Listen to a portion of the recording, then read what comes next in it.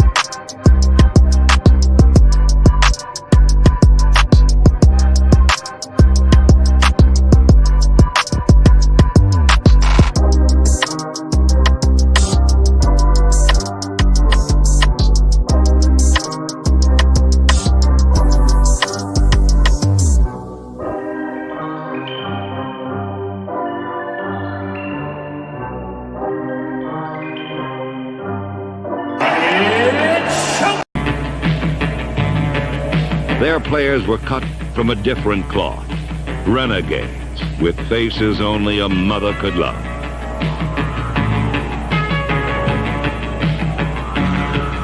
The Raiders cultivated, then reveled in their ominous image.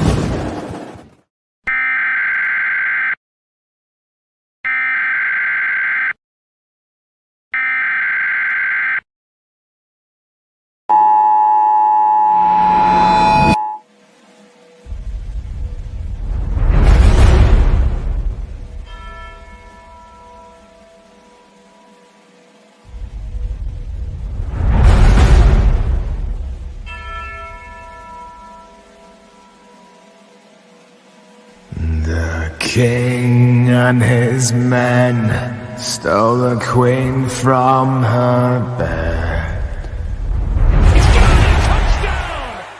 bound her and her bones. The seas be ours, and by the power where we will roam.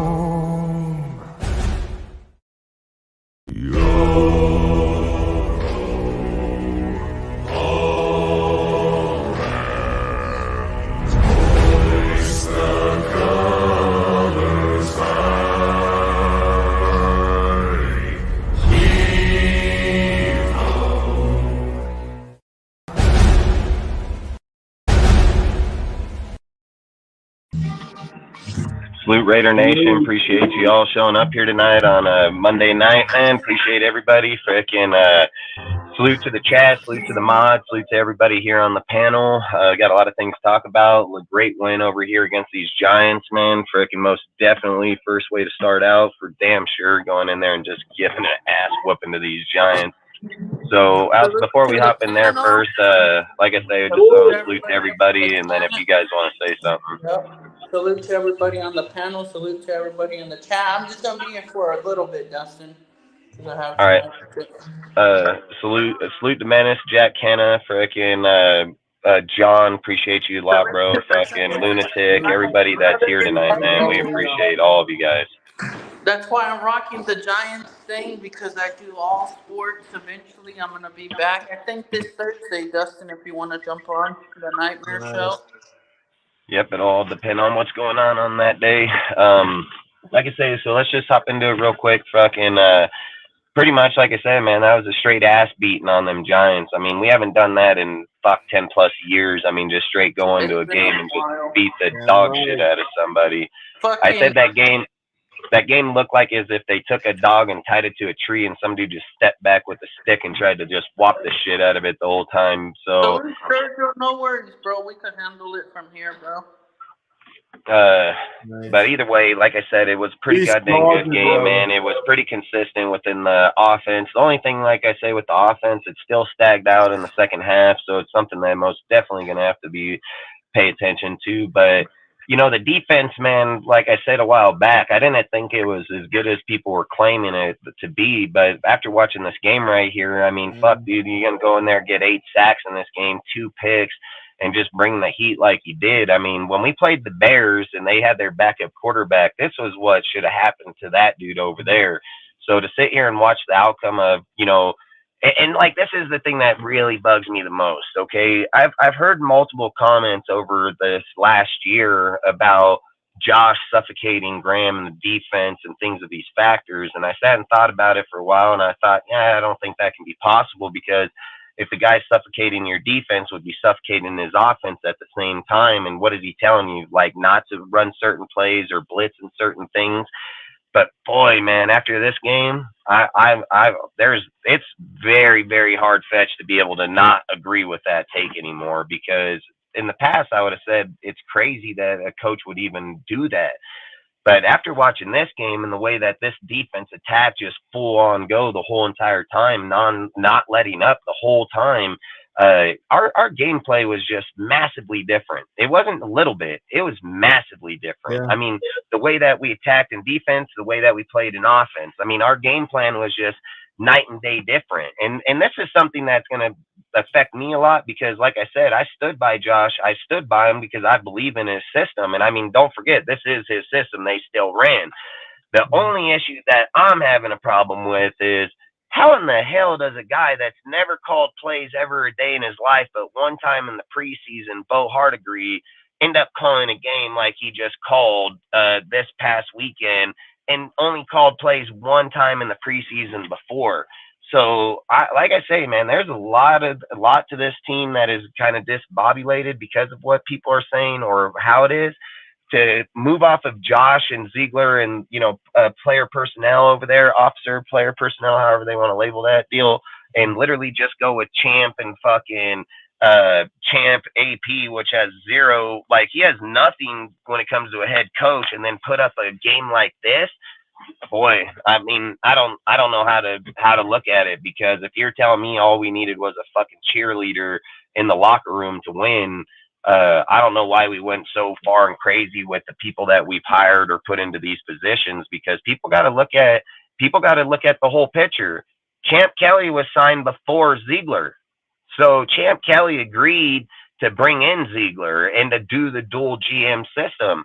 So there's things to me where it's like, damn, should Mark and them just stop that fucking Champ and went a different direction with people? And if Champ didn't agree to that, I don't think they even would have went with fucking Josh and Ziegler. He agreed to it, so they went with that deal. So like I said, I think there's a lot of man. It's very, very conflicting type of scenarios that actually happened in this deal. So like I said, I mean, if we just get back to the game, I think it was a great game, man. I mean, we played damn good football, offense and defense, dude. I mean, it was one of the best games I've watched in a long time. Even with if Devontae wasn't getting as many passes or not, the team played great. And it was just like I've said in the past, that Aiden will help develop the roster. He won't just hone in on an individual and just go after certain deal. Aiden goes after everybody. And Aiden made damn sure of that in this game. Going forward, going to need to see a little bit more consistency, a little bit more downfield passes. We're going to need to see it obviously open up the playbook a little bit more, especially against better teams.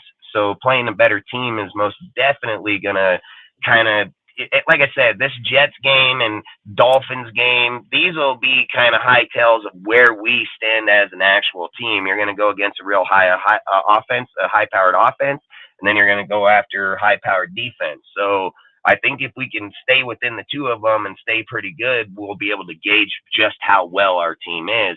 The Giants game, I've said this a bunch of times. We should beat the shit out of bad teams. The Giants is a bad team. They're one of the worst in the whole NFL. Yeah. So it's just like I say, I don't want to go getting too carried away in the Giants game. We should have beat their ass to begin with. I don't know about that big of ass beating, but we should have beat their ass. So long story short, like I said, the Jets and the Dolphins game that'll be coming up will give us more determination about like where Bo Hardegree stands as an actual offensive play caller, where we're going to stand with Graham and the defense going forward. Like I said, those will be two really good tells. Then you're going to go with Chargers, Chiefs, things of those factors. So we're going to have a pretty good, tough schedule coming here. Like I said, I guess like for me, I've said if AP is going to get the job, because the odds are state that most people won't get the job there. But at the same time, man, we'll have to wait till we get to the end of the season to be able to see that. So I think that's what's going to end up taking place with him, is just more time to be able to see where he is as an actual coach. Outside of it, what do you guys think? Well, what's your take? Noah, what do you think about the game? Yeah, obviously we should have beaten the Giants, and we did beat the Giants. But there could, if you want to have it like that the Giants weren't at full strength offensively. After Daniel Jones tore his ACL in the first quarter, you can argue that. But even before then, we were still the momentum of the game was completely in favor of Vegas. Even before then, the pass rush was completely shutting down any offensive might the Giants might have had. For bid sake, Saquon was running the ball well, but then the run defense also shut that down. It's just a very solid defensive game all around, which is to be expected when you're playing against Tommy DeVito. QB that hasn't started and made his first appearance last week. As well offensively, you could see the difference in between Bo Hardigree calling the plays and what Josh McDaniels was calling the plays. You could see the execution was much more different. You could see that this team was running the ball more efficiently. Yeah. It was just a much better game to watch. It didn't make you want to put bleach in your eyes. Yeah, Just- facts. Yeah, Don't it want to didn't go wanna out make and you drown stab yourself your in a eyes trough, out. Yeah.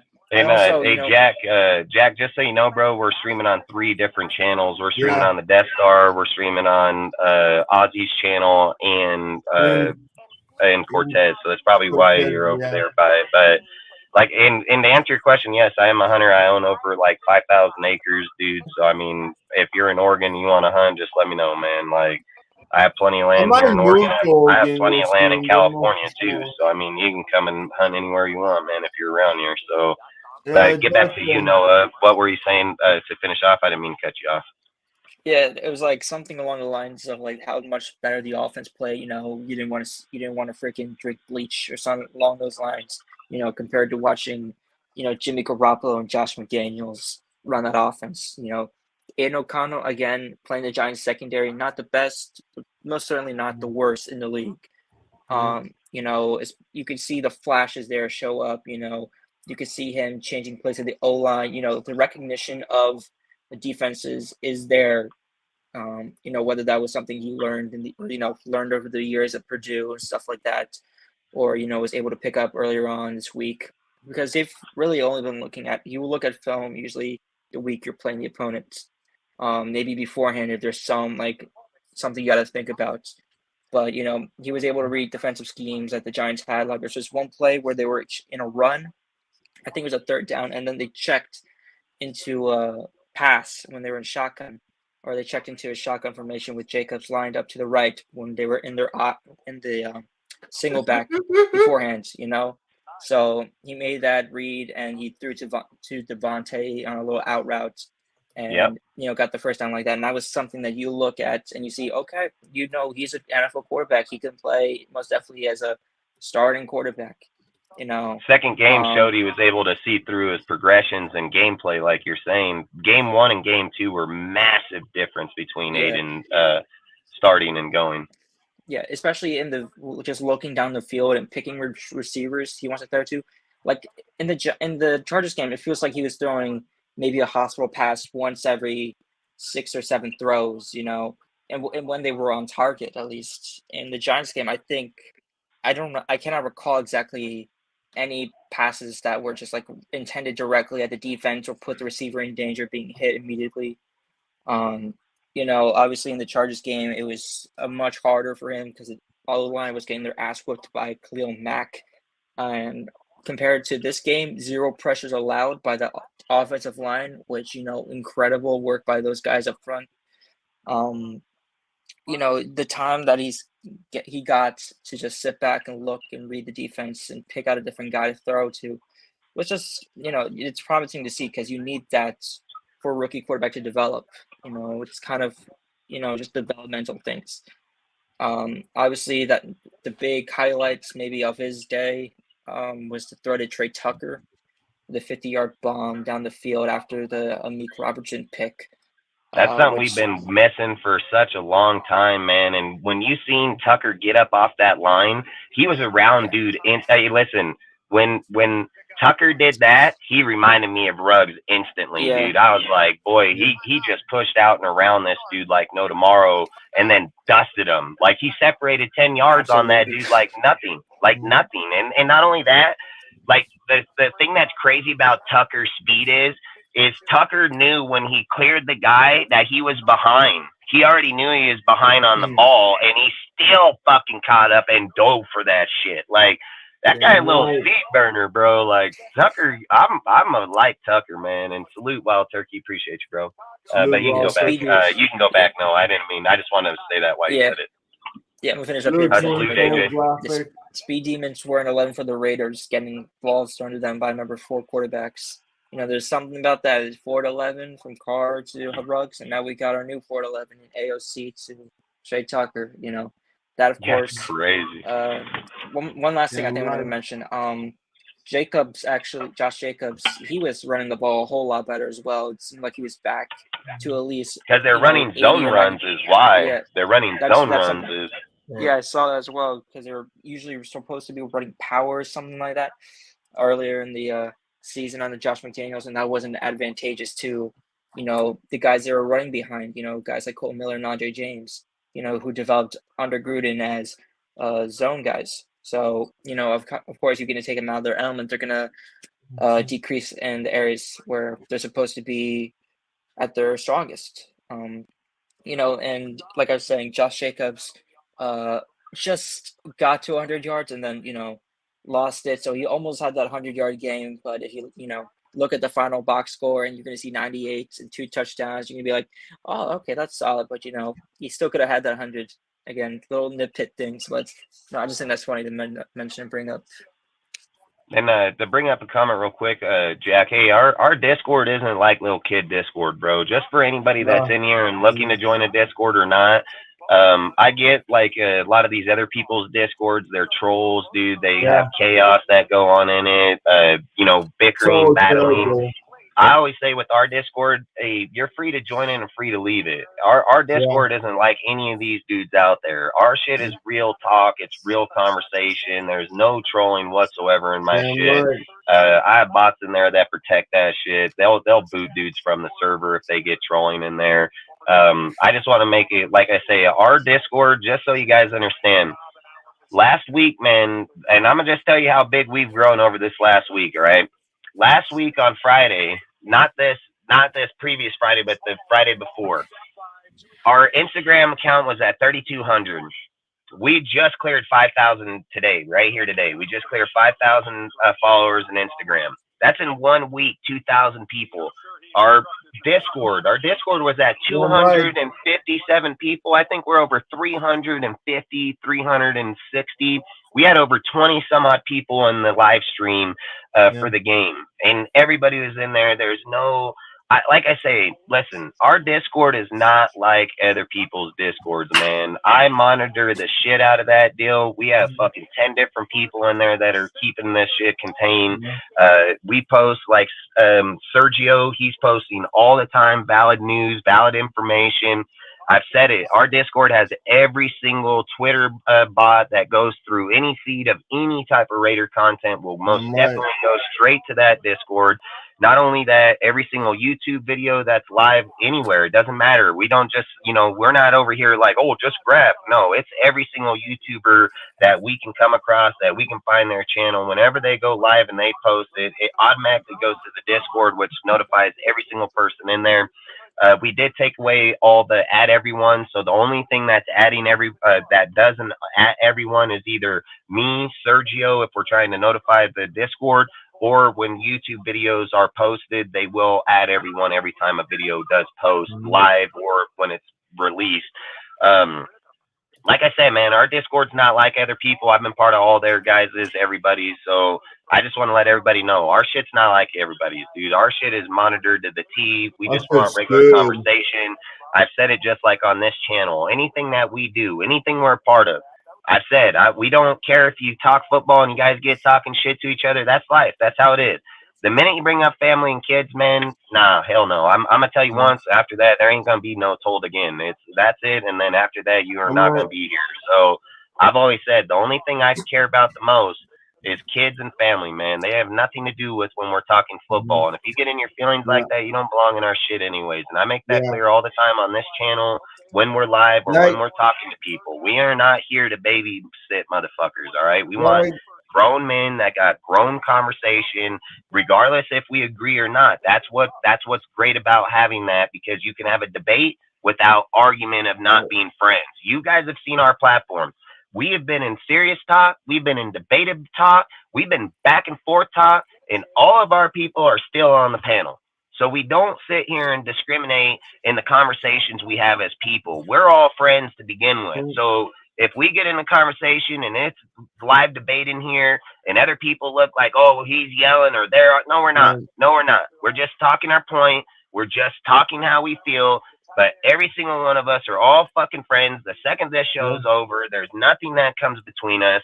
So I just like to make that clear to people when they watch or see our show, like, or are part of our Discords or Instagrams or anything.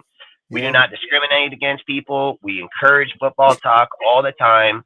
And like I said, you'll never see me intervene in anybody unless they bring up someone's fucking kids or family, because I'll be the first one in that bitch and let them know. So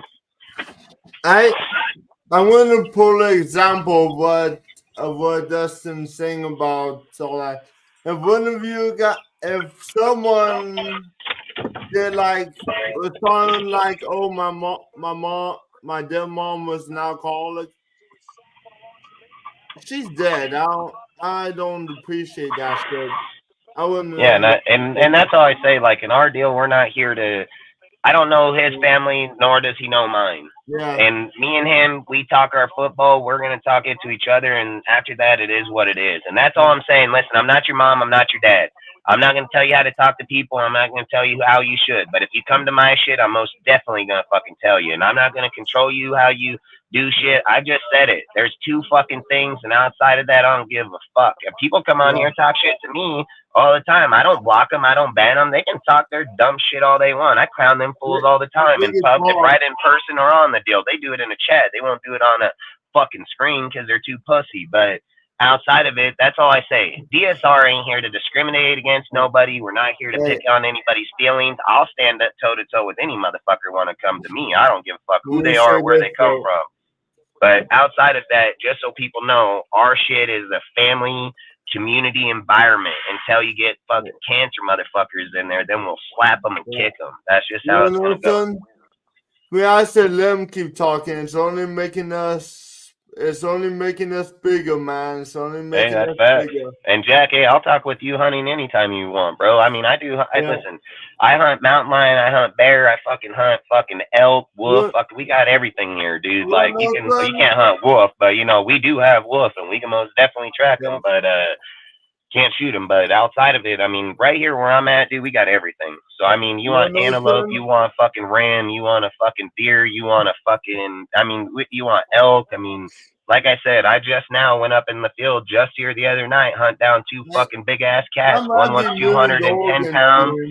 One of the mountain lions was 210, and the other one was 190. And me and my cousins, everything, we go out there and fuck around all the time. So I always tell people, where we're at, man, we're in big boy fucking land. We don't play little kid games. We go hunting shit that'll hunt us, like straight up. So my mom would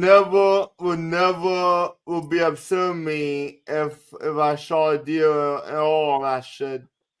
Hey, Jack, I'll skin that deer, pack it up on my back, fucking wrap it shit around my deal, and walk that fucker right up out of that bitch, bro. You know, funny thing though, I went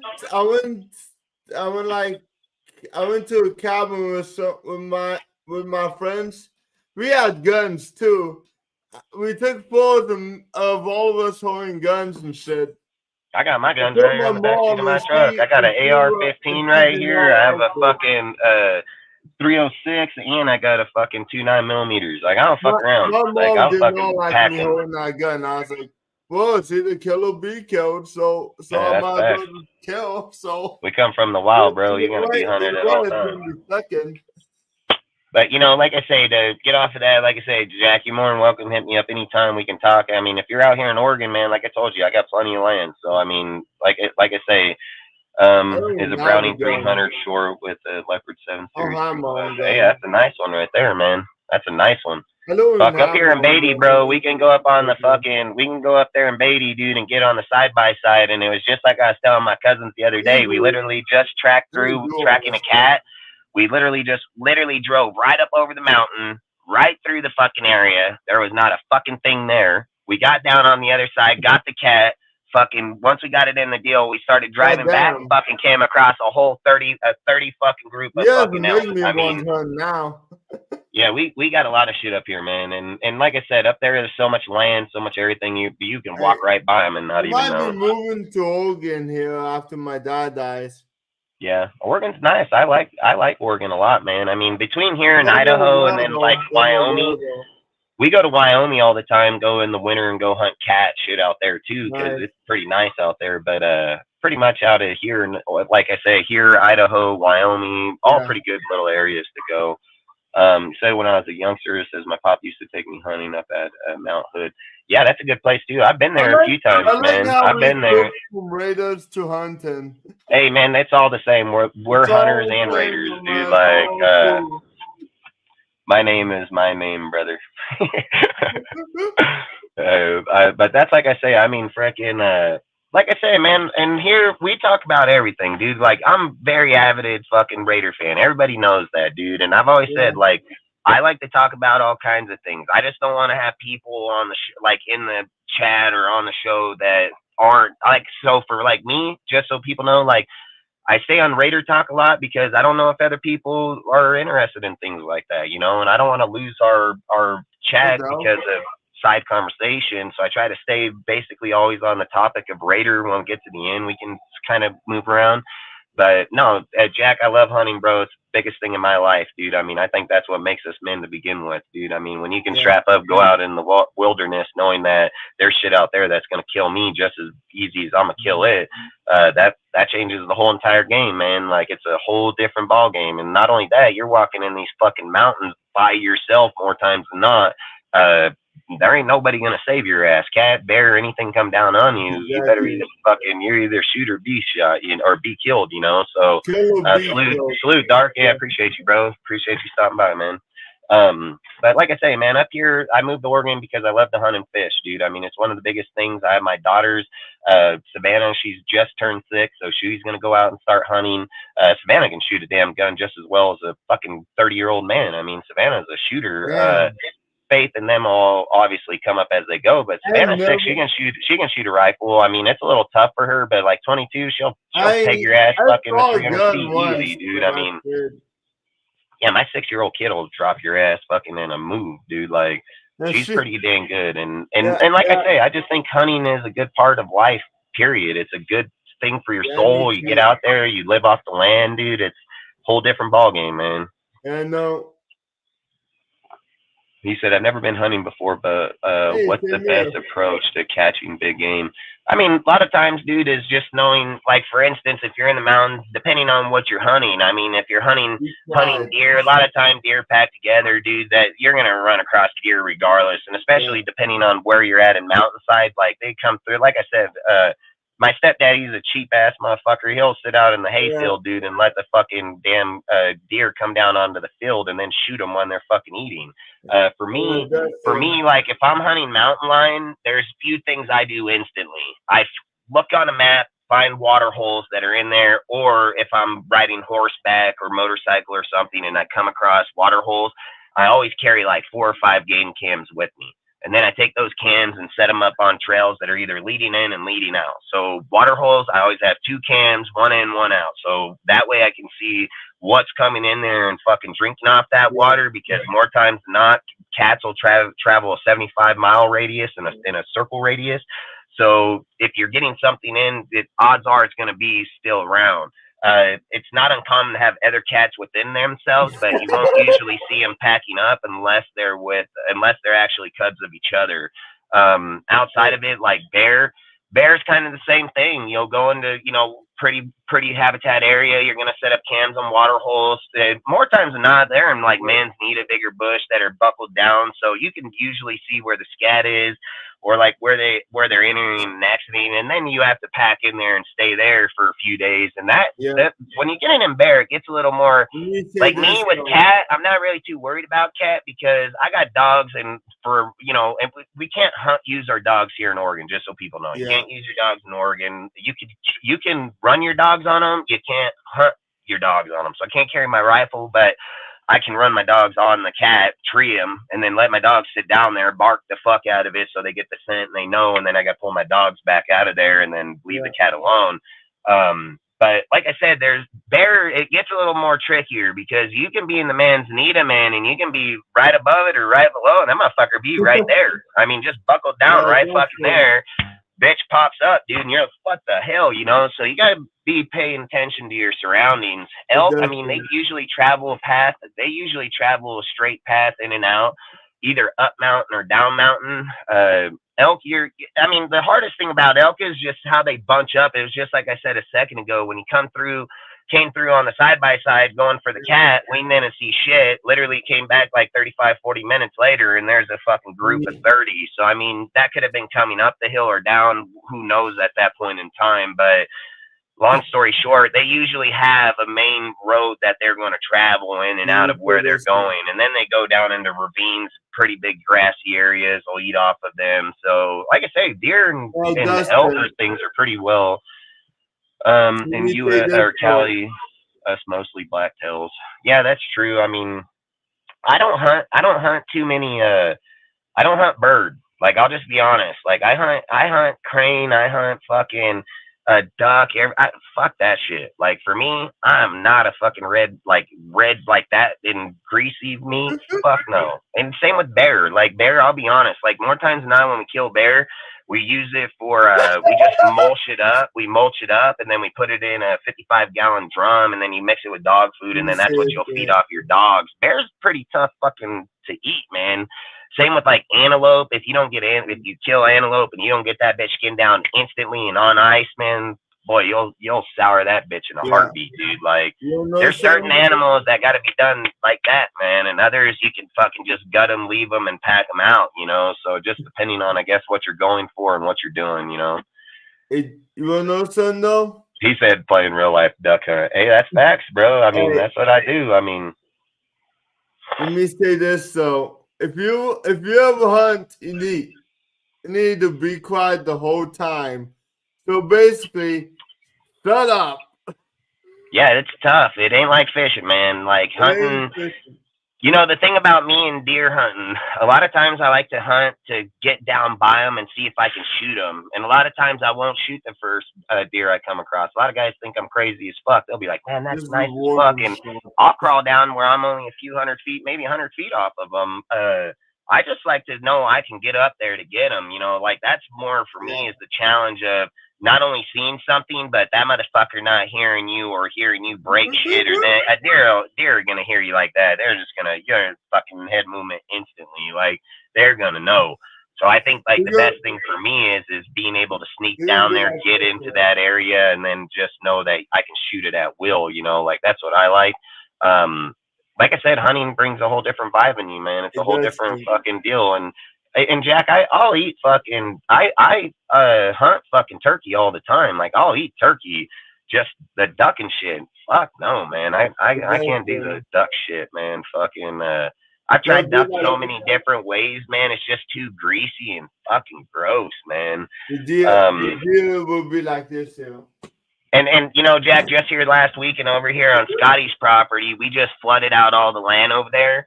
So on Scotty's property, he has that 1,200 acres right down there, right next to the fucking wildlife refugee. A lot of guys, you can't shoot. They give away tags on the wildlife, but they're only to certain people for but our shit is right there. And then we flood out all the fields. So where do you think all the ducks land? Right in our shit. You know, like, we had like 20 fucking dudes out there last week and the week before, all arguing about, oh, it's my turn to hunt that spot, you know. Like I said, I'm just not a duck fan. I think just sitting there shooting, I like going after shit that's going to come after me, man. Like, when I hunt mountain lion, like, that's adrenaline rush the whole fucking time. Most people walk through them mountains and never see one. And people, I say, lion is the most dangerous motherfucker out there, because those bitches will be sitting right in a fucking tree, right the fuck above you when you walk right past that motherfucker. Now, determining on if that bitch already ate or hasn't fucking eat will determine if he's gonna come down up out of that fucking tree. And I've said, I've come across a lot of cats. Cats are not just gonna come after you. That when a cat come after you is because she got her cubs there, and you either entered those motherfuckers or you fucking went fucking with them cubs. And that's just like a bear, man. Bear the same way. You can usually fend off a bear, no problem. But if you got a cub over there, with mama bear and her cubs. Yeah, you don't want to fuck with any animal and its cubs. I'll just be No. 100% honest with you like that. You No, go fucking you're around with the asking animal's cubs, bro, or fucking babies, and you're asking for to you're get fucking asking to get motherfucked. fucking slaughtered. Yeah, I mean, mountain lion will chase you down. You fuck with its cubs, and usually mountain lion is territorial, so they'll fucking. But if you're like, hey, fucking get up, throw something, they usually scat off. But you get a fucking one with their cubs, and that bitch is gonna get fucking. I mean, I've had them track us back out of the hills by a fucking mile, literally. That bitch wouldn't come off, and I'm not gonna shoot it because it has its fucking cubs. So I faced up with mountain lion numerous times, dude, where we have to back the fuck up out of that mountain, dude, and that bitch is right there, fucking telling us the whole time. And I just fucking sit and I'll shoot in the air or something to get that bitch up off me, but I'm not gonna shoot her. I mean, I won't shoot a bear if it has a cub. I don't hunt like that. I don't kill animals that have fucking babies. And a lot of time when I hunt, if I come across bear or mountain lion, and like say if I see mountain lion down in the ravine because they like to sunbathe on rock, I can be in the top and see 2 or 3 down in the bottom. The thing is where the cubs are, and that's something else you need to always pay attention to is.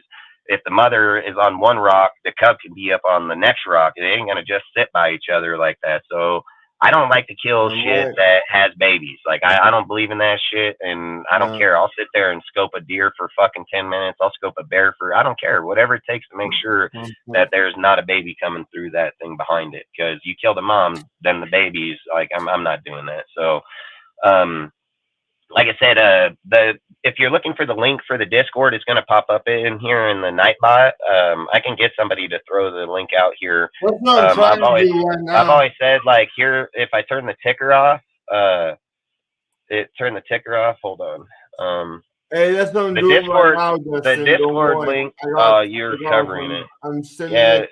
Well, I'll throw it up in a second, man. Just give me a minute. I'll throw it out in here. And then the Discord link's under Seth, but I'll get the link. Yeah, send it out. AJ, I think Kenna's over in Ozzy's. Kenna's in Ozzy's Discord or in Ozzy's video, I think. So you might need to go to Ozzy's to give him the link. I don't know if we send it here, if it'll send it to him there. On the comments thing on. It'll do it from here. It'll do it from here if I. That's good.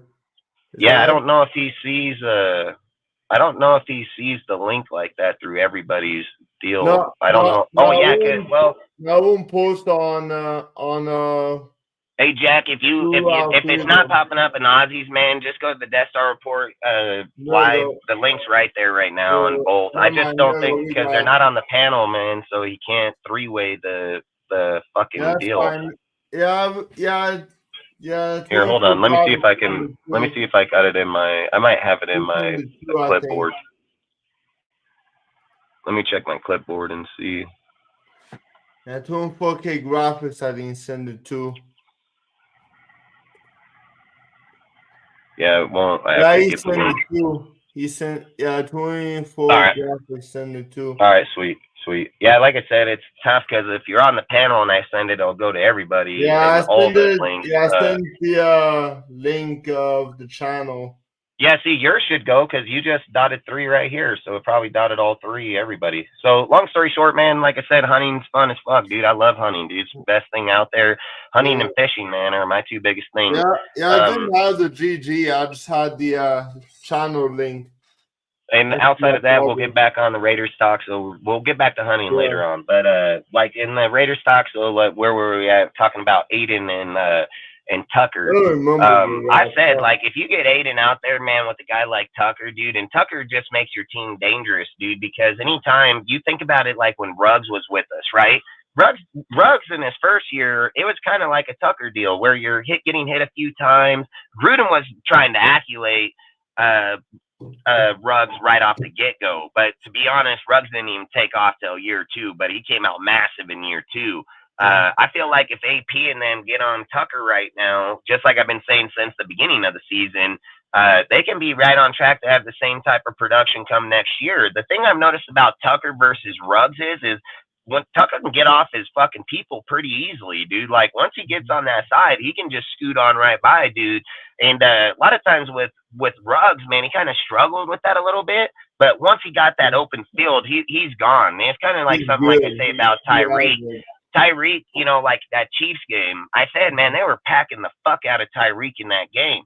But the thing that Tyreek should have did that he would have smoked those motherfuckers in is that Tyreek has 4.240 speed at a stop. So if he would have just stopped on some of these dudes and then picked back up, he would have smoked these fucking guys. But they're playing cram pack on him like that, so it's going to be a little tougher. It's easier said, but you've seen what he did later on in the game when he did start doing that. He started picking up yards. So I feel like that's who Tucker could be massively because he got some great damn ball skill, man. And not only that, it's like you look in the preseason when we challenged him on the sideline, he made both those catches the same way as he made this motherfucking catch. So, like I said, I want to see more Tucker, man. I think Tucker will be the key to our offense. You won't, like the thing I even spoke about in the pregame. I spoke about Josh having 100 yards. I said, dude, in this game, I can see him at 100, 130, dude, fucking 2 touchdowns. I said that shit in the pregame live. I said, Josh will have 130 yards, 2 fucking touchdowns. Exactly what I said. Because once Aiden starts getting the fucking ball off there, and especially when he tested Tucker downfield, boom, you have to take linebackers out of the box. You ain't going to be putting no 8 motherfuckers in the box no more. And if you put 8 in the box, it's just a disguise because the minute they say hike, fucking 3 of them bitches are running backwards instantly. So they're not going to go forward. Where when Jimmy was in that bitch and they said hike, they all still went forward. You didn't see guys pulling off. They were like, fuck you, bitch. We're going to get to you before you throw the ball. So I think like with Aiden, man, like I said, he showed what our team could be. We just need to be a little more consistent, obviously, in the second half, obviously. Like, that's a massive deal to only get 3 points in the whole second half. We got to have to get a lot more points than 3 fucking points, you know? And you got to remember, a lot of this came off of the sacks and fucking short field. That's something we're not used to either. So I've always said, you know, why Aaron Rodgers gets 50 touchdowns a year because he's starting from the 50-yard line more times than not. He ain't starting at his 20 on the other side. So if we're able to get those type of, you know, stops and turnovers, it's going to allow us that type of field too and allow Aiden to start getting more comfortable. And the thing with Aiden is Aiden needs time. And he's a rookie. It's his second game played. But the thing that I noticed for link for the show. If somebody has the StreamYard link, throw it out there. Let's send it real quick on. Yeah, just throw it out. Fucking. So outside of it, it's like I say with that type of. Can we throw it out on the comments? Yeah, just put it in the comments. Fuck anybody. I can allow whoever the hell I want on here. Even if they have the link, it ain't like they can just hop in the show. There you go. But with that type of atmosphere, with how you see that team, like I said, Tucker can be the defining factor to what opens up this whole entire team right here. And having Aiden with the type of arm he has, that's going to give us massive play deal. And I said it in our live before the pregame. I said, I can see Devontae around 140, which he didn't even come close. And then I said the same about, I said Jacoby be around 80 yards and a touchdown. And I think he was, 65 and a touchdown. So I hit on 2 out of the fucking 3. But the one thing I did hit on that I said that was going to happen is giving the ball to everybody. That's something that Aiden does, man. And he did that with fucking, like I said, Mayer getting in there, dude. Fucking Tucker getting in there. Everybody getting in there, man. Like, our team can be very dangerous with the right person behind that helm. The thing that I'm gonna have to start questioning as me personally is, man, was Josh here to fucking was this guy here to sabotage the Raiders? Like, that's a massive question that's come over me in the last week because I've said it. I've stood by the guy. I still stand by him. I don't retract what I say. The thing that's going to catch me and where I think it's going to be a bad zone is, man, if I find out this cocksucking motherfucker came here with the intention to destroy the Raiders, not to help the Raiders, I mean, that's just going to be a fucking slap in the face because I don't know how you can literally just get rid of that guy and the GM and have the production turnaround we had. I mean, you really didn't get rid of Nobody, literally, because No. Kelly's been in every single thing that Ziegler's been in. Yeah. Now this is where I have a real hard problem.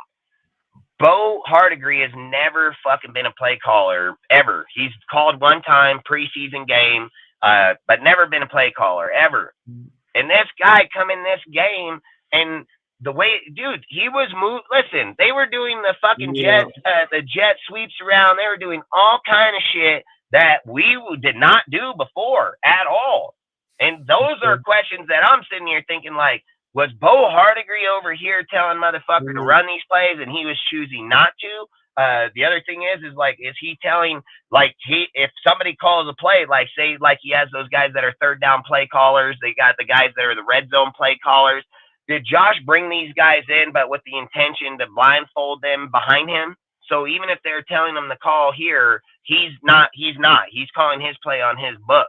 That's tough, because then it's only going against what every single person's saying. And then that's just going to say, like, I already know the answer. Like, if that's what he's doing and that's his mentality of trying to coach a team, he's never going to get another head coaching job ever again. Like, he won't. And it sucks to say that, because he's 45 and he's a fucking brilliant mind. I mean, there's no doubt about Josh's mind and what he can put on paper or plays. Yeah.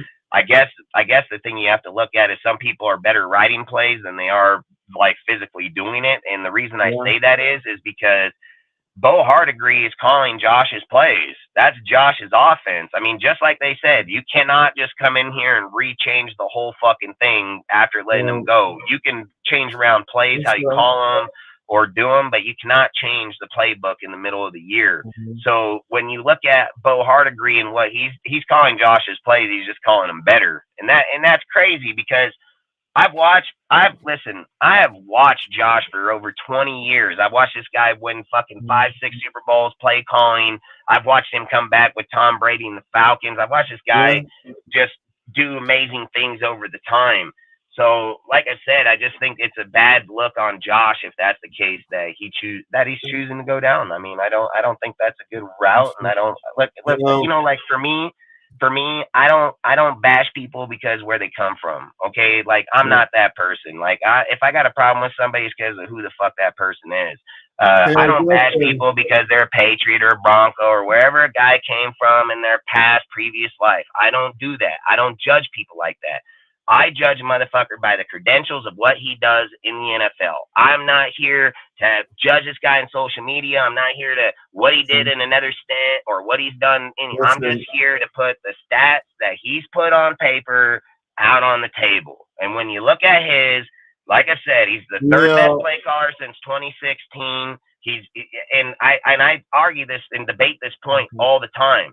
People will say, like, well, Brady, he audibles plays. Well, is Brady audibling into a play he designed, or is he audibling into a play that Josh designed?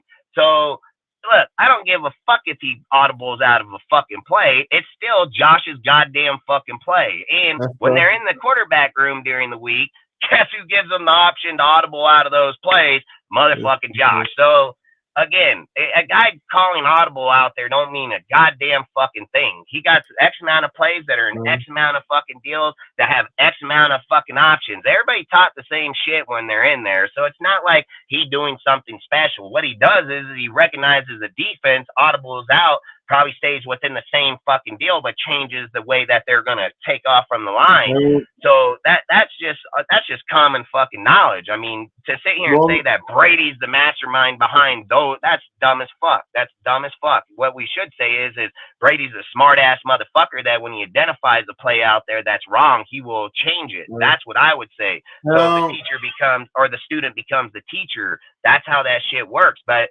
Tom Brady did not go to his house and write down fucking plays, and Tom Brady didn't go write down plays and then come back to Josh and say, hey, Josh, when you call this play, here's my audible playlist. No, that's not how it works. So I don't care how people get in their mind that they think that's how it is. That's the farthest shit from the truth. So, like I say, Want me to say Josh Jacobs starts for the New York Giants game?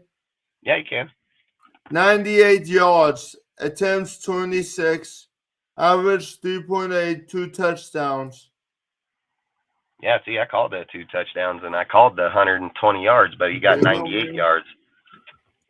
Yeah. And I called that shit before the game. And just like I say, because I know where that defense was and I know where Aiden's at, dude. And just like I said, the biggest problem for the Raiders have been Aiden in the box, dude. It ain't that Josh can't run. It's that the defense in the NFL don't respect Jimmy. That's just plain simple fact. And we're not the Niners. We don't have the fucking second or top 5 fucking offensive line in the league. So those are all deals. And Kenna, I think they sent you the link already. I think it's out there. I think you sent it.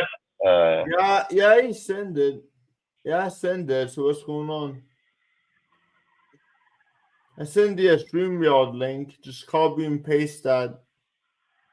Yeah, and the other thing, so like I have the video. I actually have the actual video. I was gonna post it before the show, but I'm gonna post it probably after the show or tomorrow. Just depends on the actual time. But I have the actual video of where they have the people talking on what actually happened in the fucking locker room and what happened with there and how they said that they brought everybody down there, dude, and that they were fucking talking like they let all the captains go and talk about what the issues were within the franchise and within the team, and then they let all the players fucking go. And then I guess at a certain point, Josh was getting like to a point where he just said that he wanted to let Antonio Pierce fucking talk. And then Antonio Pierce went up there and fucking started talking about how when they were with the fucking Giants that they beat the Patriots and that they didn't have any mentality no matter what the team name was or who they were, they felt they could beat them. And basically, I guess that fucking touchstone on fucking Josh. So Josh confronted fucking AP after the deal and told him like, hey, don't ever fucking talk on the Patriots like that. Fucking don't down talk the Patriot franchise, blah, blah, blah, blah, blah. But I guess what I heard is Max and Jacobs went up to the upstairs and went to fucking Mark and was telling Mark that what was happening with the deal inside there where they saying Pierce says that the Raiders can beat anybody and Josh is saying outside of the Patriot way that you don't disrespect it. So I think the whole defining deal was between Josh and Max confronting Mark, and then Mark fucking gonna take it into his own hands. And like I said, that's a more baller move on Mark if that's the way it went down. If that's the actual way it went down, which I'm sure it is because that comes from pretty solid source. So I'm pretty sure that's exactly how it went down. Halloween night? I'd have to go back and look up the message, but I think it was because it was the trade deadline. So but I don't know if the actual meeting took place. It might have took place that morning actually for the locker room. So it was on Tuesday. I think it was on Tuesday, the 31st, when that happened. I would have fought him after anyway. It's like, okay, that's enough. Fuck this man. Yeah, and I think when you're getting, if that's the real case of what happened when they put everybody on the floor, everybody talked, and then you have one side, and that's the craziest thing too, because Pierce was fucking brought from Josh, like Josh and them seeked out fucking Pierce. And Pierce had a bad history too I don't know if a lot of people even know he was with Plaxico Burress the night that he shot himself, dude, and that they claimed that he was trying to hide the fucking gun. He also had his 2 pit bulls that fucking were fucking animal abuse because of the fucking Super Bowl. Like that guy been through a lot of shit throughout his time. And then to have the mentality he has right now, I've always said time changes people, I guess, in a certain way. But the thing that stands out to me the most is the David Carr comment, dude, where he was on the show, and basically he was talking about he brought up how Josh felt like he was Bill Belichick, and that Josh came to the Raiders with the Bill Belichick mentality, and that he was telling him basically people were saying that Josh was walking around and carrying himself like if he was Bill. And he's not Bill. And that's where a lot of people said that they had the issue with him is that he helped Bill coach the team and call, but he didn't build the team like Bill did. So he was like trying to exceed basically his level in the NFL to to become a Bill Belichick. And the reason Bill gets away with what he does is because he built it, he created it, and it's his. And that's why he's so standoffish and so quiet to himself. Josh isn't Bill. So I can understand that type of mentality if he's trying to carry that. And then the more and more reports you hear, it was carried into the locker rooms. It was carried into the fucking meeting rooms.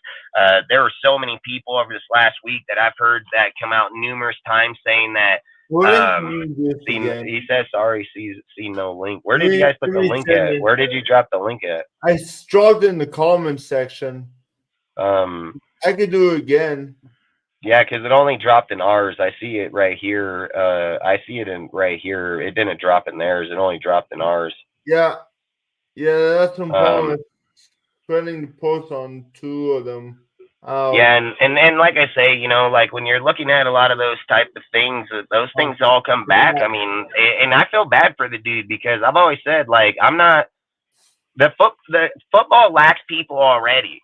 They lack good fucking minds and they lack good fucking people. And if this shit just keeps happening throughout the NFL, and then it's like, then you sit here and think like Josh is probably destined to go back to the fucking Patriots and he's going to be destined to get that fucking job. And it'll probably work for him in the Patriots because Bill has already built that Ivy League fucking private school mentality, educated, very smart fucking people. I mean, there were so many people that I heard reports in here after Josh that Josh was walking around talking shit on players and how their IQ wasn't even up. You've got those guys. So I don't even know how the hell this guy can bag on people like that.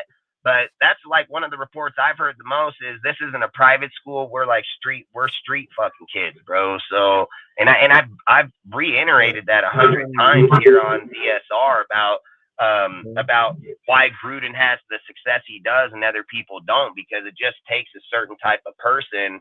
It takes certain type of people to be able to create that type of atmosphere. And not everybody's cut out for building those atmospheres or places, you know? So I've always said, I think it takes a certain person to do a certain thing. And I mean, like I said, I think we got lucky to have Pierce sitting behind that had the outcome he did. Because I'm going to be honest with you guys, man, I didn't think we were going to 30 these motherfuckers. Like, I'll just be dead ass honest. And I didn't think we were going to come anywhere close to 8 sacks. Like, I think the last time, and I think Sergio was the one that posted this, but the last time that even happened was in 2010, dude. Like, 2010, we had that, but we weren't good. We just had we had Jason. I think Jason Campbell was on the fucking team back then. And then if that was Seymour, I mean, who else? I think Shaughnessy was there. I mean, there's a lot of dudes in that 2010 area, but fucking to rack up 8 fucking sacks in that game, I mean, that's still pretty good. But the thing is from 10, that's 13 years later. You know what I mean? So I just hope Pierce brings the same energy when we're playing these fucking Jets, dude. And I hope that Bo can fucking work with Aiden to, like, look, Aiden needs to score touchdowns. I'm going to say that shit right now. We are not going to win very many more games if Aiden is not passing touchdowns, okay? So, like I say, he most definitely needs to get a little bit more key in, you know, obviously in the game. But outside of it, I would say, like, for the first deal, man, great fucking start, man. Couldn't ask for better. Do you guys have anything you want to add or talk about, or? Jack, give me a second. I'll let these guys talk and I'll send you the link. Yeah, I still need the same link. It's not working. I'm trying, but it's not working. William, you there or what? Hey, William. I don't think you can hear him. I think his shit's muted. Yeah. Jacobs he says respect on Max and Jacobs for that, then showing they really Raiders. If McDaniels is too much in the feelings about Pierce criticizing Patriot way. Hey, that's facts, dude. And I know that's true. I know that's true as fuck, bro, because I know it's true as fuck because I've heard it from multiple fucking people. All right, Jack, hey, bro, I'll send you the link right now. Give me 1 second. But you guys talk for a second. Let me get this guy the link real quick. Yo, salute, fellas. Salute, Ray. Salute, William. Yeah, sorry about that. Just finishing up an essay. I came in here late. And the Jets are also losing. Don't worry. Jets are also losing. Pissed, ruined my fantasy. But what were you guys talking about? We were talking. Oh shit. We were talking about the. We were talking about. Fuck. What were we talking about? My mind just went blank. So sorry. Boy. We're talking about the Josh McDaniels and Pierce thing, I think. Oh, like, was it about like the differences or like what they see or? I think I don't know. I don't remember. My mind's been blank, so I was like, shit. I No, think you're it's good. You're good, my Yonder. general. But I mean, if I were to give my opinion on this, I'd say that there is differences between Josh and Pierce, and it shows in the locker room, and it also shows on the field as the offense and defense shows a lot more production. And I think another thing I think someone pointed out was that how I think yesterday in the Discord that Dustin? that Yeah, I Graham feels a little bit got on there. Graham feels a little Right. bit more relieved, and the defense played a really stellar. And I understand like there's differences between Josh and Pierce. They're both different minded coaches, and I know at the end of the day they're both wanting to win, but I think Pierce has the slight edge as it comes to being a player and also caring for his players and also for the team itself. He's just trying to do the best thing possible for this team and show how what it is to be a fucking Raider, and show this ass beating to that damn Giants team, and show that he's willing to play head coach, show him that should prove all these motherfuckers wrong at the end of the day. And One I thing think that was great that I seen in the through the whole game was, and something that Josh never did, is Pierce was talking to every motherfucker out there. He was fucking talking the fucking DNs, linebackers, fucking wide receivers, fucking halfbacks. Like he is. And I love, and that's the thing I love about him, bro. He has great chemistry with everybody. I just dropped you the link in fucking Ozzy's deal, Jack, so it's there 100%. I feel like that's the thing for a head coach, bro. Is like I just put it in there. I know for a fact. I seen him in the comment section and posted it and put, there you go, bro. Justin, it did the same thing for me, but go off afterwards, Hunter. But Dustin, no, it's not in there. But go. I think I've seen it right now. Hold. Yeah. Okay.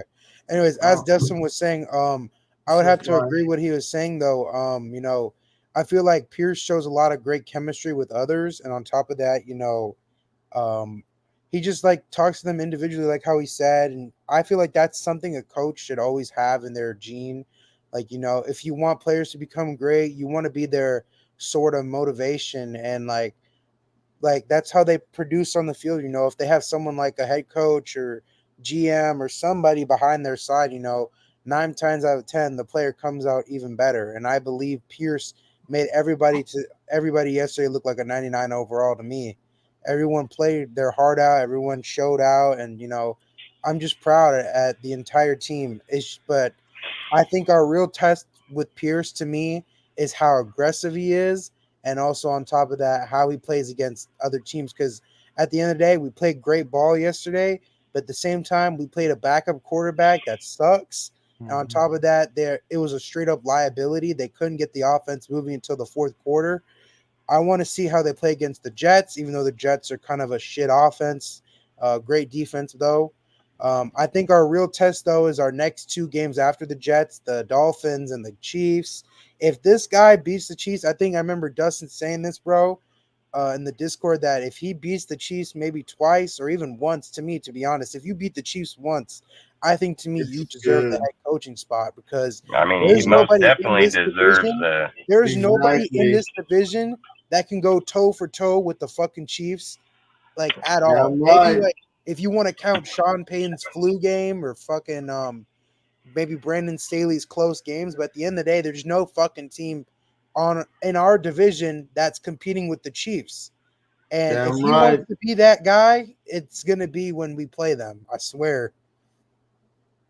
Damn right.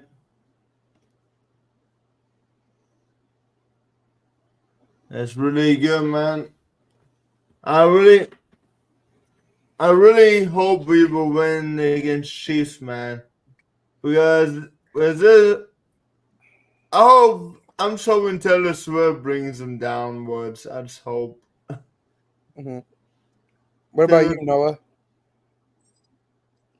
We talking about what we expect from the team, or are we talking about I was talking about how, like, what is your expectations for the next couple, like the next weeks against our more so real prove it games for Pierce? Yeah.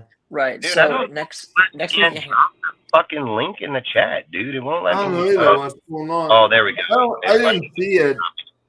No, I just let didn't me see it copy and either. paste it right now. Fucking, There I've we been go. trying Now I for like see it. fucking Now I see 15 it. minutes, Now I and, see it. and AJ made a good point, bro. I didn't think about that. If I go to his channel and try to post it, Yeah. I'm not a moderator in his channel. I've never I'm even not had either. a feed, so that's why it wasn't popping up. But no, you're right, man. I just copied and pasted it here. They won't let me bring my clipboard up on the fucking chat here for some reason. So yeah, man, I did on my phone and it still didn't send. So I don't know what the fuck's going on. Wait, so no, go ahead. What were you saying? Right. So like I guess it's not more. Obviously Pierce. He's won over most of Raider Nation this week already, and so far as a good grace as it looks like. Obviously I just got off watching the Jets game. If we cannot hold Zach Wilson to under 150 yards passing, it will be possibly an embarrassment based off what I just saw the Chargers defense do to Zach Wilson's O-line. If we cannot replicate that and at least do it half as times better than what he did or what just happened to him, this is, oh my God, it would be disgusting, even if we win. But nevertheless to say, the Jets game, you should win that. And then I had zero expectations at all for Miami or Kansas City, to be honest with you. Miami, obviously, they were playing in the road in Miami. I cannot remember for my life when the last time we beat the Dolphins and South Beach was. Like, maybe it was when Kerry Collins was our QB or Rich Gannon. It's been so long. I could look it up real quick. Yeah, do that. Because I probably wasn't even watching football when they last did that. And then Kansas City, obviously, we are due. I'm going to keep saying this because I'm kind of superstitious like that we are due. It's been 3 years. We're supposed to win a game against KC this year. Whether that happens in Vegas or in Kansas City, I don't really know yet. But, I don't really have a preseason, as a matter of fact. All right. When was the last time we won a regular season game? Lou John. Then. This is something I wanted to bring up real quick with Lunatic because this is a valid point. So I guess with Josh McDaniels, Josh McDaniels was putting the practice squad players, I guess they said, up in the booth and in the stadium. They weren't allowing them to sit down on the field. So just to give AP some credit, he did allow them down on the fucking sideline with them in this game. So I don't know why Josh would do that shit, put the dudes in the box and in the stands. I mean, that's dumb as hell. So, but Jack, if you want to add something, because I know your phone's low, so if you want to talk real quick, or what, fucking.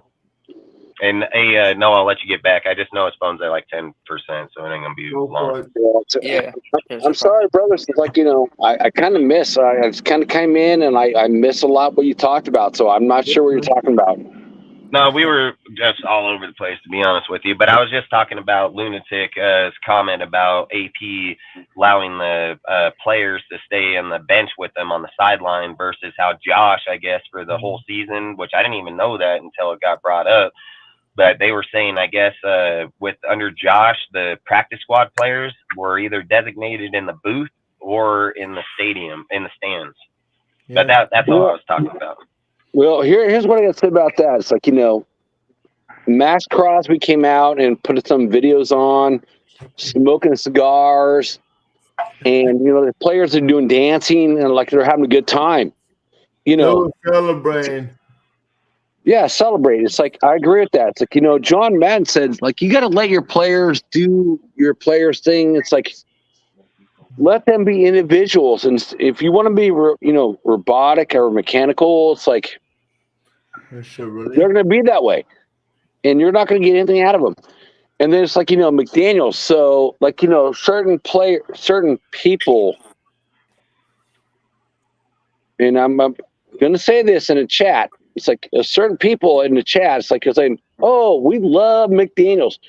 I don't know anybody that loves McDaniels. Can I The say players this were happy. Before you Hold speak, on, wait, just let people finish talking. We'll talk as we go. Just let them Yeah. finish, and then So- we can go in. Pretty much everyone in the Raider Nation, I've never seen this before, except for like Kiffin. The Raider Nation, since being a fan since 1975, oh, okay. and want the coach gone. And then even the coach that said, "Hey, I don't even want to talk to my players," and said, "Hey, AP, who's our head coach right now, take over for me." And he put up New England Patriots thing. It's like, oh, when we beat the Patriots, when no one expected us to win this Super Bowl, you just got to play hard to do this. It is, if you play hard, you're gonna get your goals, and that's what happened. We got our goals.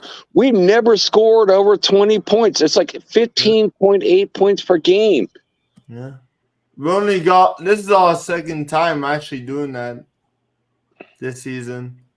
Yeah, but this one was more done on Realistically, both sides the of the ball offense really versus good, the though, safety yeah. at the end of the game. Realistically, we put up 19, but we got a And that's safety to true. give us 20 points. Can I Yeah. speak now? Yeah. Yeah, you go. Okay, here we go. Dustin, you supported Josh McDaniels from the beginning of the season. Damn right, I said it, and I'll say it to this point. Okay, so now this guy's saying you're a McDaniels lover. So did Captain Jack. So did. No, I don't take it. So No, just so Captain people Jack never said Let me get my. Hold on, man. We're not gonna come on here. We can't do this. Okay, I can see where this is gonna head. But listen. What I'm I'ma protect myself. I'm a grown ass fucking man. So if somebody identifies to me, listen, just because he said Josh McDaniel lover, I didn't put myself in that category because I don't love Josh McDaniels. I talk about the players as what they're owed by. This is where I'm getting at. Just because I backed my team from the beginning, just like Captain Jack, just like you, just like Dirty Low, just like everybody else that said, let's be positive about this. This guy is is putting words in my mouth. This guy said I was going to beat up his family on Sunday. I don't even know who his family is. All I said was, if you say that to Josh McDaniels, he'd probably beat your ass. Hey, I mean, he confronted AP in the locker room, so obviously he would. That's what I'm saying. I'm saying if you go and you run your mouth about calling people names on the internet, I said say it to fucking Josh McDaniels' face, he'd probably beat your ass. You know what I mean? That's all I said. And everybody, so for some reason, because Dustin, who's the guy in the left corner? Because I backed my team, I'm called Josh McDaniels. I backed my team for Josh McDaniels when he was the coach. Dustin, who's the guy in the left corner? Now he's not the coach. John. Oh, that's John. Okay, John doesn't like me because I said I don't like McDaniels. Do you hear what I'm saying? And the Raider Nation doesn't like McDaniels. I'm backing AP. I'm backing a Champ. I'm backing anybody that's our coach. Champ? So McDaniel's a champ? No, he said Champ Kelly. Hold on. He said Champ Kelly. So look, I just gotta make this clear. When we're on the channel, right? And I'm debating motherfuckers between here, there is no animosity between any of us on the fucking panel, okay? So I don't know if you two have a deal against each other, which is fine. I'm not here to fucking be your mom and dad, but this is what I'm gonna say.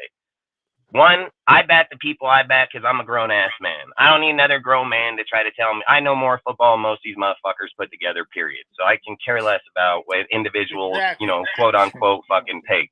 The thing is that I have been a diehard Raider fan since I've been fucking born. I come from fucking Riverside. I grew up in fucking Oakland, and I'm from Stockton. Like, I've been to fucking more home games than most people have even watched the fucking game. So when I back my team is because I'm a fucking diehard Raider. And I've always said until an individual shows otherwise, I'm going to back these people when they wear black and silver and black, however you want. Let me tell you, you don't need to take a poll, right? You don't need to take a poll to see what other people think. Do right? have a poll in You the got chat. your own opinion. You got your own opinion. That's the way I'm at. That's where I'm Yeah, at. because that's how it should be. Because if we take polls, you know how much diversity we're gonna have. You can't just put yes or no. You're gonna have to have like 8 fucking columns in there that's yes, no, maybe so, fucking if and bandwagon jumping, fucking how your feeling is. Like you'd have to have a poll of like 20 different. This is how I speak about the Raiders and period.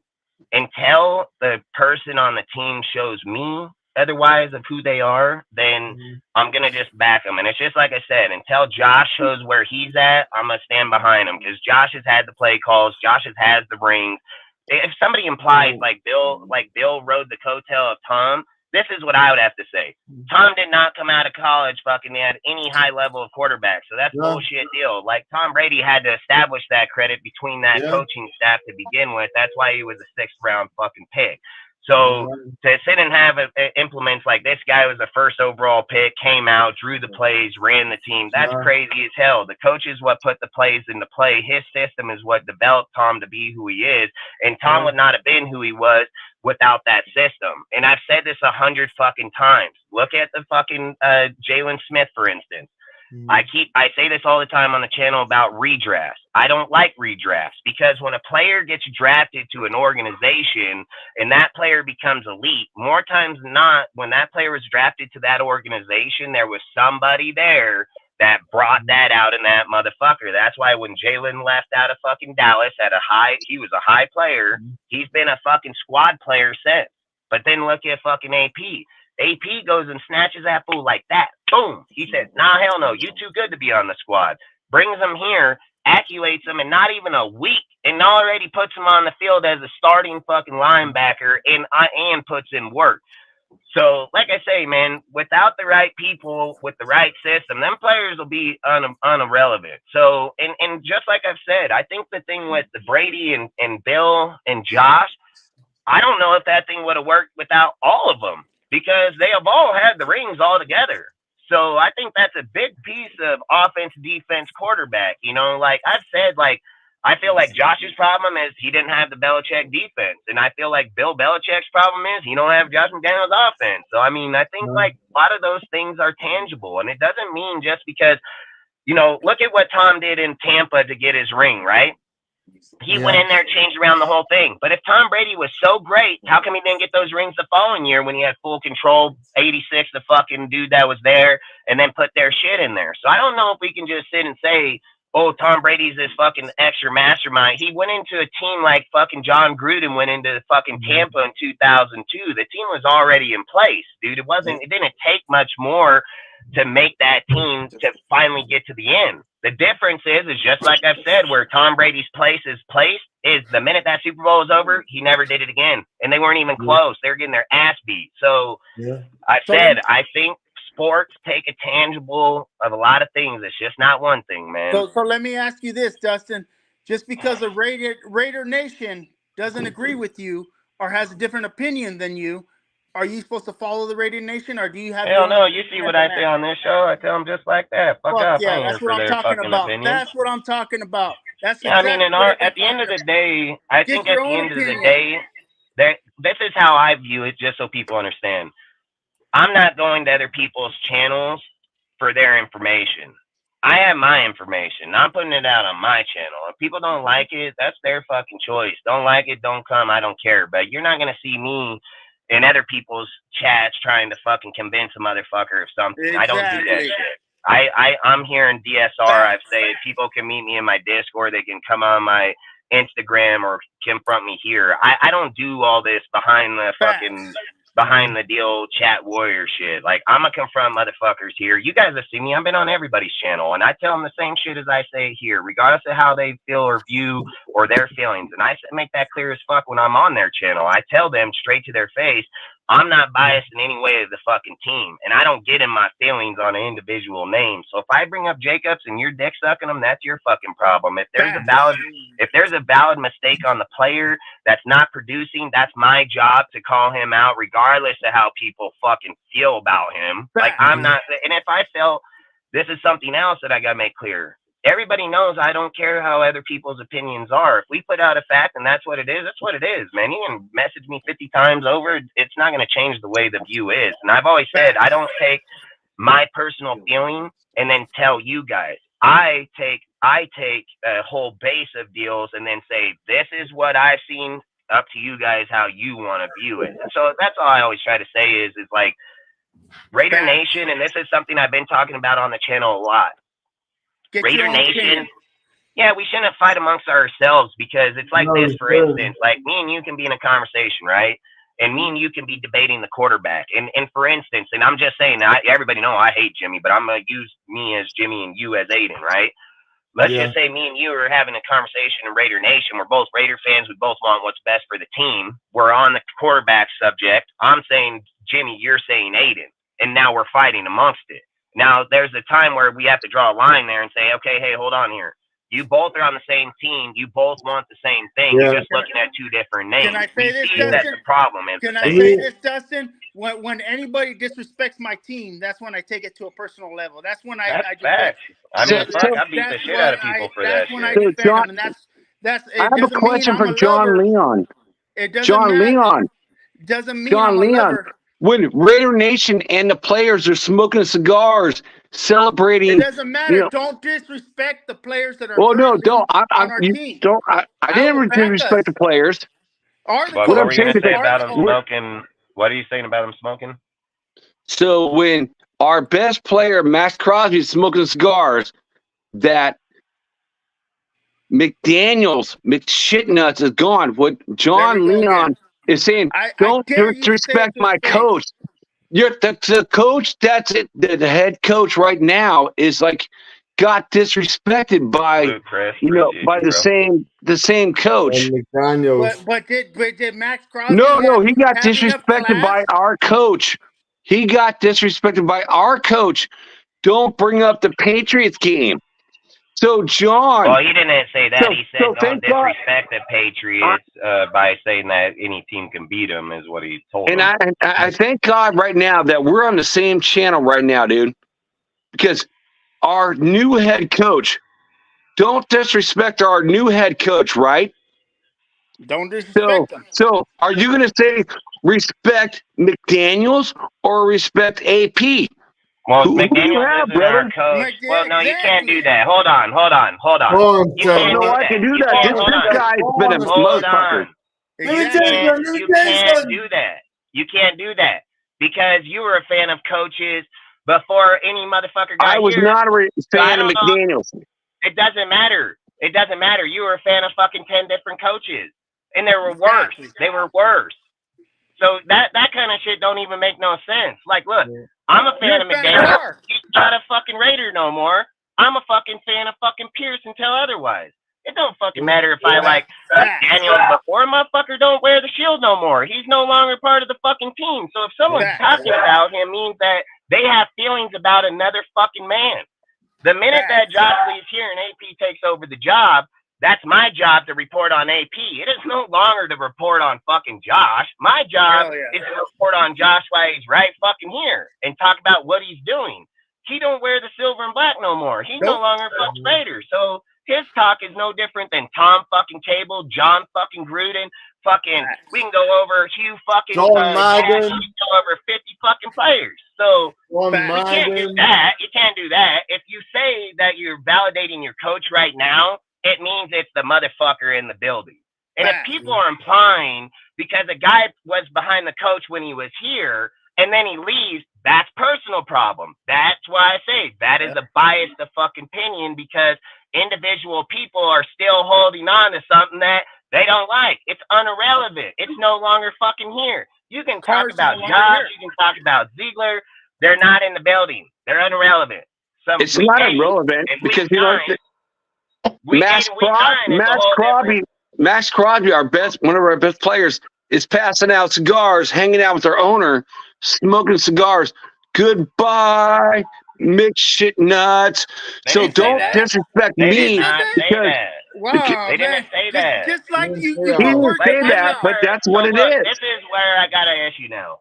This is why I say Raider Nation's so fucking divided between their people. One, you're not giving valid points. So that's not even... You can't fucking come in with half truth and act like that's full truth. You can't do that. He did the same thing to me. The reason that they had the cigars is because AP and Champ took over the fucking job. that they fucking had success and that they fucking won. That was the massive fucking thing. So I don't understand where we go from a winning culture of where we're at in the building to biased feelings against Josh. Like, why in the fuck would they all lit up cigars? Josh wasn't even there for a whole week. He didn't win that game. AP won that fucking game. So don't you think it would be disrespectful? Do you not think it would be disrespectful to AP to not be congratulating them on the win, be talking about Josh? Like, that's the shit I think is crazy. No, they're happy AP won. They're happy Josh is out. When they had Versace the very first win, they didn't do any of that bullshit. Whole life. I run a fucking multi-million-dollar business. I have never walked in with feelings from the past. I've never done that. Exactly. I don't understand how grown men can walk into a building with people and talk about past feelings. Are we fucking women or are we fucking men? I know I'm a fucking man. I don't have estrogen in my fucking body, so I don't cry over a motherfucker that's not here. I didn't date him. I don't have his fucking phone number. I didn't suck his fucking dick. His fucking wife does that shit. I'm a fucking Raider. And whoever the fuck is in the Raider, I'ma support that motherfucker. That's how I roll. And just like I say out here in the real life, motherfuckers come with their bullshit. I'd love to have somebody tell me I'm a fucking Josh McDaniel lover to my face, and I'll probably beat that motherfucker's ass because there's a difference. Now you're labeling me. Now you labeling me. Exactly. I never said it one time. Josh McDaniel down. There is no fucking post. There's no post. There's no pictures of Josh anywhere around fucking me. So this is the thing about Death Star here. And I'm going to just put it like this. The problem with Raider Nation is, and I'm going to say it just like I say it every time. The problem with Raider Nation is most of their fans are in their fucking feelings. That's fucking facts. And I don't get in my feelings here. That's why I don't go on these dudes' fucking channels and talk about their feelings about an individual player. You know what I do? I say, here's a stat. You got that? We're done. Represent the I shield. ain't fucking here to tell you about what he's doing in his off time, what he's done somewhere else. I'm going to tell you what his career stats are for time for football. Like, and to sit here and say, so you didn't even back your coach? Like, you didn't even back your coach when he got here? How can you be a Raider fan then? Like, that's the kind of shit where I'll question a motherfucker. Exactly. How do you claim to be a Raider fan if you don't fucking protect your coach when he gets here? Dustin, I don't even get that shit. Dustin, did you see this comment in the chat where the Protect the Shield said Max and Devontae both talked about how much they respect Josh McDaniels? So, I mean, fuck. It's like, why would they? It's like, why would they try to do that in a way? It's kind of like hypocritical at that point. The presser to let motherfuckers know. There's a bunch of Karens out here putting words in people's mouth that they don't even know. I mean, Devontae stopped the presser. Smoking cigars. Goodbye. And with the owner, Mark Davis, too. I mean, but that doesn't make any sense after how much they literally said they respect him even after losing so many games. Yeah. You said all kinds of shit that I didn't say. And you said I'm not a Raiders fan. I've been a Raiders fan longer than you've been alive. Okay, bro. All right. Let's end an interview. Let's bring out this. But I just say, like, I don't think anybody, like. I didn't come on here for you, John Leon. I came out to him with the Dustin. Yeah, we're talking about Raiders and Honey. Look, I just want everybody to say so people know. Like, look, John and Jack. Yeah, like, we're not here to argue each other. We're gonna say what we say, put your piece, and that's it. Like I've always said, like DSR is an area, speak your point, but we don't need hard feelings. Put on a fucking shirt, dude. All of us can be here and still be friends. You know what I mean? I just don't want to be called a McDaniels lover just because I support my team. Hey, man, you know, this is how I am, man. You know how many times people say it to me and I just laugh at them? I don't give a fuck. My football IQ will smoke their ass. And not only that, I play the sport fucking more than they probably even watch the goddamn thing. So you think I'm going to listen? Like, this is why I always say I'm not here for everybody else's shit. I'm here to say what I gotta fucking say, because half the other motherfuckers, one, ain't even played the fucking game, two, can't even read fucking plays on the fucking field. They just see a fucking guy take off and get a ball given to them. Like, just because motherfuckers wear a Raider shield don't mean they know how to fucking analyze football. So I've always said, when I come on, I'm not here to debate an individual person. I don't get in my feelings. Call me Josh Lover. I don't give a fuck. I don't care. The thing is, I've supported the Raiders from the day that I've been able to see who the fuck they were. I've never changed ship. I've never jumped fucking ship. I've been through this motherfucking team in the worst time of its history, from the early 2000s right to this moment right fucking now. I've never jumped ship. I've never shit on my team. I've never shit on a motherfucker until that motherfucker deserved to be shit on. So outside of that, I've been through the worst coaches and the best, and still had zero results behind me. Let's move on. Hey, let's move on to a new topic, bro. And this is the only thing when they bring up Josh. This is the number one thing they say, and this is why I know it's debunked and I don't listen to them. First off, they say he came from the Patriots, or second off is what he did in Denver. I just fucking, right when I hear those two things, done with that motherfucker. That's like a block. You gone, because you're not bringing valid shit to the conversation. You're talking about a kid that was at fucking 25, 30. That not even John Gruden and them were only lucky to have those jobs at that age. So I don't look at it like other people, and I'm not gonna get in my feelings on it here. I get it. Hey, let's go to a new topic. Yeah, and look, dude, just so you, like you say, we all are going to see the team different. We shouldn't talk shit amongst each other. Are you a Raider fan? Yes. Am I? Yes. Are you? Yeah. Are you? Yeah. Are you? Yes. So I don't see why the fuck we be here fighting each other. Like, there's fucking, listen, there are YouTube channels. Motherfuckers can go over there with no lives and do that shit. That's why I don't watch them fucking people. I'm not here for that type of bullshit. I'm here to talk motherfucking Raider talk. Well, I unsubscribe to all the negative Raider channels, and I'm here on the positive channels now. I've been with anybody that talks positive about my Raiders. I'm here. You know what I mean? Mikey Raider, all. And that's something here that people got to understand. And you know, John, I mean, when me and you first met, we kind of got into it. You thought I was mad, but we weren't. We hashed that out. And that's all I'm trying to say is, it's like sometimes how people come off or how they say, it may feel attacking, and me and you are the perfect example, because me and you got in that debate right off the get-go. You came back like a week later. You came attacking in there, and I was like, hold on, let's stop this shit, because I thought we were still cool. So I had to make sure that people understood right away. Like, the conversation we got into, it's a debatable conversation. It didn't mean that I viewed John any less as a person or his information in the Raiders. I didn't. When we talk Raiders, I've always said, when we talk Raiders, hey, look, I do it with you too, Jack. So you're a grown-ass man, dude. You should not be acting like a fucking 15-year-old kid. No. Like, you a grown-ass man. When we have conversation here, we're supposed to be able to debate each other, fucking look, when you went to school, you said you were fucking in the 70s.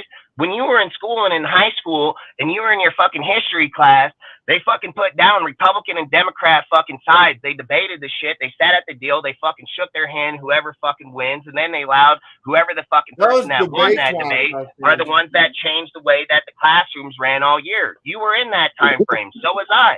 So if we can't sit here and say that we come from an era that was started in, and then we're here today fucking 20, 30 years later, and you're not fucking holding your past to it, that's the problem with the world. That's the problem with the world. We are bypassing shit that works, and now we're going to go to arguing. Why would you do that? So Dustin, debate class. Dustin, yeah, I want to talk with you later, dude. We have a lot in common, bro. We're Raider fans. We're hunters. Yeah. This joker on the left-hand side of me is like a joker. So look, exactly. Like, he's a kid. He's a kid. But this is why I say, like, look, I like all of you guys. We all are different. Listen, I've been in arguments, you, him, every motherfucking guy here. I don't look at any guys any different. I don't say you're a joker. I don't say you're a fucking fool or you're a kid or you're old ass man. Like, I just want to talk to you later, like, you know, behind the scenes, like, you know, forget this guy. It's like, no, just hit me up and we can talk. If you're up here, like I said, come hunting. Like I say, I mean, at the end of the day, I'm a Raider, bro. I'm gonna stand for Raiders regardless. I'm a Raider too. It's like, you know, exactly. I got pushed behind because I don't like McDaniels. So from you know, John says like I'm not a Raiders fan from 1975. Hey, look, I don't now. I'm not a Raiders fan because I like McDaniels. Nobody in the Raiders locker room or nobody likes the Raiders coach and McDaniels. Words in Crosby's mouth, he put words in my mouth on Sunday. So, I get it, man. I mean, I'm not gonna lie. Okay, look, I like Jack, I like you, but Jack is persistent in the same conversation. Like, I'm just gonna be honest. He keeps implying that the reason they were smoking cigars is because of Josh. Like, look, man, I get how people are, but look, when people are making narratives like that, it's portraying who we are as people, and it's portraying our team, because it's saying that our team is fucking kiddish. I played this game all the way to fucking college until I blew out my fucking knee and did it twice. I never held one motherfucking person responsible for anything I've ever done in that fucking game. If I took a fucking field and we lost, it's because I didn't do the fucking job right. I've been taught my whole fucking life that the coaches come up with the plays and us players are the ones that run those fucking plays. And if we don't run those plays, we will not be on that fucking team. Now, I don't give a fuck what any other person's fucking excuse, how they want to talk, because it tells me they were never part of any fucking type of football team ever in their fucking life. So when I hear those type of things, I just take it for what it is. I say, you're a casual fan. I played the fucking sport. Big fucking difference. So casual fans always have opinions like they played the game. If a casual fan played the game, why don't they have the knowledge of the game? Why do we always keep reverting back to individual feelings? I have no feelings. You know why? Because I beat motherfuckers up. That's what I do. I don't feel sorry for this guy when I knock him the fuck out and he's over here fucking gargling in his fucking, might be blood, might be saliva. I just know I did my fucking job. That's what I do. He might need hospital after that. Out here, when I'm talking to football, I don't have no hard feeling to you, no hard feeling to you, to any fucking person.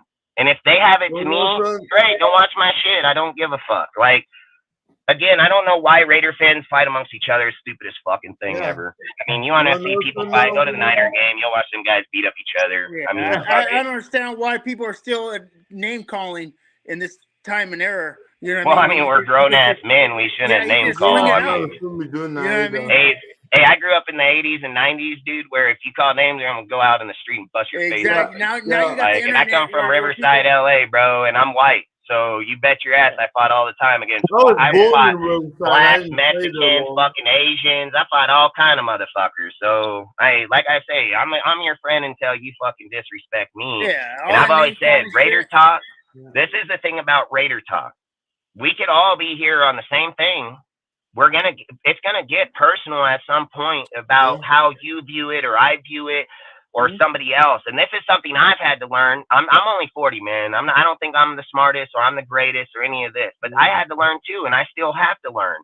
There were times when I was on other people's channels where every time someone popped, I was like, yeah, you're dumb as hell. And then there's times where I'm like, I can't do that because it's going to start slimming up who we have, and it's going to slim up the people around us, and then we're not going to be able to have fucking mutual conversations. So then I had to tell myself as a fucking man that, hey, sometimes there's going to be somebody here that's going to say something, and their intention is to get under my feeling, but I can't take it like that because I know who I am as a real fucking man. I don't need your opinion. Do you raise my kids? Do you raise my company? No, I do that. So if I come here and I'm like, and I'm taking what another man says personal, I mean, man, that's a tough deal because I'm not going to take nobody personal, man. It's I don't like take shit personal. What I take personal is when people start name calling and all that little kid and shit. you know, this is the thing I'd say is just block it out and move on because this is what it causes. We all want to be here to talk about it, and now you got two dudes over here, and I don't want to kick either one of y'all because I like both of you. So I'm just going to talk to you like men and say like, hey, I get your guys' differences. Like, I totally get it. But, dude, if we're here, like, we got to be fucking men, dude. We got to put it to the side, talk about the thing at hand. And I get how you may feel about him or he may feel about you, but we're not here to do that. If you want to do that, I can hit up Ben right now. I can hit up Ben right now while we're live and tell Ben, hey, bro, I got two guys that want to come on your show on Saturday. He does that shit for that shit. I don't even pay attention to that shit because I got other shit to do in my life. But if that's something you guys, that's fine, man. But here, let's just be fucking man. Let's talk about what's at hand. I back Josh. If anybody got to say, tell me I'm a Josh lover. I don't fucking care, okay? I don't give a fuck. My football knowledge far exceeds most, so I can care less how they want to label an individual. Now, we move on past that. We passed it. All right, let's talk about AP. Now, when we refer to our coach, that's the motherfucking coach we're talking. He the one wears the badge. He the one in the motherfucking building right now. So let's not revert in past content. Let's revert to where we're at now. And then let's say later on in the show that there's a point where you want to say like, hey, how did you feel about Josh? And you want to revert back to that type of subject and I'm game for it, then let's go. But to sit here and divert the the whole show to one fucking guy that's not even here. That's why you guys don't do shows, because that shit would ruin your channel in a heartbeat, dude. Like, not every look at this is the thing most of you guys got to understand, because I know the channel is all you guys come from. You guys come from a straight animosity channel. Every single day they're bipolar as fuck. Today I like Josh, tomorrow I don't. Today I buy Derek's jersey, tomorrow I burn it. The next I'll day tell you what, Justin. I'll tell you what, Justin. I back the Raiders no matter who's the coach. I back the Raiders no matter who's the coach. And when people talk shit, people talk shit about the Raiders, I back them. That's just me. Oh, I do too. I mean, look at my company. Hey, there's guys out here. They bale hay and grain, and I'm fucking straight country as fuck, and they all know I'm Raider like a motherfucker. My trucks, my fucking equipment, like I'm a Raider, you know. So like even out here where nobody's at, if you come out to my equipment, you're gonna see flags on my shit. Like motherfuckers where we're at, they know who the fuck I'm fellas. By the way, salute to the panel, guys. Salute, bro. I was actually gonna say, dude, to that point, 2014 when we were 0-10 under Dennis Allen, I was still rocking my Raiders shit, dude. 0-10, dude. 0-10. Hey, and look, man, we all hey, Jack. Nobody should call, and like everybody should know here, we shouldn't never call each other not Raider fans. I just say, like, the thing I label the most on my channel is fake fan. That's what I say. I label fake fan all the time, because I always say there's two types of Raiders. You have one that's a diehard Raider, that is who they are, and then you have the fan Raider. And I've always said, fan Raiders got to stay in the stands. We are real fans, so we're on the stage. So I always say those two can conflict each other instantly, because one set of people are knowledgeable on the team, and the other people are just buying the merch and the shit. So I've always said I'm gonna respect them because they're Raider fans. But when we get into those conversations, that's my job to weed them guys out, and that's what I do. So Dustin, wait to that point real quick. To that point, the way I see it is, there's like the fans that follow the team during the season, and then there's the fans who follow this shit year round. Like, we follow this shit year round, dude, not just for the 17 games. And we speak on it 3 times a week all year round. So it's not like we're all year round, dude. Yeah. All year. I mean, you know, Al, you're on here every damn time we're live. So we don't stop when the season stops, and every one of you guys know that. Like, we're going to be live 3 times a week, and we're going to bring it here. You know, like I said, I don't know how to get us all past, you know, like what's happening here, because it's tough, man. But I think a big problem of this is other YouTubers, because these other guys go out there and they get you thinking. And, you know, Jack, you know as well as I know, like, if you're in Graf's channel over there, he's bipolar as fuck. Today he'll be for the team, and tomorrow he won't, and then the next day he will. You can't take knowledgeable advice from a guy like that. You can't do that. Can I say this, Justin? Wait, time out. Or we're better with Carr or without Carr. Forget, Carr's not on our team no more. Yeah, why that's fact. keep bringing Carr up? Why are we bringing Josh McDaniels? Now I'm with AP. Now I'm with Champ Kelly. I'm with the new regime now.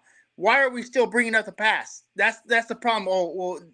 And I think that's just what's been in the nation is the problem, because certain channels, like I said, again, if you go to Graf's channel, he's going to do this repetitively. And not only this, Graf stood by Josh the whole entire time. Graf stood by Josh the whole time. So did fucking Wasted. So did Andy.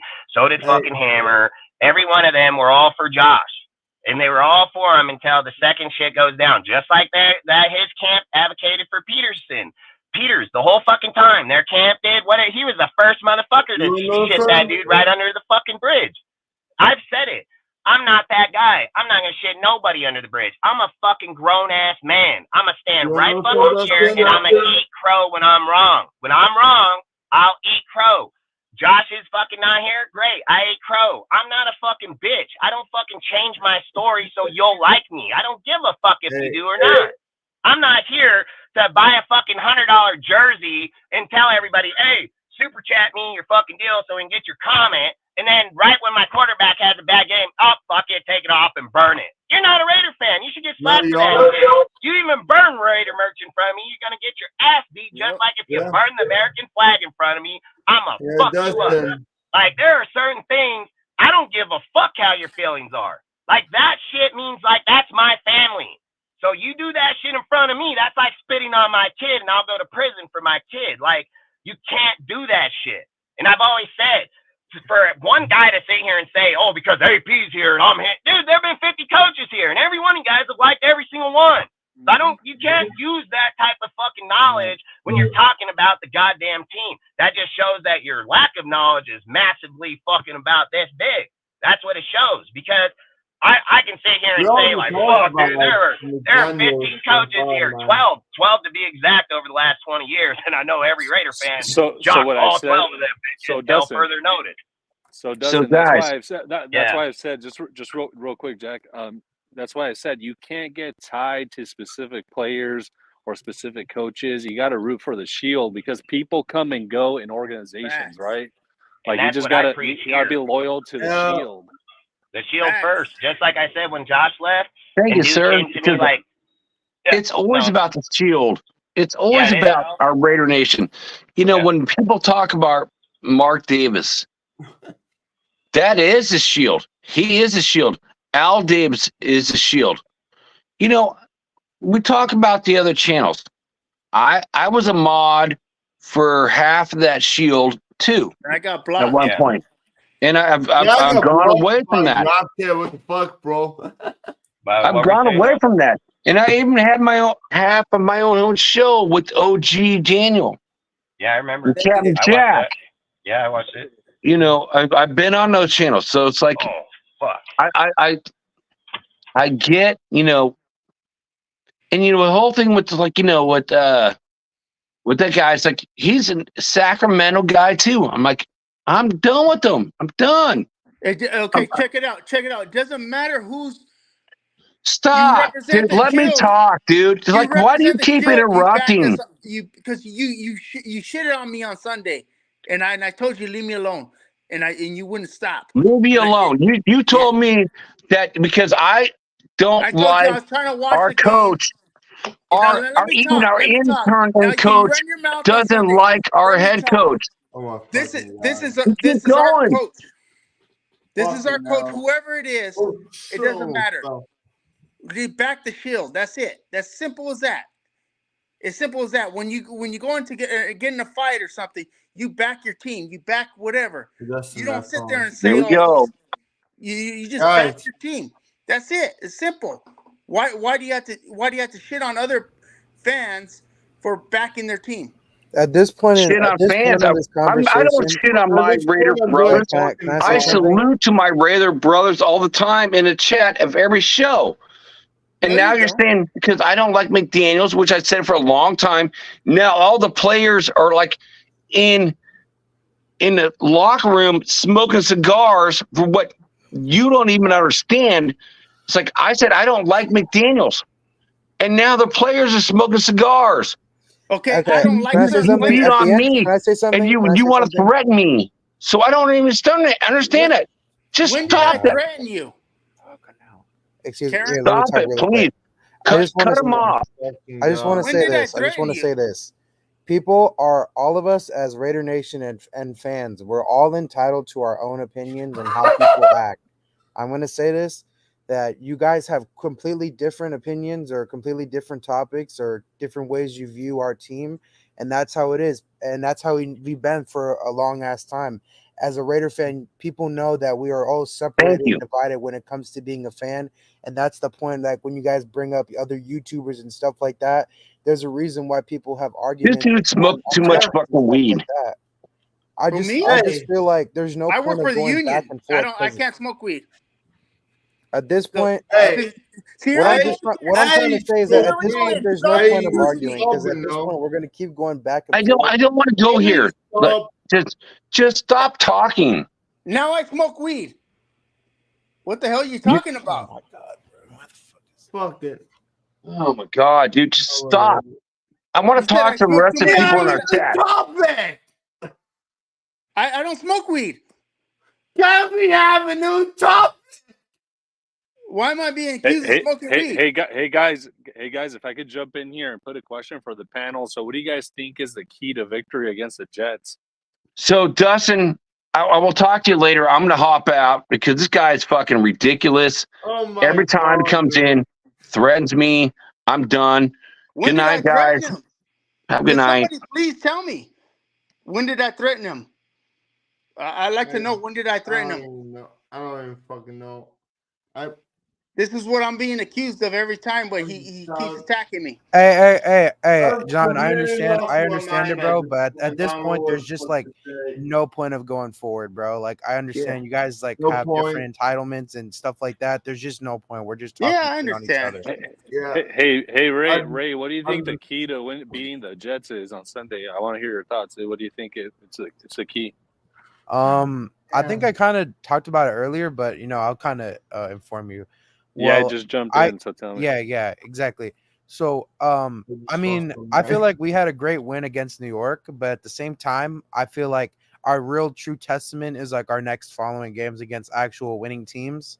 And I mean, as we look at our schedule, the only games that we've won are the teams that have negative records. So we're playing the Jets. Jets are over 500 exactly. We play the Chiefs. We play the Dolphins. I think those are our true testaments to Pierce, even though we're all huge fans of him. I'm a huge fan of him. I like his energy. I like how he creates chemistry with everybody else on his team. I just feel like our real I guess my real thing with him is his aggressiveness on the field. Countless times on third down where I noticed against the Giants, he would play it conservative and go on a run, which I get it. Even though we were winning by so much, I just feel like there's times where if you want to trust Aiden, this is the time to trust Aiden, because we're benching Jimmy for the entire season. This is the time for you to like understand how your quarterback plays in certain situations. Like this is, to me, I felt like the Giants game was a practice for Aiden O'Connell in a practice match, like a scrimmage. To me, I wanted to see is Aiden, like we've seen the Chargers game. We've seen that how he played his first game. This is his second game. I feel like I wanted to see how aggressive Pierce is when it comes to trusting Aiden on 3rd and 5, 3rd and 7, stuff like that. I don't like the fact that there's times where he runs the ball up the gut with Abdullah, and then it's like a 4th and 3, 4th and 4. And like he's inside the territory, and then he just decides to punt the ball or kick 3. I feel like if you're a head coach and you trust your quarterback, that you like the way you speak up on Aiden and how you have that much confidence in him, I feel like you should take the chance and maybe one drive, just go for it. Fuck it. Like at the end of the game, right, when they went for it on 4th down, they ran the ball. Like, what was the point of that? You could have just passed the ball. You were up by 3 scores. It made no sense. And so I just feel like I'm not, don't get me wrong, I'm not going to shit on Pierce or anything like that. I played a great game. I just feel like for the teams that he's going to be playing up next, is he going to play conservative or is he going to play aggressive? Because these are teams that are going to come out hot and aggressive. We're playing good quarterbacks and we're playing great defenses. I'll say that's where I'm at. So I hear you, Ray. I think those are all like very good, valid points. What I was going to say at the end of the game against the Giants, I actually thought in a weird way by running the ball, Pierce was being aggressive. And by that, I mean, we were reestablishing ourselves as a run-first team, because I think Pierce realizes if this team is going anywhere offensively, it has to start with Josh Jacobs. It has to start with the running game. It has to start with him. And I think what he was thinking in that game was, let me, number one, help out the rookie with the running game, because that's going to limit, the amount of mistakes that he's going to make. And, a running back is a quarterback's best friend. And I think number two, it was JJ ran the ball violently. He ran with anger. And I think AP saw that as a chance to, hey, let me grease the wheels here and let me get him as many touches as possible. So I think going forward, this offense, the success of it is going to be largely dictated by running the ball and sprinkling in some intermediate and long passes, right? And we saw that from Aiden, because one thing that we saw with Jimmy Garoppolo when he was starting for us, defenses were just creeping up the line. My bad, bro. I had a fucking guy that broke down. I'm just. Got a guy break down. What were you guys gonna say? I'm not gonna lie, you just missed World War III, bro. I knew the second that I had to take that fucking call. Bro, I tried calling you, bro. Like, this shit is. Yeah, but look. This is the thing. So look, this is something I'm gonna tell you guys. So can I say real quick? Say. I was like, bro, I'm like, bro, Dustin out here talking like a fucking principal, talking like little kids, like, bro, don't do this shit again. Like this shit is so annoying. It's like these grown ass men are arguing for what reason, bro? Hey, I've always said like the thing about men and yes, grown ass man, yes, don't need no babysitter. Yeah, I mean, in life, dude, look, I only like to fight with my fist, man. I hate to call names. I hate to bicker back and forth. It's like I say on here with them, you know, like the one thing I point out right away, like you're grown men, dude. Like you can't come on a show out here in front of the public and act like you fucking women, dude. Like to me, I've always said like the reason that I can back what I do is because I don't fucking play games like that. I play real life games, dude. So when it comes to like the back and forth, I don't have time for that shit. And people's personal, it's like I said, we don't have it for here. It's not about that. Here we need to talk about what's at hand, the team, you know, things of those factors. If we're sitting here, you know, harping on things in the salute, bro. If we're sitting here harping on things in past tense or not, you look at it like this, right? You see how many people come in here and say shit in the chat about me, right? They'll talk about me. They'll say, hey, this and that. You see what I tell them? To fuck off. And I tell them straight up, like, you got my number. You want to talk on fucking man basis, give me a holler. But back and forth. Look, you guys are both grown men, you know, and he's like a grandfather, you know what I mean? So like those things said a lot for me. Let me say this. You guys are saying you don't need a principal. I never threatened him. I never said anything bad. He keeps saying that I threatened him. I never threatened him, and that's the whole argument about this. Yeah, I remember you saying that when you came on about him saying something about yeah, beating he said up that his family. Sunday, and then now he said it again. He's about to cry before he left.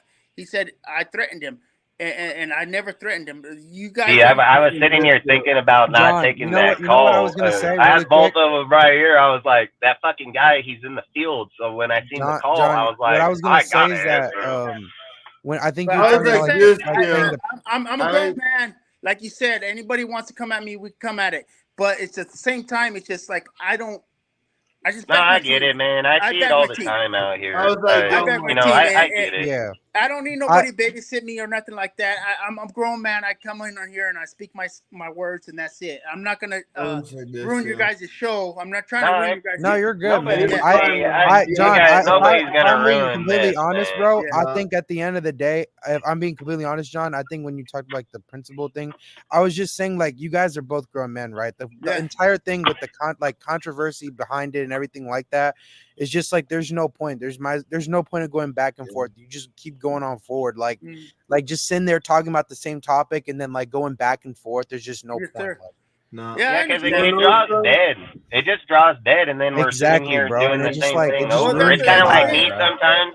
You know, it's like me sometimes when I get high, bro. And then like I'm sitting there and I say keep saying the same I'll say something earlier and then I repeat it again later on, you know. That's the thing is he said I was high and I'm like, I don't smoke weed. I work for the union. I'm about to retire in 2 years. Salute, Pyro. Appreciate you, bro. But look, at the end of the day, I think I was gonna try to say something with Jack when he was on there. Because there is something that he was saying that did touch with me a lot, because you know how he was getting ready to say that he's a mod on other channels and these other deals. Look, I'm mods on a lot of these guys' channels, and I'm been part of their shit for a while. I just chose to leave, and I chose to do my own shit and stay to myself because, and this is the honest God truth, why? And there's only a certain few I fuck with that are still around in here, because those guys they're counterfeit as fuck. They're going to be telling me one fucking thing right here, and then the second they hop off, it's a whole different deal. And I've always said, just stay true to who you are, man. You don't like me, just be a fucking man and say you don't like me. Like, we don't got to bitch back and forth. Let's just cut tie. You do yours, I'll do mine. Like, and that's the kind of thing. This is why I said, like, getting into people's chats anymore it's just toxic, dude, because they don't control it like we do here. Like, if you guys want to fight, go in your own shit and fight. We're trying to talk Raiders, you know? And when you go into other people's chats, they allow it. And they don't control it, and they don't do those things. So I apologize. No, hey, look, you guys, listen. I like Jack, and I like you, John. So listen, there's no apology needed, man. There's no apology. I just say it like this. You like him? I say it like this. I've had issues with so many people and you see how I still deal with it. You know what I mean? Like I think us as men, you can separate how you take something in and take it out. I've always said my line is hands distance and me and my family. Outside of that, you're free to do whatever you want. Talk whatever you want. My feelings ain't getting hurt, you know. So, and this is the thing that bugs me the most. Like, if I'm gonna be honest, you both are Raider fans, bro. Yeah. You fucking want to kill each other over here. I just don't like being called names. I don't like my. No, I don't either. I don't like my team being called names. Yeah. And I know Josh McDaniels is their coach for the first 6 whatever weeks, and I'm gonna back him. And well, fuck you too, Dark. I don't like you either, you little hoe. No, I'm just kidding, bro. No, I like Dark. Dark's a good dude, man. Yeah, Dark's a good dude. But and Dark knows I just fucking with him. Hey, do you guys mind if I go to this topic again real quick? Yes, sir. Bring it up. Just wanna hey, and let's take a second real quick, man. Let's take a second. Salute everybody here in the chat, man. Really appreciate all you guys stopping by tonight. You know, like I've always said here, man, we don't try to hold any animosity. Come in, throw your shit out. Let's fucking move on to the next. Like I've always said, I'm not here to be your parents, man. I mean, I respect all of you guys the same way. Until you disrespect me, it'll be the point where we have that conversation. But I've always said I'm open and straightforward to everybody. We already know there's a guy that fucking comes around, likes to dick suck me. He talks in the chat, and you don't see me. I just say what it is. You know, we can sit here and attack every single person that has a negative view or their negative comment. I don't have time for it. You know, this is what I do when I see them guys in my chat. I just say, like, keep putting that out so everybody else can see what kind of bitch you are. Like, I don't gotta say it. Everybody else is gonna see it, you know, and this is all I say. At the end of the day, we're all Raider fans. We're not always going to agree on everything, and nor should we, because you need to challenge and you need to be able to say, like, hey, why do you feel that way, or why do you accept it? Like, you always got to have a way to validate what it is. So I just think in Raider shit going forward, I think, like, for this channel, I can't speak for other people, but look, man, if we're here to do, we're all Raider family, man. Like, family fights, bro. Family fights, man. Let's be real. Family fights the most of anybody. And I'm gonna be out. Quick point on I just want to say I never threatened nobody on your show. You know it, and I know it. I'm very aware. We hear you, John. You can remind me of Kojo, whatever. I never threatened nobody on the show, and I never threatened nobody. I hear you, dude. Said, I never threatened nobody. What the hell? All right, talk to you guys later. You guys want to know something, though? What's up? You know who blocked me on X like this year? Graph K. And to be honest, I don't give 2 fucks. I was just gonna tell you guys, I think it's important to have different opinions, guys, and that doesn't mean that we can't get along. That's the thing, bro. Like, People, it's entitlement, bro. People are entitled to their own opinions, and that's the entire thing. That's why arguments are a thing, bro. That's why we learn this shit. It's a free and open country. Like, I don't agree 100% on whatever said on this panel, but I'm not gonna disrespect you guys as people. That's the whole point. That's the whole point of this, dude. It's just like we come together as a group to. It's like it shouldn't be this hard to like understand. Like, we all come together as a group to understand and analyze what we feel, and just to give feedback on it. That's the whole thing. But anyways, if I can just go to my topic, I just want to talk about Go for it. It's just really quick. So now we're like going into this like say we're already past the midseason. We just came off the win against the Giants. I just wanted to know, like, from your guys' opinion or your guys' like feeling, what do you guys think? Do you guys think we could try to go 10-7 and maybe take this division? Because looking at our standings, right, we're third in our division, and we're like somewhere in the middle of the pack in the conference. Now you see, currently the 4 division winners are obviously going to be Kansas City, Baltimore, Jacksonville, and the Dolphins. And the AFC, the East and the North are very big toss-ups because who knows could ever win those. Those are very competitive divisions right now with the teams they have. So that's what I'm saying. Their division leaders could change at any time. So that's what I'm saying. Do you guys see a possibility? Because like our chances right now, I feel like to me that last place to me is going to be Denver. Understanding though that they did beat the Chiefs, but to me, I just don't believe in the Broncos. I think they're going to be last. So my biggest concern right now is: are we going to be ahead of the Chargers? And if we are ahead of the Chargers, are we going to stand on business and try to get to the playoffs? Because to me, say that there's 4 division winners right now. As of right now, if we were going to the playoffs, we wouldn't make it because there's multiple teams in the hunt. We have the Bills, the Texans, the Jets, the Chargers, the Colts, and then we're in there. But the thing is that my main point is that if we do try to win our games this season, if we are really trying to go to the playoffs this year, do you guys see a possibility of us sneaking in as the 7th seed? Because to me, I feel like 5 and 6 are straight locks. I don't see the Bengals missing the playoffs, and I don't see the Dolphins missing the playoffs. So the 7th seed to me is a real fucking toss-up. I mean, that's a good question.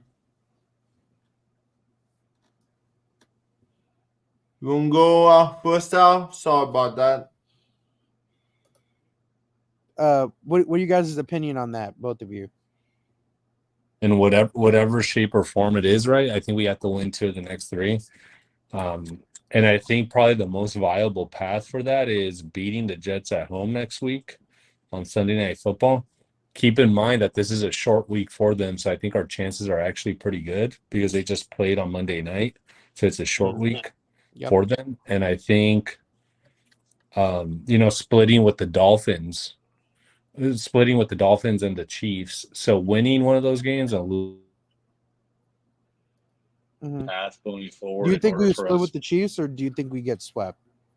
I think we split with the Chiefs actually, because you know what's interesting about the Chiefs this year? They have a good record and they're leading in the AFC West, but I actually don't think that they're playing very good football. They're playing pretty mediocre football. I think their defense is actually keeping them in most games, but their offense isn't what it used to be.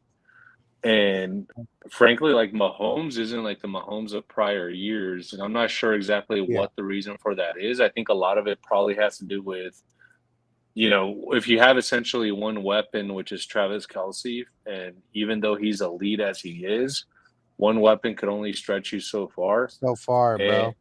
Which is why we've learned that too, bro. As having 2 All-Pros last year on the offense and still not going to the playoffs, that just shows, bro. You could have a great player on your roster, a potential Hall of Famer, and still not do shit. Yeah, I mean, football is the ultimate team sport, so I think defenses are smart, and they key in on Travis Kelce, and all of a sudden Mahomes is looking around at who to throw to, and he can't, which is why they traded back for Mecole Hardman. And all their receivers, to me, are bottom in the league. I feel like their best to me is probably Rashee Rice, and Rashee Rice is just a rookie. He's still developing. But they have veterans on their team like Tony, MVS. I think I guess you could count Sky Moore as considered as a vet after he played 1 year.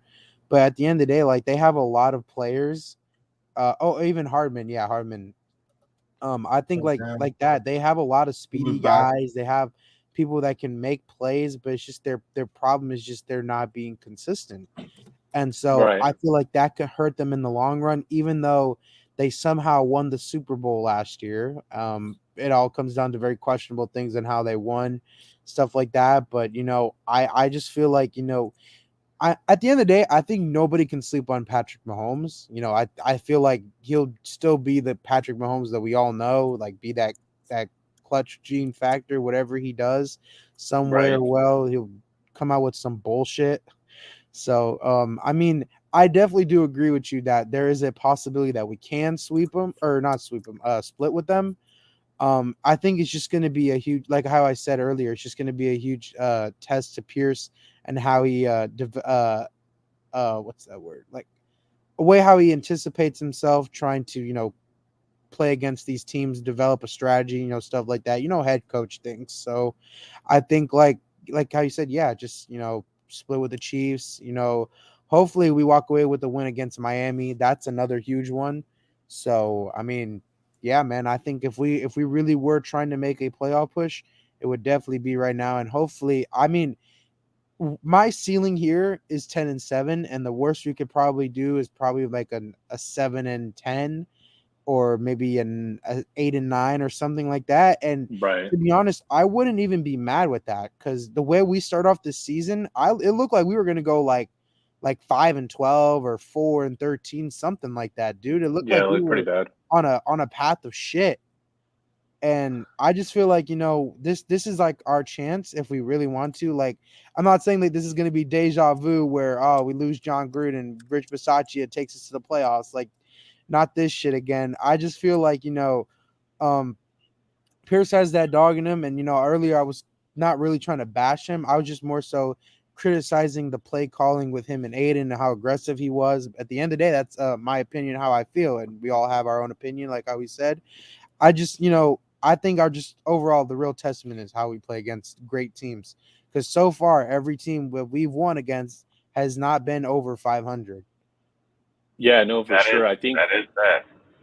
Yeah, no, dude, I think that is facts. And I think probably the success in us going forward this season and the number of games that we win, I think it's predicated on two things. Number one, if we could continue running the football the way that we ran it against the Giants. And then number two, Aiden continuing to grow and develop, which I expect him to do so because he's only going to get more and more first team reps, right? So his timing with the receivers is going to get better. He's going to get better at setting the protections. I mean, the guy was already audibling in and out of plays against the Giants. So I see this guy's ceiling being pretty damn high. And at the end of the day, you can't lie to the locker room, right? The locker room knows and understands who should be playing. And I think they understood that Aiden should have been playing, fucking 3-4 weeks ago when Jimmy was leading the league in interceptions, and he still is, I think, to this day, still leading the league in Somehow, interceptions. bro. Like, somehow, man. Yeah, it's wild. So, I think if the running game continues to improve and get better, and Aiden continues to improve and get better, I think we can strive towards double-digit wins. I do think that our ceiling is probably 10-7. Our basement is, probably 6 or 7 wins. But I'm looking at the schedule here. I think we could, out of the remaining games, I think we could beat the Jets. I think we split one of the games between the Dolphins and the Chiefs. Hopefully the Chiefs. Hopefully we win all of them, but I'm assuming we split with the Chiefs this year. So I think our best chance to beat the Chiefs is actually November 26th at home instead of the Christmas Day game, which is going to be cold as hell in Kansas City. And then I think we could beat the Vikings. So I think we could beat the Jets, the Chiefs at home, Vikings. I think we could also split with the Chargers. So that's 4. Yep. And then I think we beat the Colts and the Broncos. Yeah, to be honest, you know what? I just feel something about this Colts game. I don't know why, but I just get a weird sensation that this is going to be like a dog fight or some shit. Like this is going to go back and forth. And this, and you know what this reminds me of? It reminds me of that year in 21 when we had that close game with them, and it came down to that fucking Renfro touchdown on 4th down against Kenny Moore. He fucking shook him, yeah. And Kenny Moore didn't touch him, and so the clock kept bro. That shit, bro. This is what it reminds me of. I feel like this is like the situation we're gonna be at, like late in the season, bro. Like, and that actually reminds me, dude. So like that's another key to this offense, right? And I think Bo Hardegree saw this on film. They're keying a lot on Devontae Adams, so that's opening up things for Jacoby Myers, which Jacoby Myers has been targeted, but now Renfro's getting some targets as well. Bro. And then we have Michael Mayer, who I think is continuing to improve week in and week out. So there's weapons on this offense, dude. Like this offense, 100%. This offense is way too good for not to score at least fucking 25 points a week, dude. At least.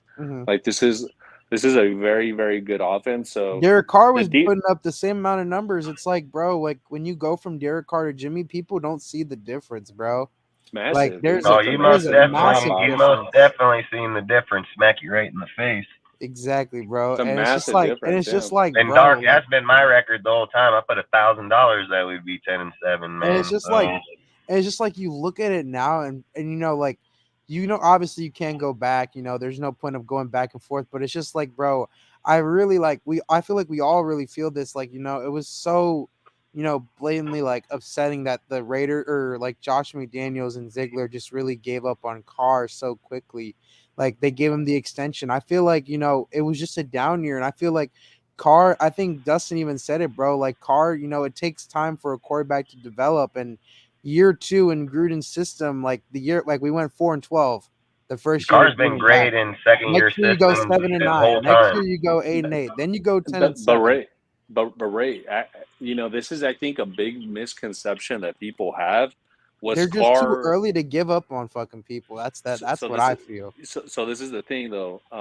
Regarding Carr last year, like people have the misconception that Carr was awful. He actually wasn't. People forget that. I said he had He had just as good a year, if not better, when he had the 4,800 yard season under fucking Gruden and Bisaccia. He broke, like people talk about how Tay broke the Tim Brown's records last year, right? Well, who the fuck was throwing to him? That's bad. Who was throwing to him? Like that's what I like asking. Like, was Tay throwing to himself? Last I heard that's probably against the rules to like throw to yourself. Yeah, but every single Raider fan that talks in those narratives come up with that type of bullshit. They don't bring valid fucking conversation. They don't bring valid facts behind it. They talk stupid shit, just like you said right now about that's what they do. And then they act like people like us are gonna pay attention to that. I'm not gonna pay attention to that. I always say it, dude. Like I said earlier in the show, we're not biased here. And just because we all bicker between each other, it's not like they are out there. We bicker for the purpose of the show to make sure that we're putting the best content with the best information. We're not trying to shit on each other as people. You know what I mean? Like, we're all still friends. We're all still good people. I don't understand you can be in Raider Nation and have that type of fucking, dilemma. Like, I keep saying, like, Raider Nation's so toxic in so many different levels, dude. Like, you can't find common ground when it comes to conversations or doing it. Why do you think YouTube's so fucking wish-washy and everywhere? And why do you think that the groups all fucking stay together and travel from one to the other? They're all like each other. It's just like I've said, why I don't take myself and put myself in there, because I've been there so many times. It ruins the nation with those type of people. So hey, Dustin, I'll put it like this way. Just a second, Ray. Like, I'll put it this way, right? Like, Dustin and I have had some pretty heated debates here on DSR, but I don't fucking hate Dustin.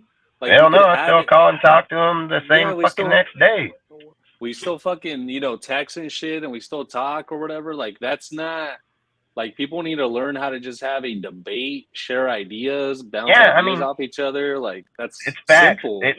It's facts, bro, because I think too many people look at it like with what we do, and then they think like they can do it, or not even that. They think it's just an all-out fight and that we're all making up every day, apparently. I think that's what they think. Like, we're behind the back scenes, like, oh, I love you, give me a hug and kiss. Like, I'll tell it to you guys just like this, and this is the facts. When we leave this show, we hardly even talk till I hit them up and ask them for their fucking deals for the next show. Or if we're in the week and a basketball team or something, then we'll call and talk. Or we don't hold any animosity when the show's done.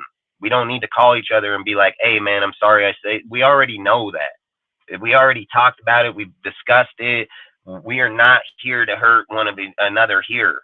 And I've said it 100 times. You can debate your topic till blue in the face. You know what I mean? Like, we are not going to hate nobody. And I don't think anybody should. Same with Ozzy, dude. Same with Ozzy. Yeah, I got you. Yeah, that's how me and Ozzy became good friends, too. That's how you're going to become friends with people, is coming across debating common ground and saying, like, hey, I didn't think about it that way. Or, hey, he had a good point. I didn't see that.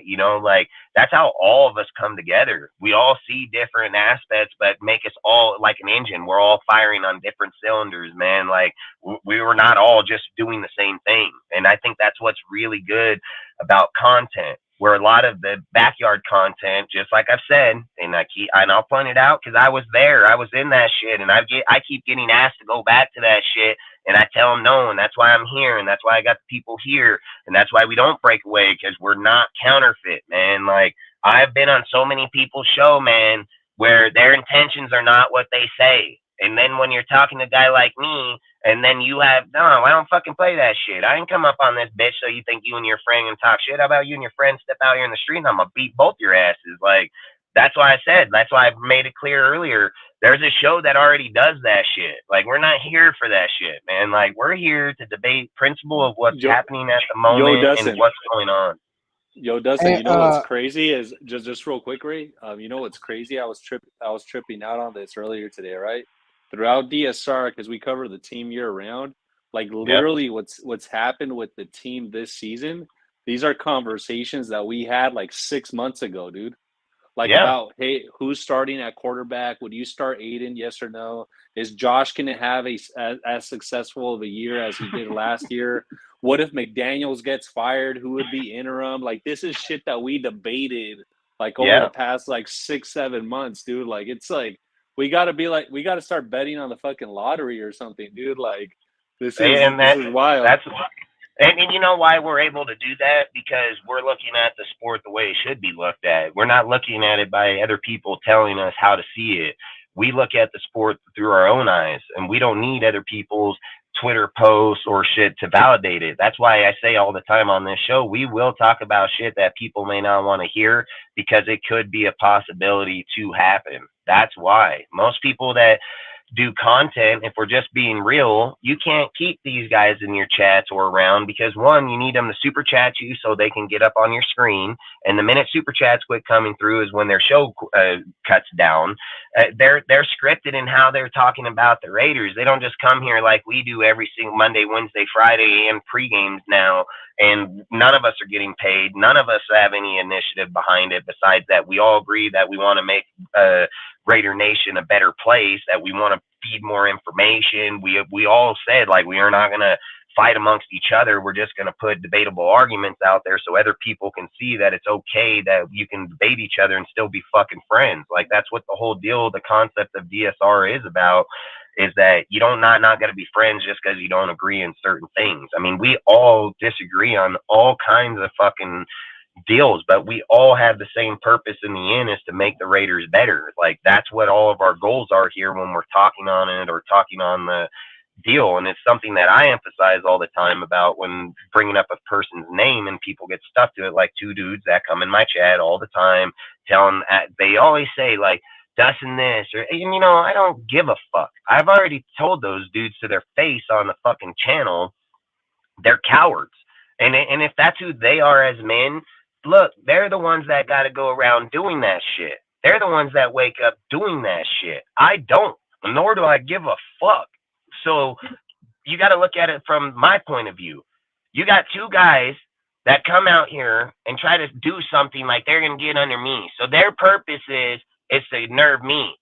Their purpose is fucking zero, because it don't fucking nerve me and it don't bother me. It just shows me that they're fucking stupid and they don't care about the nation. That's what it shows me. And then that's why I say, feel free to keep texting in that bitch. Show the nation what you bring. Show what you offer. You can call me. You can say, Dustin Think You Know It All. Dustin Talk a Lot. Dustin this, Dustin that. Guess what? I know my fucking team, and I know it better than most goddamn people by a mile. So I don't give a fuck how you are in your feelings about how I see something. I don't give a fuck. I've said it the whole time. I don't give a fuck if you like Josh. I don't give a fuck if you like fucking Devontae. I don't give a fuck who you like. I've always said, every player's day will come to a fucking end. They are rented. They are not fucking bought. They are fucking rented. That's it.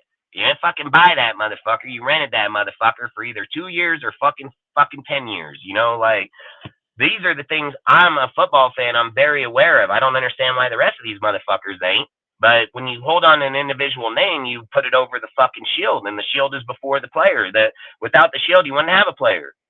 So I don't get these contents, how people change the way that they view our team or how they talk on it or thing. You're just talking shit. That's all you're doing. You're just talking shit. It's like I said here. We bring up all kind of different conversations, every fucking thing, you know. But what's it always revert to? This guy said, I don't care what that guy fucking said. I don't even watch his shit. Why the fuck would I care?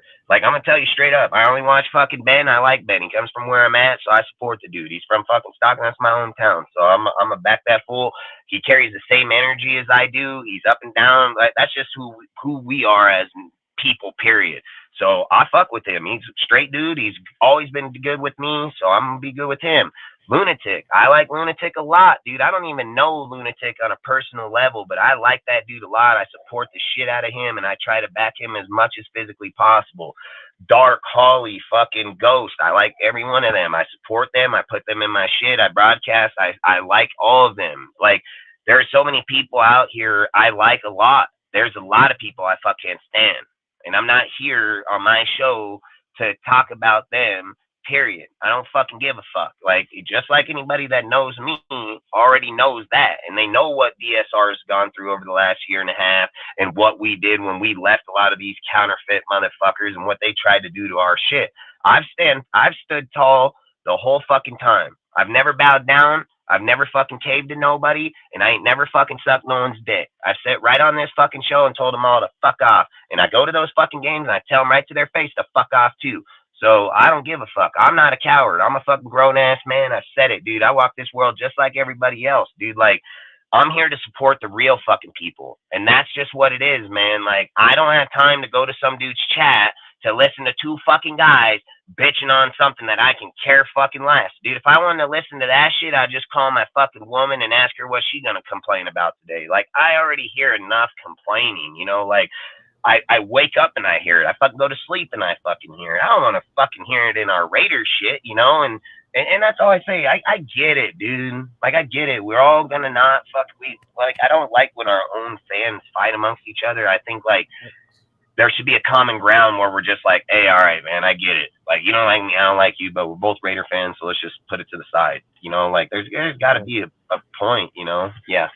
Hey, but Dustin, nah, bro, I completely agree with what you're saying. But I've been trying to say, bro, I'm gonna go head out, bro. I'm freaking tired as hell. I got all right, dude. I just finished up an essay and shit, but I'm gonna hit you up tomorrow, all right? Yep, no problem, man. I hope you have a great night, and I'll talk with you tomorrow, man. All right, later, man. Yeah, and you know, just like I tell everybody out here, you know, when I first started up this deal, I could have did it on my own. And I can be sitting here and talking to everybody by myself, but I don't want to do that, because when we get to the end of shows and I sit and talk for an hour or so, that's something I like to do. I like to have the people on the panel because I want to let people know, like, I built this. This is mine. But everybody has views, bro. Everybody's opinions. I always say when they're on here, this is ours, because DSR is ours. It's every one of ours. Even your guys in the chat, even people out there just coming, like, I built it. I created it. But I don't sit here and say, oh, it's all mine, and DSR wouldn't be here if it wasn't for me or not. I say it straight like this. Like, DSR wouldn't be here if it wasn't for all of us, because all of us have different insights. Did I build it? Did I create it? Do I put all this stuff in? Yeah, I do a lot of the work, man. I do like fucking 95% of the fucking work. But the 5% of what everybody else does is massive on this show and in our blogs and in our writing. Like, what individual people do on channels is what create that channel. I have the mind that can create the backing, create the context of it, but I still needed other people to make it work. Because if I sit here and tell you this shit, you're going to say the same thing everybody else says. Oh, that's just you saying it. Well, guess what? I got fucking 10 other motherfuckers here that obviously agree the same or don't have an issue with the disagreements. And that's what I'm trying to say is that our panel isn't just 6 people. Everybody knows our panel runs 15 motherfuckers at all times, dude. Sometimes it may be 5 tonight. It might be fucking 10 tomorrow. It might be 6. That's just how we've been. And nobody's obligated to come on at any given time. They're doing it for free. So they're just coming when they want. But I ask them every single Monday, Wednesday, Friday, hey, man, you got 2 topics you're going to be on the show. I get fucking, 5 responses back, say, yeah, here's my topics. And then I might get 5 that say, I'm not going to be on today. And that's just how it works, man. But I always make it to where it's got a lot of diversity amongst different people's views, because I can sit here and tell you one way, and I can tell you, oh, I'm confident in this, and I see, but there's something somebody else is going to add on this channel that's going to, go against what I say, but validates it. And that's what it's about. That's fucking what it's about, dude. So for people to sit out here all the fucking time and do the name calling, or you're this or you're that, this is what I know. I know in the streets who the fuck I am. So I don't give a fuck how any person out here want to come up on a fucking channel that don't see me in real life, don't got the balls to call me, don't got the balls to talk to me. I don't give a fuck about that person. So I don't care. And I think the rest of you should do the same fucking thing. I keep saying it. If you're in YouTube channels and you see people out, it ain't going to change unless somebody starts saying something. And then if you don't say nothing, then you're just part of that cause just as much as them saying it. Because that's why I don't fuck with those fucking people no more. And that's why I don't go to people's channels and be mods. Because if I'm a fucking mod in there, I'm a weed out these motherfuckers. That's what I'm going to do. Because that's what I feel my job is to do, is get rid of these fake motherfuckers talking on our team with zero validation whatsoever. They may even know the team for 1 fucking year. You know, just like Al literally just said, how many times DSR has hit on so many fucking subjects because other people are too afraid to even talk about it. And it's just like John mentioned when he came up on here and he said, hey, Dustin, when somebody labeled, no, I am a man. I'm not worried about some dude telling me that guy ain't making me, motherfucker. So he can say I'm a Josh lover. I don't give a fuck. I will beat that dude's ass in face to face. But those words aren't going to affect who I am. You know, like I've said it. If he said Josh Lever, it just sells over me because I'm not in that category. The way that I view talent, the way that I view the people that are here, that's how you're supposed to do the job. And if you don't do the job that way, that's your fucking bad. It ain't mine. I'm not here asking you how to do my fucking job. I already know how to do it, and I do it fucking great. And I hit on 80% of my shit, if not higher. And I talk on all kind of shit where other people won't even touch that fucking subject. Even hit me up, tell me, oh man, you go down on that road, you're not. I don't give. I'm gonna walk down that road. I'm gonna walk the fuck right back. Like, I don't know why you guys say dumbass shit like, oh, if you walk down this road, and listen, this is the options that you motherfuckers have. Turn the shit off or unsubscribe. I'm not walking down no road I can't turn the fuck back around and walk back up. So if there's motherfuckers implying that shit, they just need to get the fuck up out of here. And again, I've said it 100 times. I'm never going to beg for them to come back. I don't beg anybody to fucking be here. We go live. We put our shit out on our channel, and if people gravitate, they gravitate. And if they get here and they hear us talking and they don't like it, it's their free fucking will to not support our channel. And it's my free will to not give a fuck if they do or not. And that's why I'm the motherfucking glue in this motherfucker. Because when it comes to every platform, who's the one that cuts it down? I do. Who's the one that brings fucking people back or stop? I fucking do. Because at the end of the fucking day, I'm a fucking man. And I raise my kids. And I have a fucking family. And I know how we're supposed to treat our people and not. I have a fucking soul, dude. Like, I know who I am. I'm not here to fucking talk about what some fucking loser does in his fucking house and does nothing. I'm not here to debate my life with some dude sitting at a kitchen table. I'm not here to do that. Nor do I give a fuck. And if people come to this channel with those intents, then they're not here for the right reasons. They're not here to better our team. They're not here to try to fucking better out where we're at. They're not here to talk football. They're just here to talk shit. And that's the difference, you know? Like, all it is here, the only way we can get better as a community is to talk about it. That's it. And it does, and there's a lot of times people are going to say things that people don't like, man, but who gives a fuck? That's how you get through shit. And if you can't hold your feelings like a fucking man, you shouldn't even be doing this shit to begin with. I've said it. There are too many fucking men with estrogen in them that are like women. They get inside their feelings. I can't believe that he just said that. And I don't know. I'm not like that. I ain't like that. I fucking tell motherfuckers, get the fuck away from me. Like, don't come by me. Like, I'm not like everybody else, dude, and nor is anybody else in this world like us, you know? Like, I've said this 100 times on this channel. DSR and Raider Nation, we are not fucking pussies. So anytime I hear a guy relate to our team like we're fucking weak and pussies, I say it every time. Raiders are not pussies. And if you're a fucking pussy, you ain't a Raider. Like, that's just plain simple facts, dude. Like, I hate, man. I hate when you just fucking have so much animosity on the same shit. And then you're like over here and you're like, bro, I just seen you in this guy's shit. And now you're over here saying this. Like, why didn't you fucking just be a fucking man? And then this is so you guys understand where I'm coming from. Why are these grown men going in chats doing that? They're like fucking long. You gotta be 55 years old. Like, is there not an age limit where you don't do that shit anymore? Like, I don't get it. Like, when I grow up, dude, or my kids growing up, right?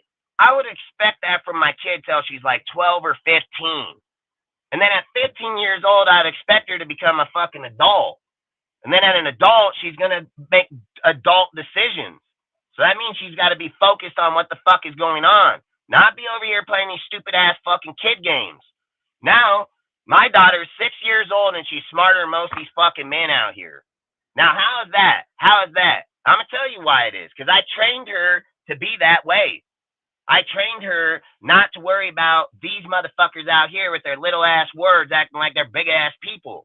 That's why my daughter got more common sense at 6 years old than some of these motherfuckers out here that are fucking 30, 40.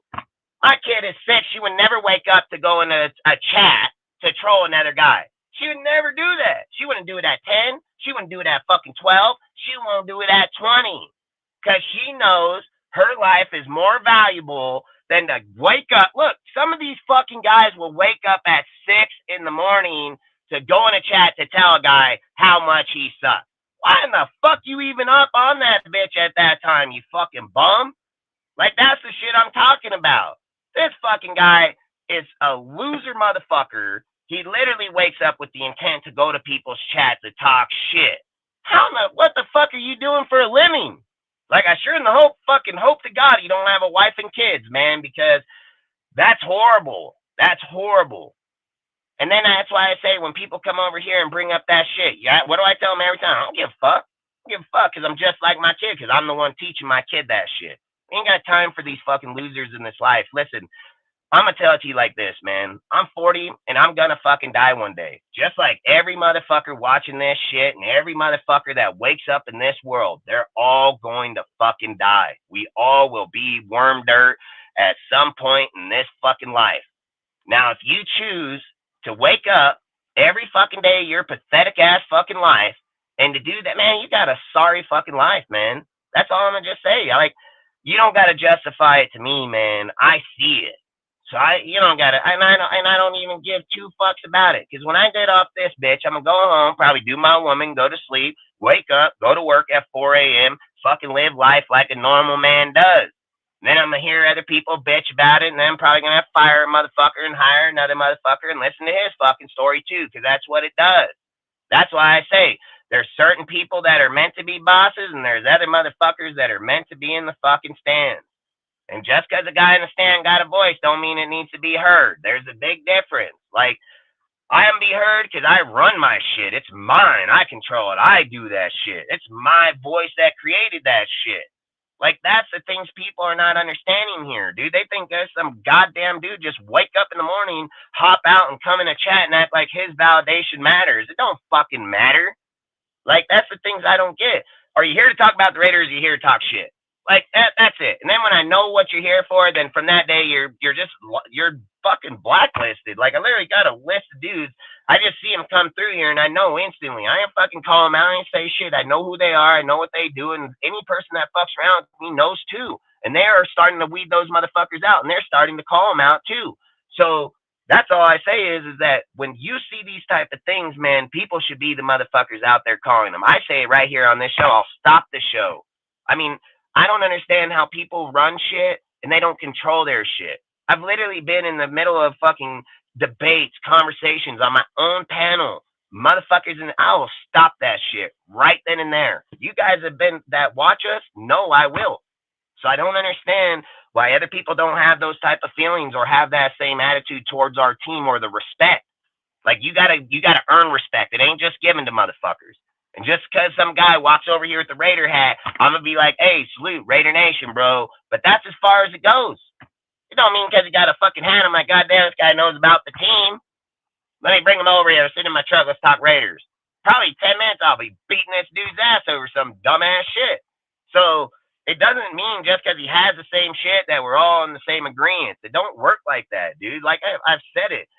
Why is every single YouTube channel different? Besides some. Because they script their shit. They're scripted. They're trying to control. They're fucking, like I said, they're manipulating motherfuckers. They're mastermind controlling motherfuckers. And I just laugh at them because I'm like, the guys you do that to are little kids. Like, you're doing that to little kids, dude. Like, that shit I don't like, because that could be my kid, and I don't fucking like motherfuckers that think they're going to control them by narrative. Like I've said, dude, put out all the facts, let them choose. Like, it's just like I said, I'm a diehard Republican, man, but it doesn't mean that when I go and talk about fucking, you know, a Democrat or Republican, that if I was teaching a class, and I go into history class, and it's time to be a fucking, hey, this is the subject today. Democrat, Republican, who are you? I'm a Republican. But it doesn't mean I'm going to tell a classroom to be a Republican. I'm going to tell them, here's the fucking information on Democrat, Republican, you fucking choose. Because it's you that makes that choice, not me. And that's the same shit when it comes out here. It's just the same thing. Motherfucking guys, I'm just be honest, man. You don't even see grown men. Like, fuck, if these were fucking 10-year-old or 15-year-old kids, it'd be different, man. Like, it would be way different. But it's just crazy. I don't get it, man. Like, I've said it. This channel, we don't fight each other. There's no intention of any bad to any of us. You know what I mean? Like, it's not that way, and it shouldn't be that way. And again, I've said it. I ain't here to be your mom or dad. You guys do whatever the fuck you want. You know what I mean? I just say DSR ain't gonna accept it. DSR don't tolerate it. And I've said it a million times. I don't give a fucking what channel motherfuckers come from. I don't care what fucking guy they watch. If they're counterfeit, they're counterfeit. And if you don't like that I say it, then don't watch my shit. I don't give a fuck. And if they were right here, I'd tell it right to their fucking face. And guess what? Go ask them if I say it here and you think I ain't told them, you just hit those motherfuckers up and ask them, hey, what? He'll tell you straight the fuck up. I ain't no pussy. I tell every one of these motherfuckers how it is. So I don't care. And the other guys, I just don't talk or deal with, dude. Like, that's just plain simple facts. So I don't waste effort on shit that has no effort. Like, my shit don't run because of them. My information didn't come from them. It doesn't matter. They control nothing. When you're part of these little private fucking groups that got, 5 or 10 motherfuckers in different fucking channels, and you're taking their information and putting it on your channel, and you're taking their people and bringing them to yours, you don't own that. They do. So you don't even own your own shit. You're just riding the coattail of someone else that controls your shit. That's what you do. Well, guess what? Here at DSR, I own my shit. Here at DSR, ain't nobody cancel me. There ain't nobody not doing shit.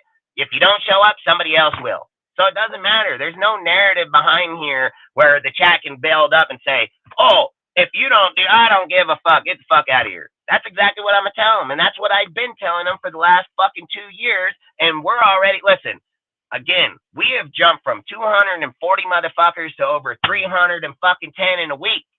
So if I ain't speaking facts on this bitch or speaking shit that hits people, we would not gain 50, 60 motherfuckers in over a week. Like, and that's with nobody. I don't go to a channel and ask some dude to fucking broadcast my channel. I've never done it, nor will I. I fucking put out my own shit. Go through Instagram, go through all my shit, my Discord, Twitter. I reach everywhere. I'll be walking out here, fucking see a guy in the deal and tell him, hey, you should check out my YouTube channel, Death Star Report. Fucking keep on going. That's how I build my shit. I ain't out here fucking trying to build up other mutts that are coming from somebody else's shit. So then in a month or in a week, they can be counterfeit too. Fuck that shit. Fuck that. Like I keep saying, man, Raiders don't roll like that. And I don't know where this shit came from or how it got started. But, man, that's not Raider ways, dude. That's not how it works. It's not how it works, man. Like, and again, I don't care. I'm not here to tell other people how to be. You come out here in the real world and them games act like that, you're going to get beat up, dude. Like, that's going to be straight fucking facts. So I don't care. And it's just like I've said, like, every person in the stadium get along because we're Raiders. But I can't count how many times that dude standing next to me want to fight this guy because of shit he's saying. He's a Raider. And that's my point. Right here in YouTube channels, it's all the way across it, dude. They meet up in the back. They have these things. Oh, if this guy does this, you can't roll with him because if you roll with him, then that goes. Or if he talks on this guy, he's talking on all of us. Well, I'm going to tell you right fucking now. I don't give a fuck what group you belong to. If there's a fucking retard-ass motherfucker in that bitch and you want to label yourself with him, you just as dumb as that motherfucker. So I don't give a fuck.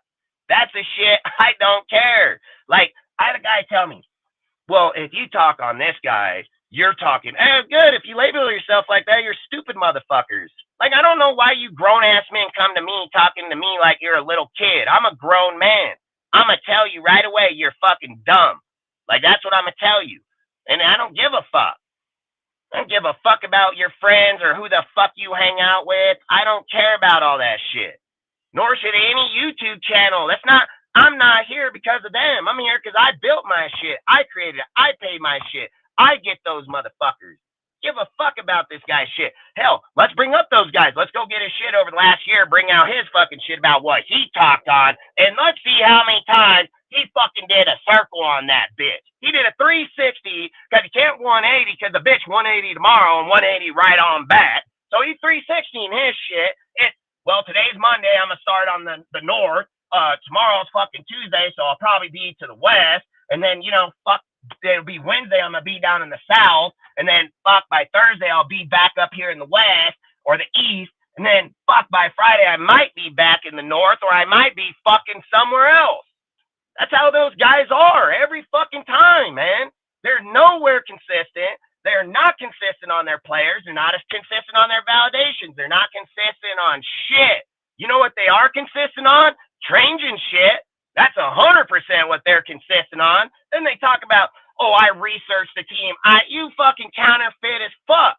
How do you say you researched the team, but you just 360 the motherfucker and shit on him right here in right in my eyes? And then I'm like, wow, this guy just shit down that guy. Then what happens? Guess what? Tune in tomorrow. All right, fuck it. Let's tune in tomorrow. See what happens. This bitch got his jersey back on. What the fuck? Like, what in the fuck is wrong with you, you fucking moron? The fuck you do that for? Like, why? What? That don't mean shit to a guy like me. You know what it means shit to? Fucking 15-year-old little fucking kids. Little boys. That's what they are. Fucking boys. They're not fucking men. They're fucking boys. You over here, fucking a grown-ass man catering to a fucking boy. And you talk about, I'm a fucking adult and I'm a Raider and I'm going to give you content. You ain't giving shit. You're getting dicked down. That's what you're getting. You're getting dicked down by your audience because they're controlling you. No one control me here. Fuck, everybody know it, man. I literally sit here and tell them all to fuck the fuck off every fucking time. I don't care what they're in there. I don't care who they are. I don't care what they fucking say. Say it right here every time. How come I ain't been canceled yet? How come my shit ain't gonna get blown down? How come my Instagram ain't done? How come my Discord ain't getting blown up? How come all this shit ain't happening? You know why? I'm gonna tell you why. Because they don't own my shit. I do. And then I'm standing at the front door being like, come on over here, motherfucker, and get beat up. Like, you feel froggy jump, motherfucker. Hop up onto this bitch, see what happens. Like, it's not going to go down like that here ever. It's never going to happen on DSR. As long as I'm alive and I breathe fucking air, that shit will never be tolerated here. And any motherfucker on this bitch it won't happen between them either. Nor has it. Because we all respect each other. We're all fucking men first. This fucking counterfeit shit got to come to an end. It has to come to an end, man. You got to start calling. These guys are telling you, if you say you're a diehard, it means you love the team. I'm a fucking diehard. Like, I don't have a tattoo on my fucking body. You walk in my house, motherfucker, no, that's a goddamn Raider fucking house. And motherfuckers know that if they ain't even a Raider fan, probably ain't gonna be come up in my house. So that's clear as fucking day. So there ain't no guy around here knows me, but for who the fuck I am. But here, hell no. Hell fuck no. I keep telling you guys, I keep receipts. I've said this for the longest time. I've done it for 2 years. I've kept so many receipts on these motherfuckers and these chats, not just mine, but everybody's chats, because I got everybody's channel. I'm part of everybody's shit.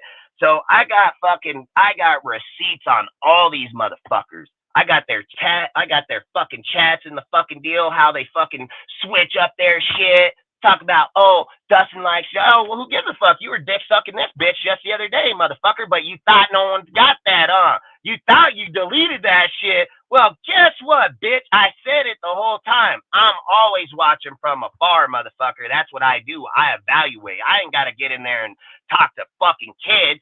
What I do is keep control of these motherfuckers. So when they pop up here, I weed them the fuck out, go on my Instagram and pop them up and say, hey, you talk about you're for the nation. You talk about you better. Why are these 5 motherfuckers in all your shit? And not one of you motherfuckers even weed that motherfucker out. I don't get it, man. But I know here it ain't gonna fucking happen. So when people come to the DSR and talk about a community, yeah, you're fucking right. This is a real fucking community because these motherfuckers ain't counterfeiting. They're not going to fucking shit on each other, and they don't have a goal that you like a guy and that they don't. They're just going to bring it up every time. It just shows how stupid you are. It just shows that your IQ is like a fucking pea because that's the only thing you say. Oh, he liked Josh. I said I liked Josh for fucking 8 months, a year, right on this channel, 3 times a week. You ain't fucking telling me nothing. I ain't been telling a motherfucker already. You don't think that, what? You think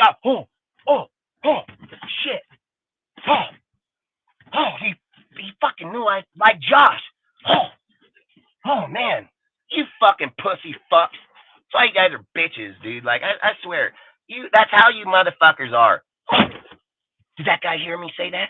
I think he might have got it, man. I can't go over to his shit now. You're a pussy. That's why you can't go to his shit. I go right over to his shit right now. I go right to any one of their fucking channels. Hop right up on their fucking panel. Don't give a fuck. Do you think that when I get on that panel that I ain't ready to talk shit to these motherfuckers about that? Yeah, already. I got my shit ready. Everybody know I'm ready. So I ain't afraid to go up and put myself in areas because I'm a fucking combat them with real shit, not just somebody's feelings, man.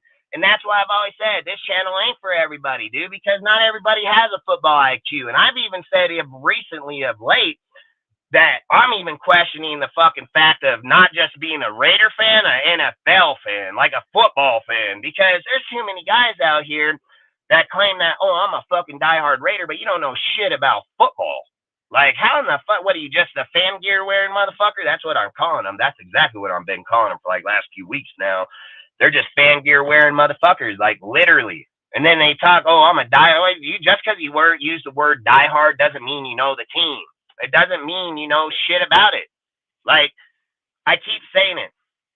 For the people that come in the comment and talk the bullshit they do, they don't come around much, but when they do, how come they're not doing fucking channels?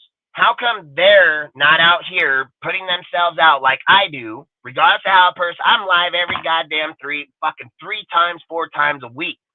So if I was worried about every single time that a guy come in here and he's like, oh, Dustin thinks he knows it. I do know it, motherfucker. I do fucking know it. So you might sit there and think with your sarcastic ass bullshit that, oh, Dustin thinks I know because I research it, motherfucker. That's why I got an education unlike you, bitch. You fucking ain't read shit. You just heard what this guy said in his fucking YouTube channel, and now you think you fucking know it. There's a big fucking difference. I research everything we fucking talk about. I have more posts in my phone than motherfuckers have, period.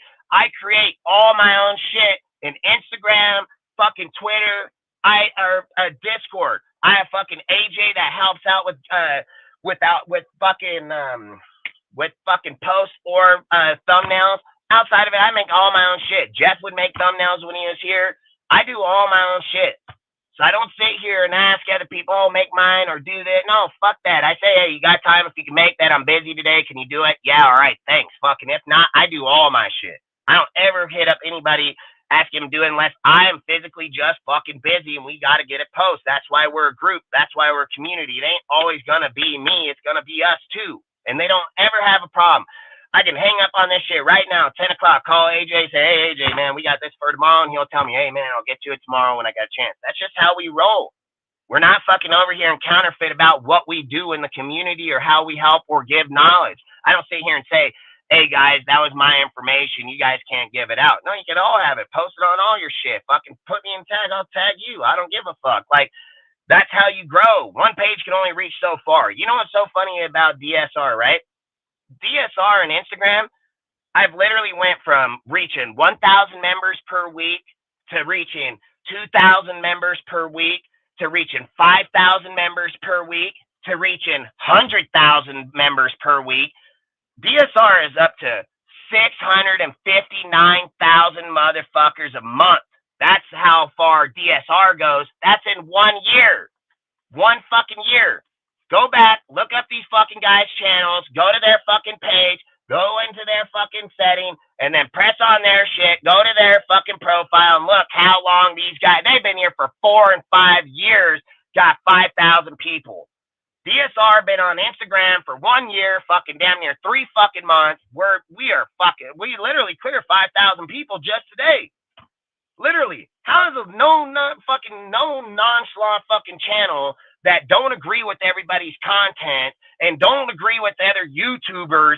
How are we growing way faster than them? I'll go get every one of their pages. Let's put them all together, put them side by side with DSR, and see where they were just a year ago and where they are today. They're not growing. They're stagnant as fuck. They don't have information. They're afraid to put information out because they're afraid how you're going to judge them. Well, you know what I do? I say, put it out. Fuck you. Don't give a fuck if you don't like it. Guess what? You don't like it, there are going to be 100,000 motherfuckers that do like it. So I don't give a fuck if these certain people don't like it. And that's the problem with YouTube these days. They think it's confined. Well, I'm going to tell you something just so you motherfuckers can understand this. Raider Nation is millions. It's not just a few 100,000. It's fucking millions. And if you look at YouTube Raider, they're over 250,000 motherfuckers. Then you're going to go look at Chad Sports. They're 150,000. Then you're going to look at Graph, 20,000. You fucking think I'm worried about who the fuck you got over there not going to watch my shit? Oh, sorry. But let's be real. You're irrelevant, motherfucker. You're not even a third. You're not a quarter. You're not an eighth. You're a 16th. That's what you are. You're a 16th of the rest of these motherfuckers put together.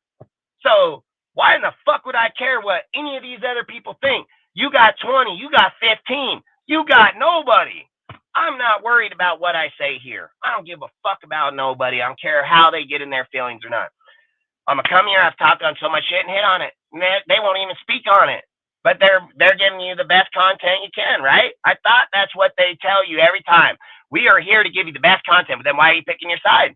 Why are you picking one side? Why don't you just put it all out there, let them choose? But they don't. It's just like I said, they're dictating and fucking, they're forcing people out here to think one way.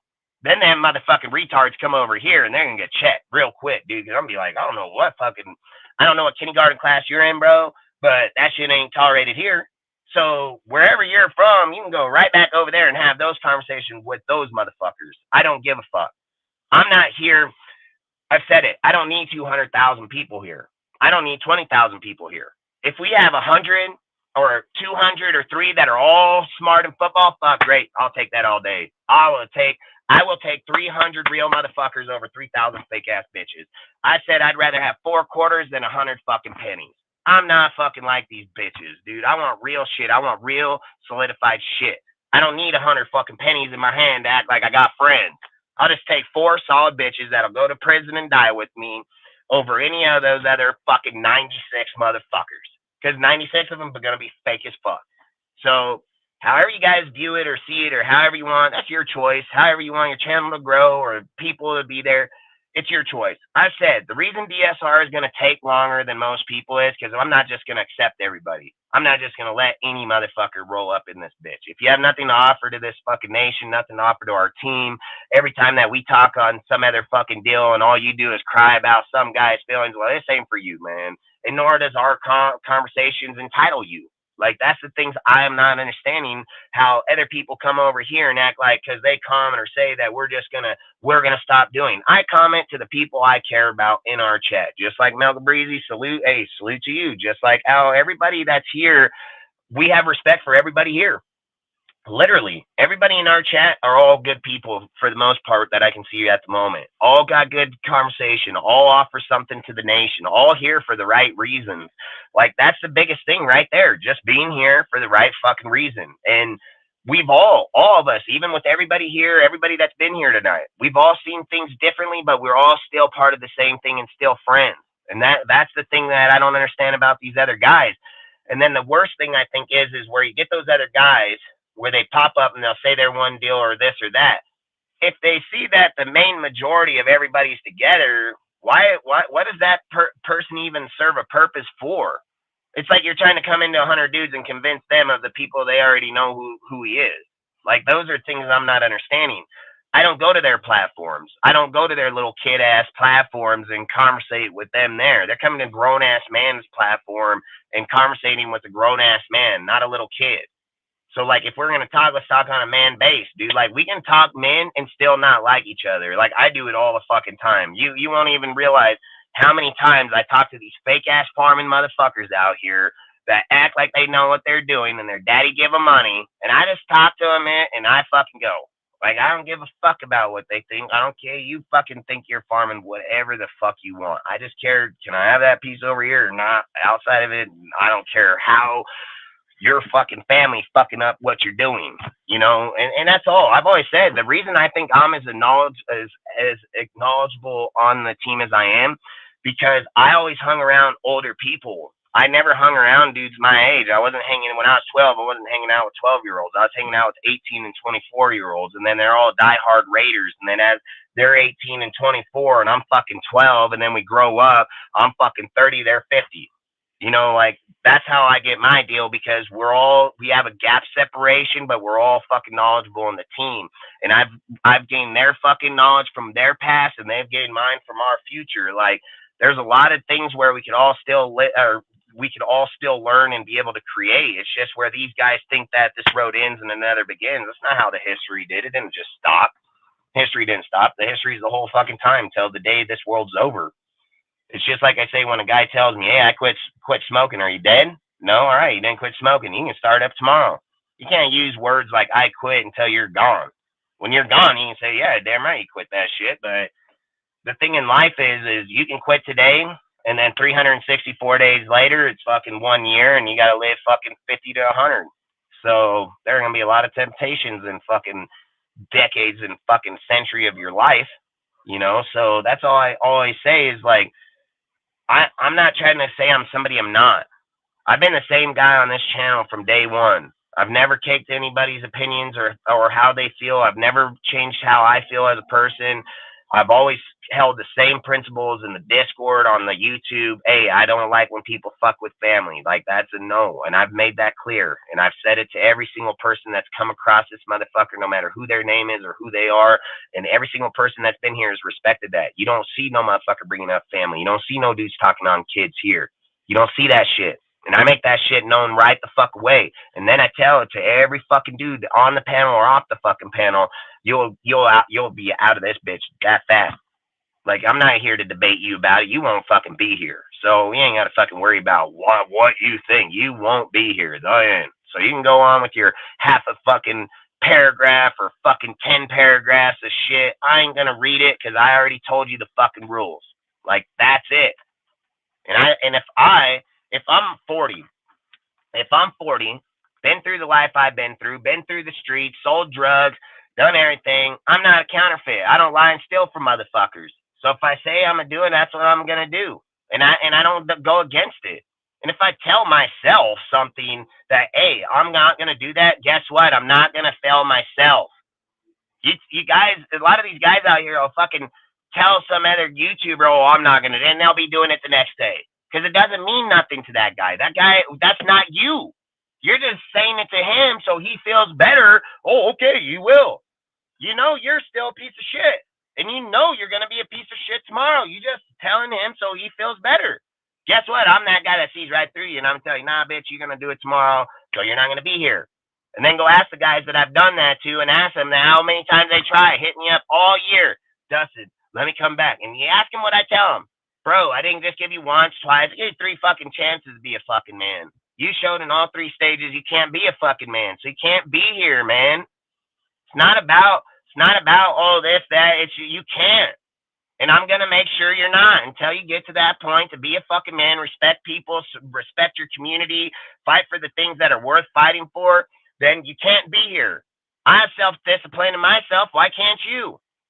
You know, like, that's the things I don't get. I don't go out and troll other people. I don't go out writing sarcastic shit in someone's comments. I don't go to their page and say, oh, that's bullshit. It's their page. They say whatever the fuck they want. They come here, that'll be a different story.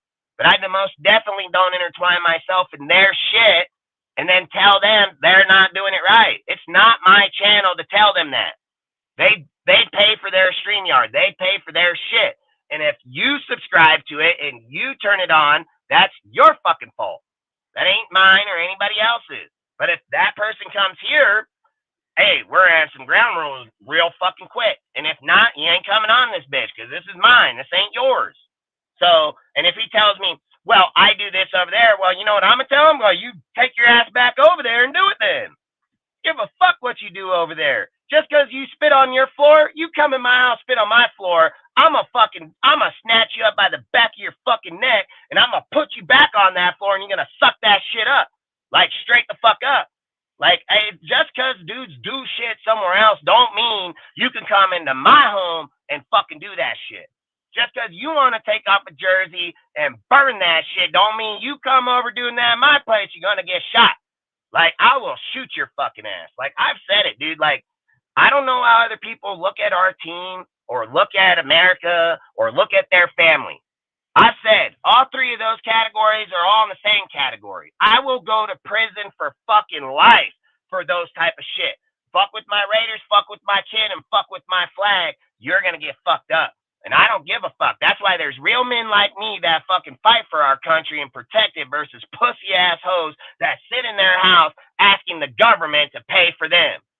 Like, fuck that shit. I don't give a fuck. I'm tired of all these fucking little fake ass hoes that don't work, ain't even real fucking men out here trying to tell me, oh, you do that. Yeah, you're right. I did go to school and got an education. You're right. I did go to work and fucking ended up buying my own shit. You're right. You're right. That's what real fucking men do when they have a goal in life. I ain't like half these fucking bums where they're like, oh, I just worked 8 hours. I can go get an 8 and go home and smoke it and have no fucking life. Good. Go do that. That's you, bitch. Ain't fucking me. I'm be laughing at your ass because I'm be like, you just worked all week to buy an 8, go home and puff it. Guess what, bitch? I worked all week. I'm gonna buy a fucking pound. I'm gonna go home, roll a blunt, and I'm gonna still smoke the fuck out of that and still go back, do the same shit every day. That's the difference. See, I skyrocketed where I wanted to be in life. I didn't settle. I didn't fucking settle.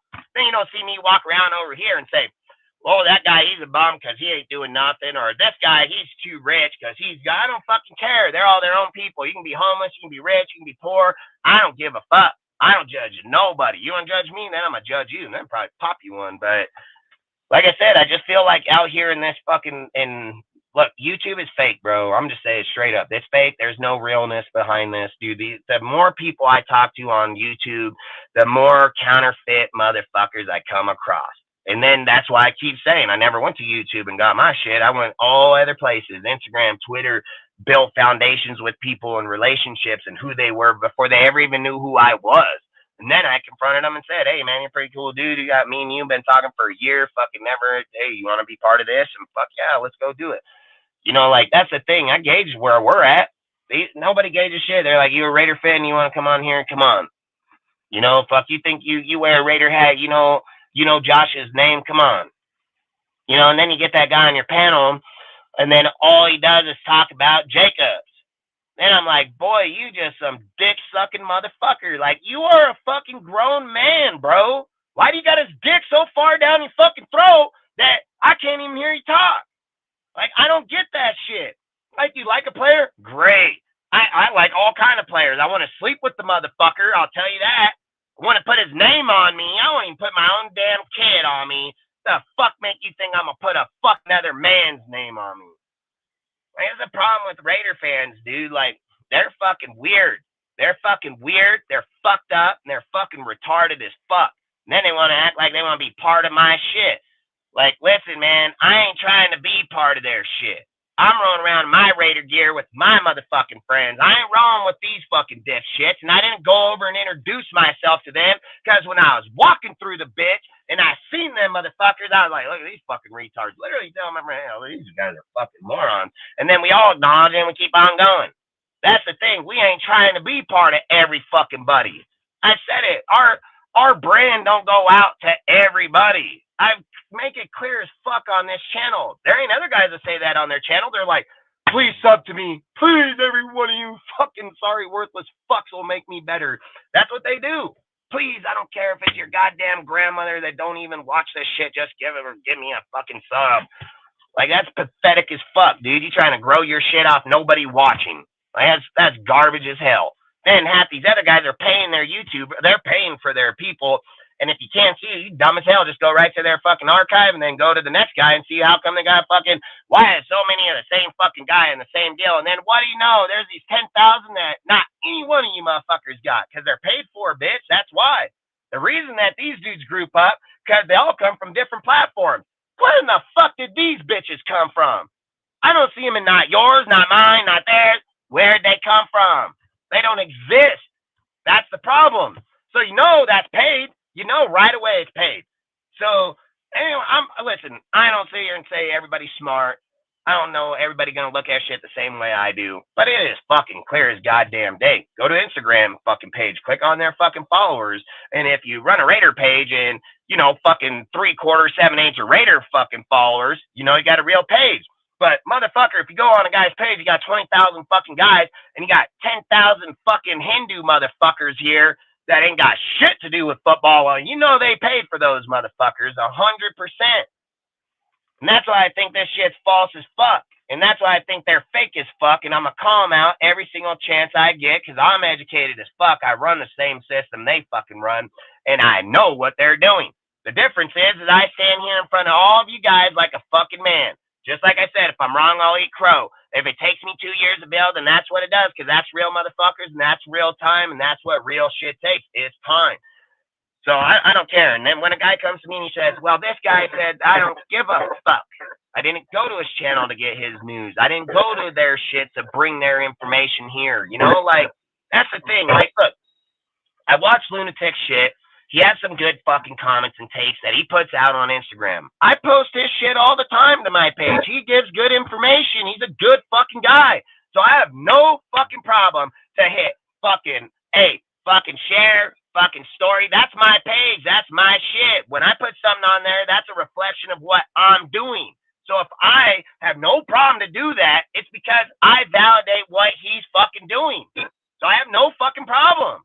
But fuck, some of these other guys, they'll be like, hell no, you couldn't even pay me to put your shit on there. Because if I put it on today, you're going to change it tomorrow when you get 30 comments in here that a guy says, oh, that's the wrong deal, or you shouldn't do that. You're going to counterfeit and bail the fuck out. And then that's your post, you fucking pussy asshole. I post shit all the time. Nothing's ever just all rainbows and butterflies. Fuck, there's guys out there that say, oh, this post got to be crazy. There's other guys that are like, hey, I agree 100. There's other guys that are like, this is bullshit. And that's how me as a content creator, because see, this is what content creators do. So maybe some of you guys can understand the definition of content creator. I build content. I put it out there. It's for you motherfuckers to talk. You don't see me in that fucking Instagram debating a motherfucker in the topic. No, because sometimes I don't even believe the shit I put out there. The problem is I put it out there so I can get a bunch of fucking maggots that just say right to that motherfucker. And then I can sit there and say, okay, out of the 100 motherfuckers that been here commenting, fucking 70 of them fucking see it this way, 20 see it this, and 10 see it that way. It allows me to judge the community without judging them. Like, I judge them by the fucking post because I'm getting their feedback. I don't got to talk to them. I don't got to tell them. I just see it. I know. Then that shit I bring over here or bring back to our page. Like, people are too afraid to put shit out. I'm not. I don't care. You don't like it, don't watch my shit. I don't give a fuck. I don't care. I don't know how any other guys even got to the point that you're worried about what some other motherfucker told you. Guess what? Some guy that unsubs right now will sub back tomorrow. I'm not fucking worried. Some guy that leaves my Instagram page today, well, another guy will join back probably right after he leaves. So I don't think that it's irrelevant unless this guy's your fucking blood or your wife or somebody that means something. Then I'd probably worry. But let's be real, 98% of those motherfuckers that are coming, you don't even know them. Don't even know them, probably never even talk to them. It's just like I tell the guys, when I put out a post and they get in their feelings, they message me right away. And they say, I'm on follow your page. Well, good. I didn't even know you were following it to begin with. Like, you're not telling me that I'm worried about you leaving. You're telling me so you know I knew you were here. That's why you're doing it. And again, I don't care why you're fucking here because I didn't even know you to begin with. So when you do that, it doesn't do me nothing. I don't give a fuck. Like, that's the thing. Why would you message me and tell me you just leave, motherfucker? I didn't know when you got here anyways. That's the shit I'm not understanding. Look it. How many people have told me they leave my page? Fuck, 50 guys through here? Well, I got 5,000. So even with them 50 leaving, never affected my fucking shit, period. Fuck, 100 of them can leave. Fuck, 1,000 of them can leave. It ain't gonna affect what we do. 1,000 leave today, 1,000 come tomorrow. I literally said, dude, I never thought we would gain 2,000 people in less than a week and a half. And obviously we're doing something fucking right. Obviously we have something out there that motherfuckers are gravitating to like goddamn flies on shit. Like, literally. You think I'm lying? Go look up all my shit. Look it up right now. Go look up the fucking YouTube. Probably 305, 307. Go back just 2 weeks. Not even 2 weeks. Just go back last fucking, not this Friday, but the Friday before. We were at 257. So, I mean, we're going massive numbers. Our Discord, I said it. Discord was around fucking 200 fucking people. We're over 360 fucking people. I said the Instagram was at 3,257 people or over 5,000 fucking people. You think those are people that don't fucking know what we're putting out there? No, they're very aware of what the fuck we're putting out there because I put it out there every single fucking day. That's why I keep saying these fucking other channels are just fake. They're fake. They don't grow. If their content was so good, why ain't their channels or any Instagram? One, this is the facts.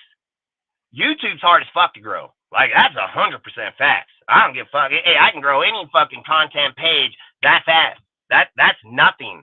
To put on a YouTube channel, come here and talk, and then gravitate fucking people to a channel, that's fucking hard as fuck.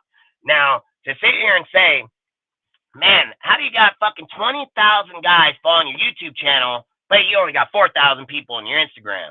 Whoa, something there ain't fucking matching up, man. Like, how in the fuck you have those big numbers, but they're not following you on your pages? Like, you would think it would be the other way around. That you got all these motherfuckers on your pages, they're just not following you on your YouTube because they don't all watch YouTube. But something's massively off when the channel that's the hardest to get it has the higher, but the channel that's the easiest to build has nothing. I don't concept, and that's why I say they're paid. They're just paid, dude. You know for a fact. If I had 10,000 members in here, right? And let's say that I didn't even have an Instagram.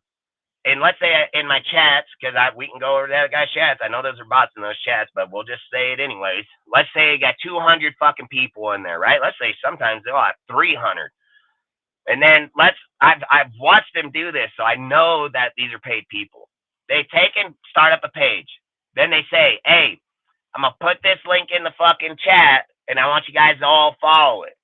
Now, every YouTuber in there, they have nothing to lose to follow the channel because they're already following them on the YouTube. So don't you think if he put his Instagram channel out there, they would all get on the fucking Instagram page? No. Hell fuck no. Guy puts this shit out there, there's only fucking 150 bots in your fucking chat, and there's probably only 35, 40 motherfucking real people in there. Guess how many people get on your channel? About fucking 40, 50 people. Like, it's not that these people they're not gravitating, it's that they're not real. Like, that's fucking facts. And I don't know how you guys don't see that shit. And it tells me, like, you guys don't even know what the hell's going on out here. You don't know what's real and what's fake anymore. And the problem is, and I guess, just to be fair to that, I probably wouldn't have known either unless I was part of these guys at some point. So I can understand that point. But it's just, like I said, I mean, I've been on all of them. I mean, you can go back and look at a video, go back last year, go back the year before, fucking go to Grass, go to everybody's, dude. I've been on everybody's fucking deal, man. And I wasn't just there for one day. I was there for fucking weeks and months at a time for a year. And I literally just went away from every single person. And then every person asked me, hey, Dustin, why don't you come over here anymore? How come you know? I say, hey, man, you guys too counterfeit for me. I can't do that, dude. And I tell them, like, you guys ain't true to who you are. And I'm not fake to who I am. So that's why I said I'm going to go fucking start DSR, and that's why all these fuckers tried to destroy it, tried to come over here, and they didn't even come close. They all got smacked like bitches and all sent right back fucking home. And guess what? Boom, we're still empiring more than them. So I'm not worried about how these dudes think they run. I come from the streets. I come from real life shit. I don't play this fake ass bullshit. So when I see it, I can weed it out fast as fuck because I know that shit fake as fuck. They talk about doing content, fucking computers. I'm in all of it. I know it all. I know electronics. I know how to build the shit. I even know how to key code. I know how to fucking hack. I know it all. I can hop up my fucking computer right here, link it right here in my chat, and run every single one of your IPs right where the fuck you're at. Tell you where your house is. Fucking bring up Google Maps. Fucking pop that bitch to your fucking front door. That's what the fuck I can do. And that's what I did in their Discords for multiple years. I'm on a whole nother level than most of these fucking guys. And that's why I keep saying they're fake as fuck. I was in Scout's fucking deal. I ran the algorithm in there. 3,600 fucking people, but there's only 300 people in here talking. How in the fuck is that? Then I started thinking about it. I know how it is because you can relapse your Discords, right? So I wouldn't have known this until after I ran my shit through there. Once I ran my shit through that Discord, I knew right away what he was doing. He fucking stops it at a certain number. then they copy it because you can mimic Discords, and then you can repop it up and then 86 the other one. But the difference is that when you repop this one up, it's gonna show that 500 people already in the Discord. There ain't nobody in that bitch. There's nobody in there. The reason that number shows that is because it was copied from the other one. So it's anticipating the members in there and here. They're not there. They don't exist. And that's how I know that fool is counterfeit as fuck. That's why I left their shit. And I told them, they kept telling me, oh, you can't run IP in Discord. Yeah, you're fucking stupid as hell if you believe that. So if you believe that these guys have such as firewall, you can't, you're dumb as fuck. I said it. If we can hack fucking banks, I hack a fucking Discord server, dumbass. Like, I literally told these dudes the whole time. They all thought we were full of shit. I tell them who they were when they came back in under different fucking names. Literally message them in private message. You can ask some of these dudes. They're in my shit now. And I literally call them out because I told them, like, hey, I fucking know. And they were like, how in the fuck you know? And I tell them, I see your fucking IP. I see right where you're at, dude. Like, they'll be like, God damn, I can't fucking believe that. You know, and like I said, I can do it all, but I'm not counterfeiting what I do. I do it for the right reasons. I do it to protect what we do. I've said it. Go in my Discord. Go in that bitch and go out there and try to spam text in that bitch or talk shit or go put out fucking dick pics or watch see how fast you get booted. And I'm not even going to do it. The bots will do it. Those are shit I put in there that I created. I put in that shit. So I don't got to be there. You know, when Graf and all these guys sent their little fucking minions to my shit and they send, you know, these fucking 50 little faggots, and then they pop up in my Discord at fucking, you know, 11, 12, 1 o'clock at night when I'm sleeping with my fucking woman. And then these guys think because they have no fucking lives that, oh, let me get 4 or 5 guys and we're going to go enter this server because I don't block it. I would say everybody's free to come. Come on. I don't give a fuck if it's even their counterfeit ass. They don't have no commands. They're just a guess in my shit. So feel free to stop on by. So then what did they do? Come in there. They get their 4 or 5 guys. Oh, let's spam text and then leave the Discord because if I catch them in there, I'll ban them. They can't come back. So that's what they do. They try to multiple out, right? Oh, let me get. I'll get out. You get in. I'll get out. Oh, no, hell no. So you know what I did? I sat there and said, all right, you little fucking dumbass bitches want to play this stupid ass game. I'm gonna say right here. Watch when you pop up. I'm gonna just bang you instantly. So I started doing it. Bam. Then they started making up different accounts. Then I thought to myself, man, I'm not gonna literally sit up every night trying to wait for these sorry ass little kids. They're men too. Come in my shit so they can spam shit. So you know what I did? Hop right on my computer, fucking made a file, fucking attached it, sent it right to my Discord and said, this amount of spam talk or this type of shit gets put, bye. It's gonna warn you, boot you. I ain't gotta do shit no more. Bam, that's the thing about it's great having a bad fucking great mind. You know, that's why I say go to school, man. Drugs are bad. Like straight up, I smoke weed all the fucking time and still be fly as fuck. So you guys smoke weed and brain dead, you just dumb as hell. I said it. There ain't nothing in this Discord. Listen, fucking Digital Perez, right? I let that motherfucker in my shit. He act like he was my best friend. Fucking sit here, talk to me about all kind of shit. Well, he was a Graf plot, dude. This little fucking Graf little minion got put up in my shit. This guy fucking counterfeit as fuck. I literally hit up that dude, told him, like, straight up, like, you're a fucking fake ass bro, dude. Like, you fucking talk to me like you were fucking friends, bro, and you were a straight counterfeit bitch. And just like I told him, that's on you and ain't on me, man. I'm not living your body. You are. So you want to be a fake bitch like that in life, that comes back on you. So what do? Because I don't play their games, they get in their feelings. So they're like, well, Dustin's not going to come over here and talk shit to us, so we're going to try to do that to him. So what did he do? Hopped up in my shit, called me on the phone, tried to tell me it wasn't him, deleting my server and deleting all the people, right? It was 100% him, dude. I seen it right in the fucking archive, dude. He was the only guy in there. And the way that he did it was he put a second tag on himself in the Discord that gave him command. So even when he stripped the other fucking tags away, he still had the one on there and he wouldn't have known because he created it. So long story short, he came in. That was his intention. He wiped my whole server. That fool wiped DSR to fucking 5 people, dude. Literally 5 fucking people. We were at 200, I think. And this is what he told me. He told me, we were the ones that got those people. We were the ones that built that shit. This is his words to me. If it wasn't for us, you wouldn't have DSR. That's what he told me. And I said, man, that's pretty fucking funny that every single time that something was done in DSR, it was my idea to you. I was the one that came up with that, and you were the one that fucking did it because I told you to fucking make it. So you didn't create shit but what I told you to fucking make. You didn't come to me with those fucking ideas. I fucking came to them. So then he thinks because he deletes my shit that I'm not going to have nothing. This is how Graf and these little fucking bitch-ass kids think. So you know what I did? Guess what? This happened at 12:05 that night. Guess what? By 6 a.m., I had 300 motherfuckers back in that bitch. That motherfucker fully rebuilt. And every one of those guys, right the fuck up out. So when they woke up the next morning, whoa, hey, victory for DSR, baby. Because guess what? These dipshits thought they were going to go over to their friends and be like, bro, we demolished the server. They don't have nobody. Everybody. That's what these guys are saying because I got friends that are in their shit. So they're over there saying this the whole time. Oh, we fucked that shit up. They're done. They're not going to build shit. Guess what? These motherfuckers themselves, the next morning at 7 o'clock, they were joining back in because they were sending people here apparently because dudes were just joining. And I know they can't just join because they have to have an invite. So they sent them here. So when they came in, they were fucking bouncing right back out. And then they're over there in their chat because, again, my friends are right there with them. And they're telling them, like, bro, I thought you said that you deleted the server. I thought you said you did. They were like, we demolished it. Fuck, they joined. They're like, what the fuck? Yeah, you didn't build it. I did, bitch. And I rebuilt it back that night. That's how you know these guys are counterfeit, dude. Like, they take credit for what other motherfuckers do, and then they want to act like it was because of what they did. No, bitch. Even you right now, fucking dick suck fucking Mitch to hop on his shit so you can throw him post. That is such scrub ass shit, bro. You work for somebody else. You don't even give out your own content. You're not even giving out your own shit. You're literally taking this guy's shit, posting it on your page. So guess what? Mitch owns your shit. You're irrelevant again. That's what I think. These guys are fucking jokes, bro. Like, they're not committed like I am. They didn't build their shit like I did. They didn't spend the hours on top of hours.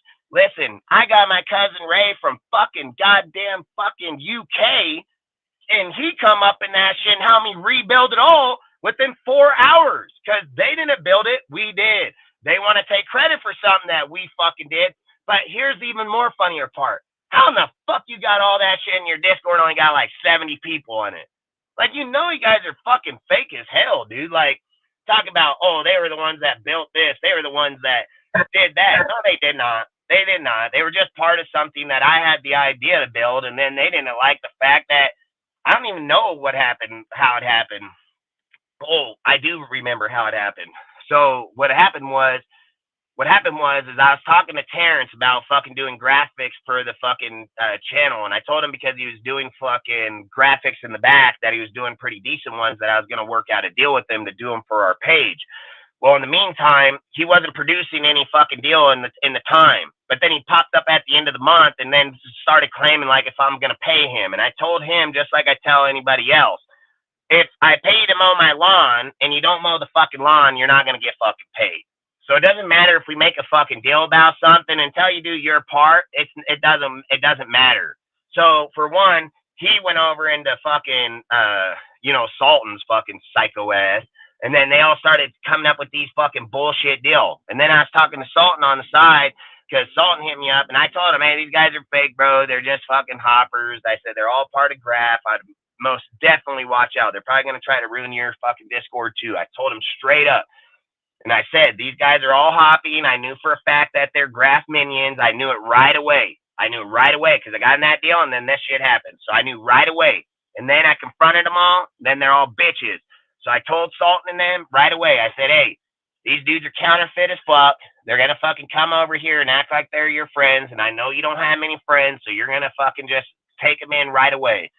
And I told them they're counterfeit, they're going to use you, and they're going to destroy your shit too. You're going to give them mods, you're going to give them this. I even told them, don't give them no fucking mods. Make sure that you fucking cap what they're capable of doing in there.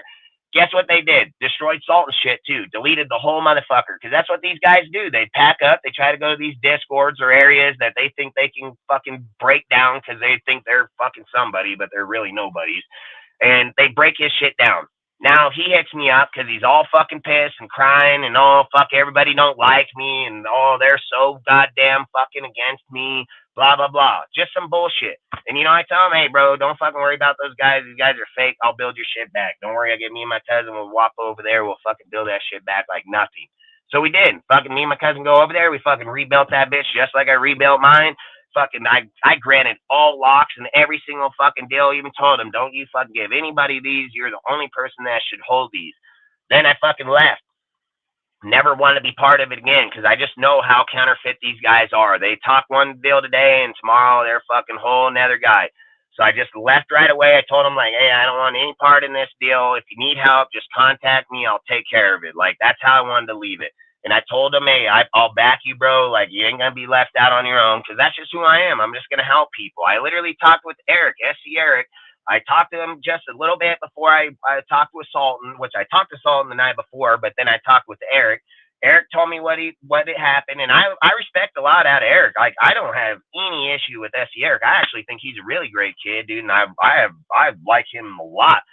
The problem is like I just wasn't gonna let people just beat up on Sultan and to that way because I don't like when people just chew up shit and spit it out, dude. Like I get it, dude. Like we're all fucking humans, and I get that we have feelings, but like there's better ways to do people than do them like that. And you just destroyed everything you guys were all a part of. And that's the shit that irritates me the fucking most, that you'll destroy something that you all built together. It's pathetic. So the things that I have to think about is when all that shit was going on, you know what I did? I told Sultan, hey, come here, we'll build your shit, and then we're going to watch you. So don't worry, ain't nobody going to fuck your shit up. So I built that whole thing up, man. Then that shit with Terrence, all these fucking dudes. You know, and I like Terrence. Terrence is a good dude. I think all that in the past between me and Terrence is fine. I don't like Digital Press because he's a fucking counterfeit bitch, dude, and he's just a fake ass. So long story short, I mean, that guy is like the last motherfucker on my list. Like, he is the snake of all fucking snakes, dude. And I've said it from day one. When I noticed that of him, that was it. And there ain't never going to be another fucking day. This guy, Perez, is so counterfeit. He literally tried to come into people that I'm fucking friends with, hop on their YouTube channels, and then tried to ban me from their shit because he don't want to hear me talk in there. He tried to go silence me. So then what happened? Hit up motherfuckers, told him, like, hey, you know this fucking guy that just came in there, Apple blocked me, and I can't even enter in there to talk? Boom. See you later, bitch. You're not fucking welcome everywhere. Just because you put your stupid ass shit over here and dick ride Chad Sports, that's your fucking dipshit ass fault. You'd be more of a man if you did your own shit, popped up your own content, did your own fucking deal. People would respect you way more as a person. But long story short, we'll hop off him and go back where we at. So now all these guys leave out of my deal. I've literally confronted every one of them, but they're too fucking chicken shit. They just hide and fucking, you know, oh, I'm a text from a ghost fucking area. That's what these guys do. They're pussies. So long story short, they go over here to fucking Sultan, and guess they fucking turn on Sultan the same way. Fucking destroy his shit, fucking put it down. Sultan hits me up, he's fucking crying. Oh, this, that, the other, you know, whatever. We fix it. We get it all going. Then I leave, and then we do a live. And then we had our shit. People are flocking like a motherfucker. Our channel grew 1,000 people like that instantly. Then here comes old dipshit Graf, little bitch boy, fucking little scrub ass, fucking to my ball sack high motherfucker. That's what that motherfucking little pussy ass. So, but you know, long story short, and he talks about he come from El Grove. That's my goddamn place, dude. Like, this guy ain't wanted there. I know so many people that know this guy from there. This guy is beyond fake, man. But it is what it is. I don't even give a fuck. What he done in his life is what he does. I don't fucking care. I know who I am. You know who he is. Great for him. Long story short, he pops up on my live that night, and he says in the comment, oh, this is where the new way it's going, right? Fuck, I'm going to tell you what, right after that, my whole channel got deleted, my Discords, everything. Guess what happened? Mount Shillmore popped up. Guess what? They put all 4 of those bitches on the panel. Then they want to start talking like, no, we were doing that well before you motherfuckers. We had our panel fucking up. You've just fucking seen that you were getting coyoted, so you came over and shit on my deal. So then he gets up these fucking kids. He gets the little kids in the back that are obviously helping him in the side. He had Digital Perez, all these deals. And I already knew Perez was fucking, he labeled him as like his nephew or something. He ain't no blood to these guys. They're fucking dipshit. Call him motherfucker family. He ain't fucking family. Like, it's weird. Long story short, he fucking, after that night, channel gets deleted. Fucking in my Discord. So, long story short, I laughed at them all, rebuilt my shit, and told them all to fuck off. And then they tried to come in. They were trying to spam my shit, and I built bots that just boot them out. Then they kept trying, and then guess what? They couldn't even get in no more because the bots wouldn't even allow them, because the second that they say one thing, it just shoot them out. And then I never had to fix a fucking other thing. So now I'm here talking with you guys. These guys are over there trying that. They're all getting booted out. So it pisses them off because they're like, we can't fucking penetrate this fucking guy. We can't knock him off. We can't get our guys to enter his chat, because guess what? They tried that shit too. Go back to DSR. Go back to the very first episodes that I created on this one, because they deleted my other motherfucker, because that's the problem about giving guys responsibility within the page. Whenever feelings go wrong, they delete shit because they're pussies. So, like I said, go back to the beginning and see it right on this motherfucker. They were right fucking there. Guess what I did? I fucking weeded every one of them out. Never got off my shit, never stopped my shows, never nothing. Now, look at us now. We're full board. We don't got not one of them guys here, because they know they can't do that shit here. And I keep saying it over and over. We are nothing like these guys. I will destroy these motherfuckers. Like, in real life, bro, my knowledge versus theirs is by miles. And I don't care how these guys feel with their little minions. The difference is you need all them. I just need me. I don't need all those guys. I don't need all the guys in my shit. I just need me. Get my fucking computer out right here, and I'll slap on all those motherfuckers. They're nowhere close. Go to my Facebook, dude. I run one of the biggest fucking hacking pages in all of fucking Facebook. Over 191,000 motherfuckers, all modders. All create our own fucking shit. Like, these guys are fake ass motherfuckers. I ask them all the time, hey, Terrence, he tell me, oh, I'm doing key coding. I'm like C-, and then, you guys are doing fucking pup shit. Like, you guys are doing pup ass shit. Like, and that's the thing. Like, great, you guys are learning. Great that you're doing these things, but we're on way next level shit, dude. I literally fucking, for next gen systems, dude, I jailbroke the fucking, the Xbox to even begin with. I jailbroke the PlayStation, the PlayStation 3, PlayStation 4. If you go on fucking any gaming site and go buy scriptures from the goddamn store, guess who that is? That's mine. That's my script. I wrote for those, especially for GTA 5, fucking COD, fucking Advanced Warfare. I wrote all those scripts. I built all those shit. And then mine are paid scripts. They're not free scripts, so they're not some bullshit ass, oh, I can get this script till it's gone. No, my shit's coded. And then every single time that these fucking fake ass hoes hack my shit, guess what? It takes us a day. I rehack it again, and bam, here comes the next fucking code. Because that's what we did, and that's what I did.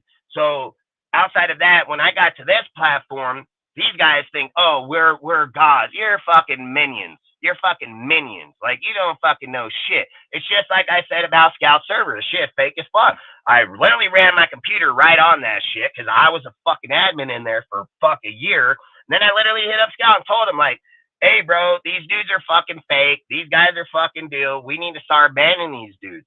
He tell me, oh, if we were to ban them, I'd only have 300 people in here then. I don't give a fuck. At least there are 300 real fucking Raider fans, dude. Like, you got 3,600 trolls here, bro. And then you got 3,600, but there's not even that many people in the Discord. So your numbers are fucking bullshit to begin with. And then, just to validate it, I ran an algorithm on how many people are speaking within the fucking chat. So I already knew they were full of shit. So that's all I'm saying. How does he go on his channel and Instagram? He got his shit deleted twice in a row. And then he got to write on there, you know who I am. Bitch, you got fucking copywriting, motherfucker. You talk about that you're so good in your stats and all this. That's like plagiarism, motherfucker. You literally took somebody else's shit and put it on yours, and then he handed it off to these fucking guys, and now they all think they're big time fucking news. Half your guys' shit's bullshit to begin with. You falsify the way you look at your fucking stats even to go.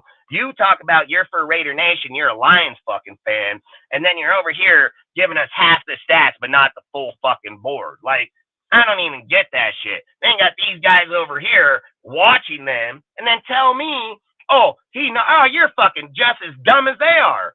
So I don't give a fuck if you got 20,000 dipshits right there. That's what you got. You got 20,000 dipshit bipolar ass motherfuckers.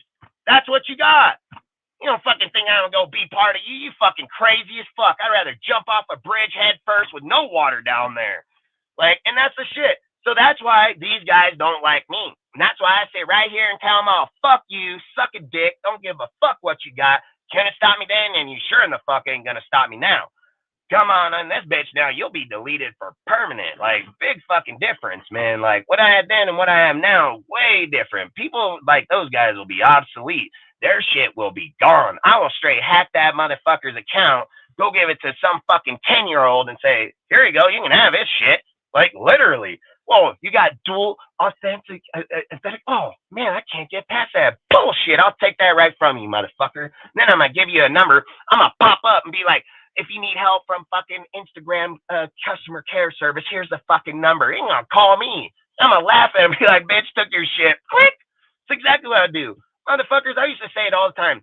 When you got a notice in your fucking console screen out there and it says, oh, this person, or this has been, that was me, motherfucker. I just blue screened your shit, typed it up, and then made you think you were out. You're still in there, you dumbass. That's what I think. You guys fucking don't know shit. Motherfucker guy's out here, he said, oh, you can't hack my motherfucker. Your router number come right off the bitch, and then I got Google Maps that show where your address is. I'll show you your front door, motherfucker. Like, I'll show you through your fucking window jerking off in a sock to fucking Jacob's up on the roof. Like, literally. Like, again, I don't even give a fuck. That's why I said from day one out here, I don't care. Give a fuck what these guys think. I don't give a fuck what any of them say because I've already rolled through them. And I'm over here still doing what I'm doing. I don't see them trying to come here no more because that shit didn't work. So if they were so badass, oh, I'm such this big guy, why couldn't they take me out? I was a little motherfucker. I had no relevance to them whatsoever. I was a fucking snowflake on the goddamn ground. And then now, bam, surpass them by miles. I didn't need Chad Sports. I ain't sucking no little midget's dick over there. Fucking, oh, let me come over here and suck Rand. That's probably why they're both the same fucking height, dude. You can jerk each other off from the back. I don't really give a fuck, you know? Like, so I say these guys are fake, dude. They hide. They hide when they go to games. They sit down in private fucking rooms. I'll fucking walk right down in that room. I got enough money out buy that bitch. I don't give a fuck. Like, that's the thing, dude. I walk around that stadium talking shit to motherfucking dudes all the time. I'd be like, bro, the Jets ain't even playing. Why are you here, motherfucker? Oh, my woman, she's this. I don't give a fuck, dude. Fucking put on a t-shirt. I'm walking around that whole stadium talking shit to every motherfucker ain't a Raider fucking fan. They're hiding in a fucking room down. Oh, I'm so goddamn. Yeah, you're a pussy.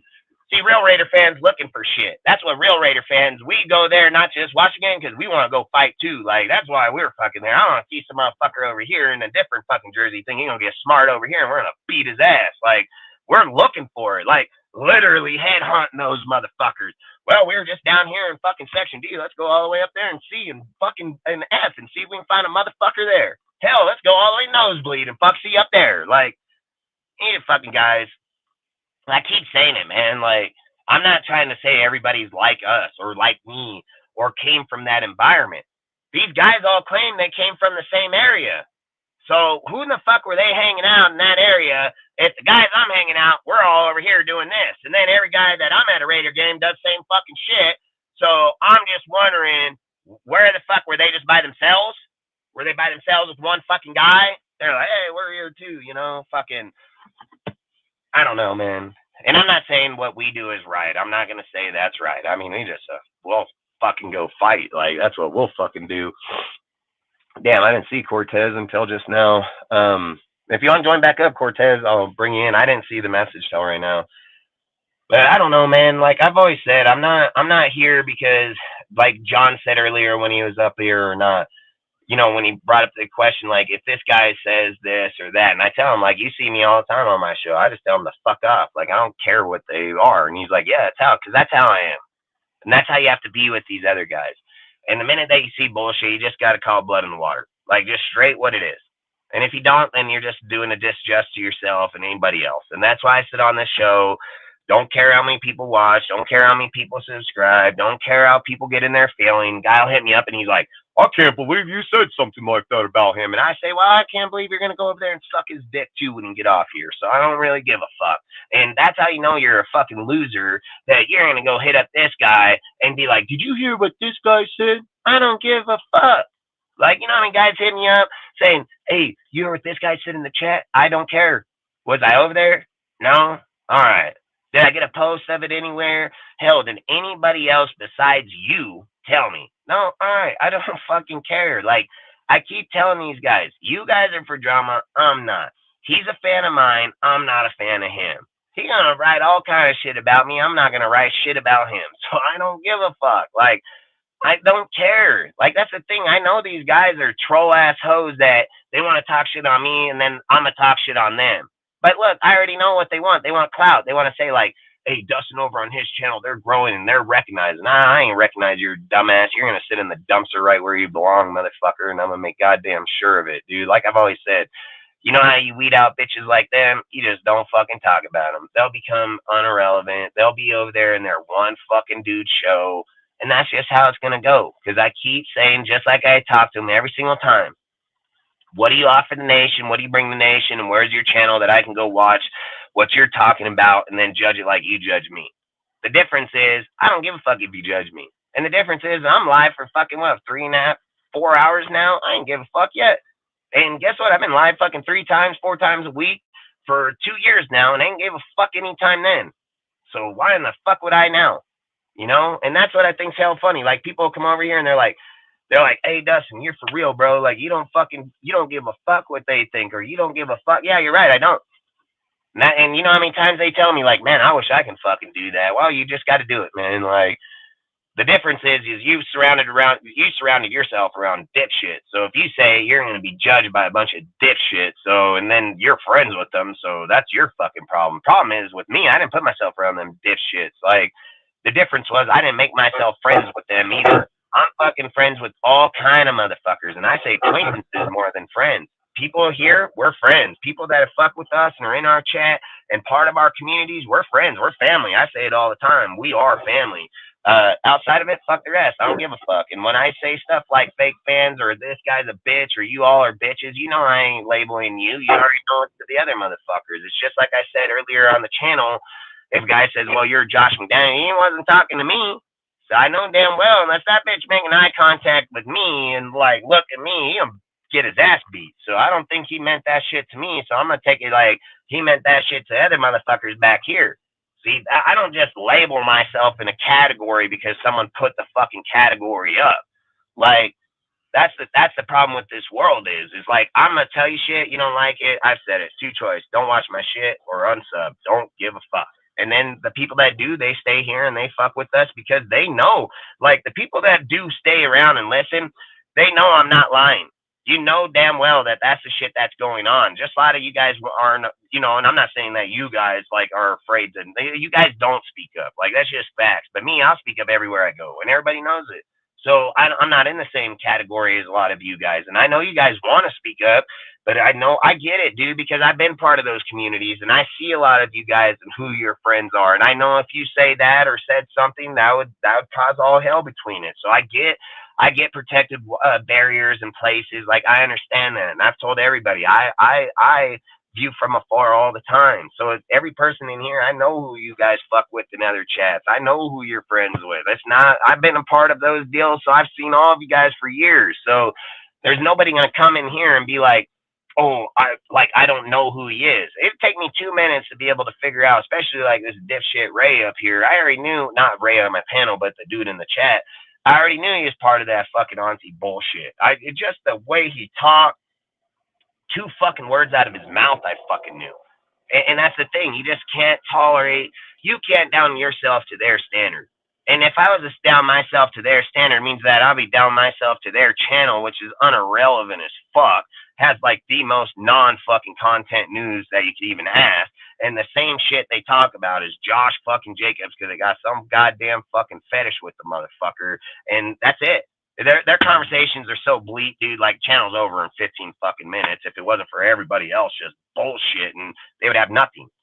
And then then people ask me, they're like, you don't want to say no. What am I going to tell them? They don't even acknowledge what I say to begin with. You know what they'd say if I brought Josh Jacobs with the fucking boner? They would know exactly. They'd hop right on that bitch. They'd sit on that motherfucker and dig in. Like, that's the only way you're going to talk to dipshits like them. And then it's my job to make sure that we ain't fucking with dudes like that. Like, straight the fuck up. And I don't give a fucking, I don't care if that guy been here for fucking 10 years doing Raider content. I'm going to be like, yeah, sorry for you. Like, I feel sorry for you, bitch. I've been here for a year and already surpassed your 10-year fucking goal. Like, if I was here for 10 years and I only reached fucking 200 people, I'd shoot myself or give up. You know, fucking 10-year guy, fucking, oh, I got 600 guys in 10 years. God damn, I've been here for a year, already got half.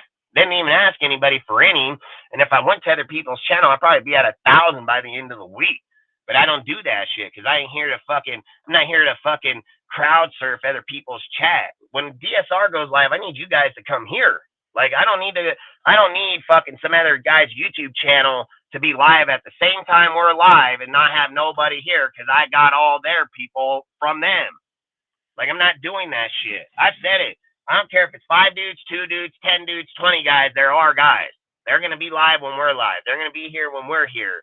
Like, they're not fucking going, and I get it. There's other people we all jump back and forth to. That's understandable. I'm not going to sit and say, oh, we go, you just have to be here. I'm not like that. I never have been. I'll sit here and talk. There ain't nobody here. Everybody knows that.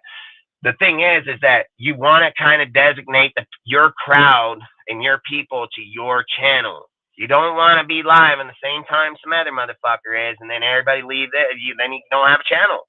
And that's why I keep saying, that's why I don't go to people's. Even when I went to Ben and them, I don't ask them to promote my shit. I don't ask them to put it up. It's not even a conversation because I don't want them to put it up. And I don't want people to gravitate over here because somebody else. I want you to gravitate to DSR because you believe in what we're talking about or you believe in some of the shit that's going on. That's what I want. I don't want to go on someone's channel and them say, well, I got this many, we can help you out. I appreciate it. I fucking do, but I don't want it. And I don't want dudes here that are not fucking Raider fans. I don't want it. We already tried that shit once. That shit did not work. They're not football fans. They claim they're Raider fans. They ain't even goddamn football fans. So I can't have people like that because you guys see how I am about my team. I'm going to fucking beat up a little kid, dude, because he said something, and then just me alone is going to be like, what the fuck are you thinking, dude? Like, what the fuck? You know, and hey, look, and it's just who I am, man. I can't control that shit. I've said it. I'm be over here doing paperwork, be in my own fucking world. Everybody can be talking up here, and I'm not even paying attention. And somebody's going to say something, then this fucking button just clicks. Boom! And it's like, bullshit. It's exactly, and I'm not even paying attention. Because that's how much I know my team, man. Like, you just, when the fucking flag's raised, it's raised, man. Like, there is no outside of it. So, like I said, man, I love doing the YouTube. I love doing the Discord, the Instagram. It's a lot of work, man. I mean, I literally got to get up. I mean, it's just as much work as me running my damn company. And then not only that, it's just as much work if I'm helping Scotty and them in their company. So, it's a lot of fucking work. And you don't think Instagram, YouTube, oh, hell, if it ain't, man. You got to create all your own graphics. You got to create all your own labels. You got to come up with your own stories. You got to research fucking stats and put them to those stories. Like, that shit is time consuming as fuck, dude. And I'll do it while I'm driving a tractor or fucking out doing something else. Driving my truck, fucking be my phone right here, fucking doing it while I go. Like, that's just how much I like it, man. So I don't try to limit myself in what I do or bring to this table. I mean, I'm going to fucking do as much as I can for every one of us out here. And it's just like tonight, you know, we got disagreements, dude. The ideal here in DSR isn't to fucking hate each other. Like, I try to make that clear as day here. On the panel, when people may think we're fighting, we're not fighting. We're not arguing. We're just debating. There's a big difference between a debate and somebody fighting. If we fight, we're not friends. We're not going to hang out. We're not going to be part of shit. If we're debating, we're just talking two different sides of the story. That's all we're doing. There's no hard feelings. If I get offended, raise my voice, it's just that I'm trying to insert something a little more. They could do the same thing. You know, there's no hard feelings here. So, like I said, when you get an incident like tonight, I like all you guys, man. And I'm not going to sit here and be like, hey, everybody knows. It's just like I've told John, like, I like John a lot, dude. He's actually a really good guy. I've had him here numerous times. And I've said, I don't care what him and Jax, that's their personal deal. I'm not going to devalue him any different. I'm not going to tell him he can't come here. He's just as welcome here as anybody else. And as many times as much. And if you want to come on the show, he can contact and he'll get it right on here. So he knows that. all I try to say is like one of the statements I did bring up, like we're grown ass men right here, bro. Like, and to me, that's shit that sets to me massively. Like if I'm in an argument with somebody and my kid or somebody walked up or another man was like, hey, bro, you guys starting to sound like little fucking kids, or when, you know, you gotta be like, all right, I get it, man. All right, like I might be pissed, but time to just pull back a little bit, you know. Hey, not every fucking battle's fought today, not every war is fought today, and not everyone's won today. So we'll just leave it, because you don't want to decredit who you are as a human being. I've said, like, these chats can be the worst nightmare of a person. When someone just keeps spamming something over and over and over and saying the same thing, it makes them look stupid. Like, it really does. That they're trying to, they're emphasizing it so much that they're just spamming it out there. Look, bitch, every one of us could read. We've seen it in the first one, so you don't need to spam shit. Like, we all seen what he said. Like, and that's all I'm saying. There's got to be a level where you're a man versus you're not going to be a little boy no more. And I've always said, like, I'm not your parents or not. And I do talk aggressively, and that's where I come from. But I know men and boys, dude. Like, I know I can't do that around my kids. And it's not right. And it's not even right at all. And I know that. I cannot talk like I talk here to my kids right here. Like, I cannot fucking do that. And then that's hard as fuck. That's hard as fuck. Like, you want to talk about discipline when you're a grown-ass fucking man and you're being fucking monitored by a fucking 6-year-old, a 3-year-old, and a 1-year-old. And then I can be the man and say, fuck all you little kids, because I'm who I am. I don't got to listen to you. But I have a fucking soul, and I have a fucking heart. And when I look at my kids, I don't want them to talk to my kids. No motherfucking person talks to my kids like that. And I'm not going to say my kids when they get older won't speak like that. But for right now, that's not even something a 6-year-old should even fucking think about. So I have to know where I got to cut my shit off and where I can do my shit at. That's why I do it in my pickup and why I do it out here. I'm not putting my family at risk of what I say or what I do. I'm not in my home that takes away from my family time or my kids or anything. I'm at work. I'm on my way fucking home. My kids are probably all sleeping and everything. I still have another fucking field I have to go to and go check it, even when I get off this motherfucker. And it's 11 o'clock at night, so I probably won't even be back home till around 1. So anything I'm doing, I'm not hindering nobody else. And if my woman called me up and said, hey, I want you to come home tonight, then I'll hit up dudes and say, hey, you want to run the show tonight? And they say, yeah, they will. If not, I'll cancel it, because my family's going to come first regardless. I don't take away from my family. My family, they're sleeping. I work a lot, dude. Like, I work a lot. Is it right that if I come up here and spend 2-3 hours with you guys versus going home? That's something I'm really fighting with lately. So I don't know how to answer that at the moment, because I'm literally I'm contemplating it to me. Is it worth coming on DSR 3 times a week and talk to this fucking bunch of brain dead ass motherfuckers, or go home and spend time with my kids? And and I'm gonna tell you why I'm conflicted between it. One, my kids are only gonna be kids one time in their life, and I keep saying, like, we're all gonna die one day, man, and that's something you can't get back. That's something that doesn't come back, and those kids' fucking childhood and how they're raised and how you talk or how you spend Christmas or Halloween or any type of holiday, or just you as a fucking human being just sitting there talking to them like another person or like your best friend. Like, it's fucking hard as fuck, dude. I love my kids to death, dude, and I think they are my best friends, and we do have great conversations, and like, I'm putting this over them, and then that weighs on me a lot, because it's like, I don't know any of you guys, and I do know some of you, but I don't know a lot of you. And then to sit here for 3 and 4 hours and talk like we're not doing nothing. But the reason why I stay as committed as I am, and why my woman doesn't have a problem with it, and why we don't have issues with certain things is because I've always said what we do here is working. And what we're trying to put back to the community or try to change within the community is working. It is 100% working. It's gravitated so much in just last year, and even more in the last few weeks. I've said it people that are putting out shows or content become stagnant over time because it just becomes a repetitive thing that they're doing over and over. There's no new content. That's why when they get into the off season, you know, they say, well, we can't fucking go in the off season because we don't have no news. Well, you're not researching Raiders shit because you're dumb as hell. There's news all year round. And then not only that, it's not about just talking on the team because this guy made a post. That's why I say we see shit long before other people, because we're not dictated by what somebody's writing.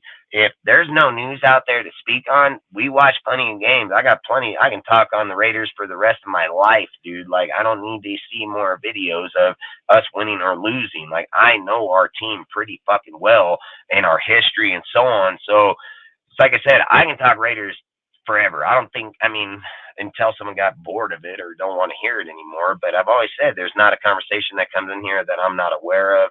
There might be a topic in social media of some dude, like how he is off field. I don't pay attention to people's off the field shit. Like, I have a life, dude. Like, I can't monitor somebody else's life and then not have my kids or things of these. So, like I said, I think at the end of the day, the reason why I push DSRs hard or do what we do, because I believe it is working. And I believe that we started out with nobody, dude. We're 300 something deep in YouTube. We've started with 0 people in a chat, dude. We're up to fucking 15 and 20, dude. As we end out the evenings, we're right around anywhere between 5 and 10 the whole time. So you think about it, we're live for 4 fucking hours and we still got fucking anywhere between 5 guys and 10 guys that are the same people the whole time. So that means not only is what we're saying is resonating with people, because you think about it in life, when you talk to somebody, once you hear something for so long, you're done, you're gone. But unless there's still contents or things that are being brought up or talked about, you stay, because it's like, yeah, I see that, or I hear that, or when I'm over here, I see what you're talking about, you know. And then the more that things are getting put away, then they're like, yeah, I see that part too now. I wouldn't have noticed it before, but now I do see it, you know. Like, and that's all I'm just saying. Like, I come from the area, so I know it really well. I don't, like, look, my intention isn't to badmouth Graf or fucking Mitch or any person, okay? Like, to be honest with you guys, I don't have an issue with Graf. Like, all the shit that happened is what it is. I don't have hard feelings like that. Like, they tried, they failed, that's it. I don't look at him any worse. I don't think of him as, you know, this or that. If he talked to me, I'd talk to him. Like, I'm not like that as people. I just make it known that people know that that's what's going on. And I'd say it right to his goddamn fucking face. So I'm not counterfeiting what I'm saying, nor about what I say to him. It's just that I say that's why I don't fuck around with it. And that's why I am here. And that's why it's very hard for me to uproot and go somewhere else, even if it's just for a night. Because the second that I come up off of this platform, the first thing that comes into my mind is what is their real intention of asking me to come over there? And then when I see the panel, then I'm like, yeah, I know 2 of these fucking counterfeit bitches. So I already know, like, we're probably going to get into an argument, and then they're going to try to pursue the argument. And I'm just not going to do that. And then I don't want to leave, because then people will look at it like, oh, you don't want to do it. So I'm going to stay right there, and I'm going to be like, yeah, you're dumb, or I'm going to sit here and debate. And I've been on numerous times where people have told me, like, hey, man, I didn't really think about it like that until you brought those facts or brought those up. And I always say that's just what the main goal of being on a channel or things is that we're there to debate each other. We're there to, you view it this way, I view it that way. You know, it was like a guy, I don't want to say his name because I don't know if he will, I don't think he would, but I know him and I mess with him, but I don't fuck with them like that. So I don't want to bring in other people in any type of content, but most people know it because they watch the live. But all I'm saying is when me and him were talking about it, and the player, he said to me straight up that he didn't see it in that way. And then when I told him why I see it this way and what that 24 means to me and these type of things, and then I gave out my list without any contents of what the individual is, just what that number is, this guy fell under every category. So that's how I think how I get to get to people is I'm not going to debate you on your topic. I'm going to debate it by a different point, by getting something that's going to show you that that's it. And if I can't get it, then you were right, and I'm not. And that's the point of debate. We're not always going to be right. But in this incident, again, once it got done, he was very adamant on his side. I was very adamant on my side. But he did say right at the end, he was like, "Hey, bro, the one thing you know that I really did like is that you did make me look at it a different way, and I wouldn't have looked at it like that unless you said that." And that's all you're looking for. It's not the 2 hours or 3 hours of bullshit back and forth. It's that one 30-second fucking deal, 30 fucking second thing that makes one change. And then when it makes that one change, it counterintuits another change, because now I said something that registered with him that made his mind think differently. Now, when this fucking guy he hangs out with comes back with the narrative he's been stuck with, he's going to say, well, hold on a second here. Then he's going to bring up what I said. Now, it isn't mine, it's ours. And if I used it, he can use it. And that's the whole gist of doing those type of things is, if it worked here, it's going to work there, and it's going to work there, it's going to work in the next place. And that's what you need to do when you're trying to validate where the community or where our players or where we are as a fucking deal. You can't just go that this guy's bipolar as fuck and that he's didn't take his medication today, but he wants to give you Raider content. Like, that's fucking nuts. That is nuts as fuck, dude. Like, one day he's like, don't jump off the bridge, man. Like, for everything in your bone, don't jump off the fucking bridge. And then the next day he goes live, he's like, yeah, everyone, you got to jump off, man. You guys all fucking day, you all jump. Like, you can't do that. Here, I don't do that, man. Like, every one of you guys know I don't. I don't even believe in that shit, dude. Like, so I don't know. I hate rambling on, man, because I feel like I get to a point where, like, we're not even talking Raiders. I feel like I keep, like, iterating, like, because of what I do, I feel like other people should do it, and I don't think that's the way you need to go about things. I don't know. It's hard because you want change and you want people to change, but you can't ask everybody to change, and nor will they, because their intentions ain't the same as mine. Like, their intentions are, and look, I'm not hate on it. All right. I get it that some people don't have money. I get it that people look for other venues to make money. I just hate when people take money from our people. Like, that's kind of like you're taking money from a guy. Basically, you're saying that your knowledge is worth shit. I'll challenge those motherfuckers any day of the week on our history. I'll smoke their fucking ass. Like, there ain't a fucking doubt. I don't get my shit from another guy. Like, there have been so many times I've been on the panel with these guys and then I'm like, that's the farthest shit from the truth ever, dude. Like, oh, we need to mute him real quick. Well, yeah, you mute me, bitch, because you know I'm going to turn your shit in 2 seconds. Like, and that's why I just say, that's why I don't do it. Because why are you muting me if I have the if I can prove it's wrong, why are you muting me?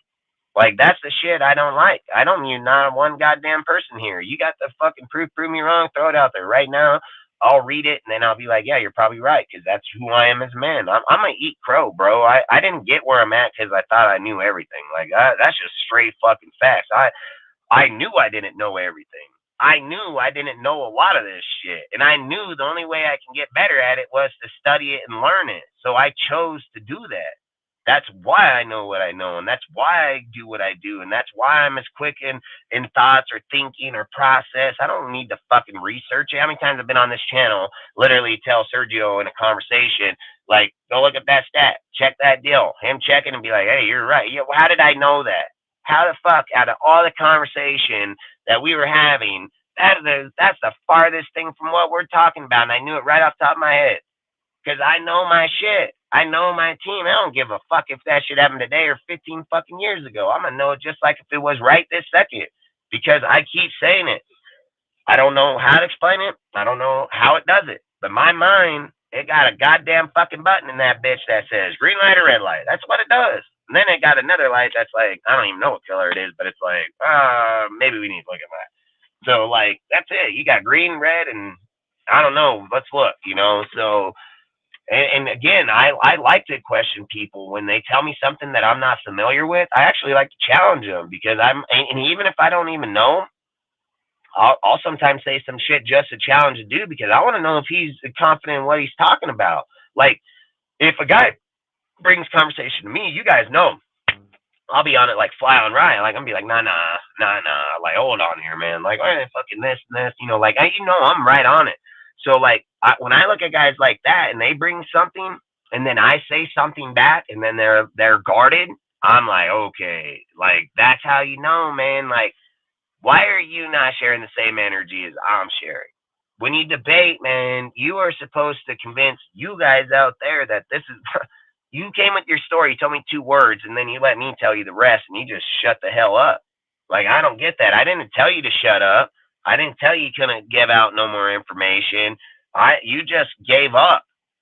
And then that tells me if you were so quick to give up on it, it wasn't yours to begin with. You literally took that from some other motherfucker. You didn't research it. Now that you're getting smacked on it, you want to act like it ain't even yours. And I've sat here and said it, just like I said earlier. I stood by Josh, and I'm going to stand by him. He is no longer a Raider, so I don't give a fuck about him. Like, that's just facts. But while Josh was here, and I felt like if he had the right pieces, because he showed me with Carr, he could be. So the guy didn't show me something. I wasn't over here thinking Josh can do something without the evidence of him doing it. So however the people want to look at it is their choice. I watched it with my own fucking eyes with Derek Carr. I don't need nobody else's information. I don't need nobody's, biased ass opinion or how they feel on an individual. I know for goddamn fact that if Derek Carr was here this year, we'd be winning like fucking 12, 13 fucking games and probably smacking the fuck out of the NFL. Like, that's what I do fucking know. The other question to me is why the fuck did you get rid of him if you fucking knew that too? So then, now, just like I've told all of you, I'm a guy that looks through everything. I don't just then say because I was behind him, like because he leaves, I'm just going to turn off the blinders and not. No, hell no. I'm probably going to fucking pull up my shit boots and fucking dive even deeper in. And I want to know the real reason why. I want to know that I believe in you while you were about to shit on our fucking team. Like, that's where if I seen him in real life, I'd probably hop down over the stadium and punch that motherfucker right in his face and then get hauled out by security, because that's what a motherfucker like that deserves. Like, you can't get a guy like me that tells you guys like, hey, I stand by him because of what I seen him do with Derek and them, and then this guy just shitting on me because he's like, yeah, I'm gonna fuck your whole team up. Like, that's fucking bullshit. I literally was only standing behind because of what he did with with Derek and them. So listen, the fucking shit was on the fucking field. I already said it. I felt like Carr, and I spoke about it on this channel. Carr had 4,800 yards under Rich and them. They only had fucking 24 and 14, 24 touchdowns, 14 interceptions. I said Derek Carr under fucking Josh had 3,500 yards, 24 and 14, and he still had 2 fucking games to play. And I keep saying it. Under Gruden's system, Carr had 1,300 yards with no touchdowns. Under fucking Josh's system, if Carr had 1,300 yards, you would have like fucking 35 touchdowns total. So those are the things that I say is like, you have to put number behind concept. It's just like this game in the Giants, right? I get it. Everybody thinks like, oh, it's so good. We went out and beat their ass, and oh, we fucking did this and we did that, right? How come I ain't heard one guy bring up the fact that Aiden O'Connell did not throw a fucking touchdown to the player at all in the game? Like, you cannot get away from games from not throwing touchdowns to your fucking receivers. Like that, I said it about Jimmy coming here. He got a goddamn 12-2 record with no fucking touchdowns scored. So how in the fuck are we winning games with him not scoring, but we couldn't win with him not scoring? That doesn't make no fucking sense to me. Like, motherfucking quarterbacks are the quarterback of the team for a reason. These motherfuckers are the guys that elevate points, dude. Without a quarterback throwing the fucking ball to a receiver don't get a fucking touchdown. So like I said, without the quarterback getting it, it's a massive deal. And even if we went out and put 30 up on these guys or not, the fucking Aiden did not score a passing touchdown. So that's something most definitely going to need to pay attention to against the Jets, against the Dolphins, against the Chiefs, against the fucking Chargers. Like, our schedule leaving out is not going to be easy. And people can sit and write off that Vikings game like, oh, that's going to be it. Nah, hell, I would not do that. Fucking Dobbs just got swapped up over there and just beat this fucking team, and he wasn't even there for a fucking week. So I don't do that shit, man. There are guys that are going to go into teams that are fucking, that dude's going to get JJ back, dude. That team's fucking powerful team. So I don't care if you just have a half-ass quarterback, you're going to have a good team. So that's all I'm saying is like, I just evaluate where I see it. And then if later on that they prove, like if I see that they're wrong, I'm going to say it. I'm not going to change what I said about Josh, and nobody's going to make me change it. And I don't care if you don't believe me or not. I don't give a fuck. I got the data and the proof to prove it, so I can care fucking less what somebody thinks. But I do know for a fact that if Derek was in there at the quarterback, we would have been ass kicking the fuck out of people this year. There's not a fucking doubt in my mind. I watched Derek Carr do with lesser players, so by a mile. So again, I'm not going to sit here and say Josh's system wasn't going to work. I think it's I think it's much bigger than that. Like, Josh's ain't going to work because of him. Like, and that's something that without all the news that's coming out right now or all the things that are happening, we wouldn't even know. You wouldn't have known that Max and Josh were the ones that went up and talked to Mark about when that shit happened down there. You wouldn't even know none of that. So when you're having these types of contexts like coming out now, and a lot of you guys still won't hear, it's just a lot of us got good connects, so we get that information. And like I said, that shit is 100% for real, dude. And when you have two players surpassing everybody to go up and say like, hey man, there's a way bigger problem down here than we're realizing. I like I said, I just think that's a lot in the organization. I've always said I don't want to shit on people. It's kind of something like I told Jack earlier, you know, like I get it that people may not like Josh, like I get it. But there was something that he said that I didn't like is that he told John about like, well, that you said you're a coach, so you must be referring to him. Well, that didn't sound easy with me because the first thing that lit up in my head was, well, hold on here a minute. You're a Raider fan, right? Yeah. Well, you've advocated for other fucking head coaches that were worse. So we can't just sit here and say because where he comes or what he does, that's how. No, hell, I can go back here for fucking 12 other coaches and fucking pull out 5 of them bitches real quick, dude. And the reason why I feel like some people would say it and for him, I don't know why he would have said it because I think that's something that like a younger kid would say because he don't know the history. So like I could see a younger kid saying that because they're fucking oblivious to what's in front of them. So like that kid could have meant it like he's saying it because he only knew like 5 years of the team. Yeah, it's way different. It's way different if I say it or like he's fucking been fucking 35 fucking years, 40 years. So that's all I'm trying to say is like there's bigger meaning from people that been here longer or claim these factors versus people that are not, you know, and that's all I say is like it's easy to sit here and put a dude down because of who they choose or who they don't. I'm a stand ground. I don't give a fuck who out there says it. I don't give a fuck. You all know I don't care. Don't give a fuck. I don't care if you think that for me thinking Josh that I don't give a fuck. So I can care less. And I've said it, my IQ versus theirs is fucking by miles, and I don't give a fuck. I'll put it on paper and show that it is. I mean, I've said I've pulled up every fucking game. I've literally said fucking Graham give up 11 games by double-digit numbers. And I don't know how nobody else just don't seem like that even matters. And then when I put out a stat like that, and then they act like, oh, it doesn't, I know they're not football fans. I know right the fuck away because I'm like, yeah, you're a biased-ass bitch, dude, because there is no fucking way that you're going to go past 11 fucking games that were up by you know what double-digit means? Like 2 fucking scores, motherfucker. Like double-digit means two numbers, not 1, 2. So if you're popping up 2 goddamn fucking scores in a game after you are up that, there's a big fucking problem there. And again, I keep saying about this Giants game, statistics state 9 out of 10 times when coaches are changed, staffs or people mid-year, they win the next game. It's been proven through the NFL history for time and time again. The problem is the following games after that. There's been very few times. Rich Bisaccia was one of them where a team was able to actually go 5 out of 6 fucking wins towards the end of the season and finish out. It doesn't usually work out like that. It actually goes the opposite way. Win 1 game, lose 6 games. Like that's the history of the NFL and when it comes to interim coaches. The other history when it comes to interim coaches, and this is a higher stat that damn near 99% of them do not retain the job.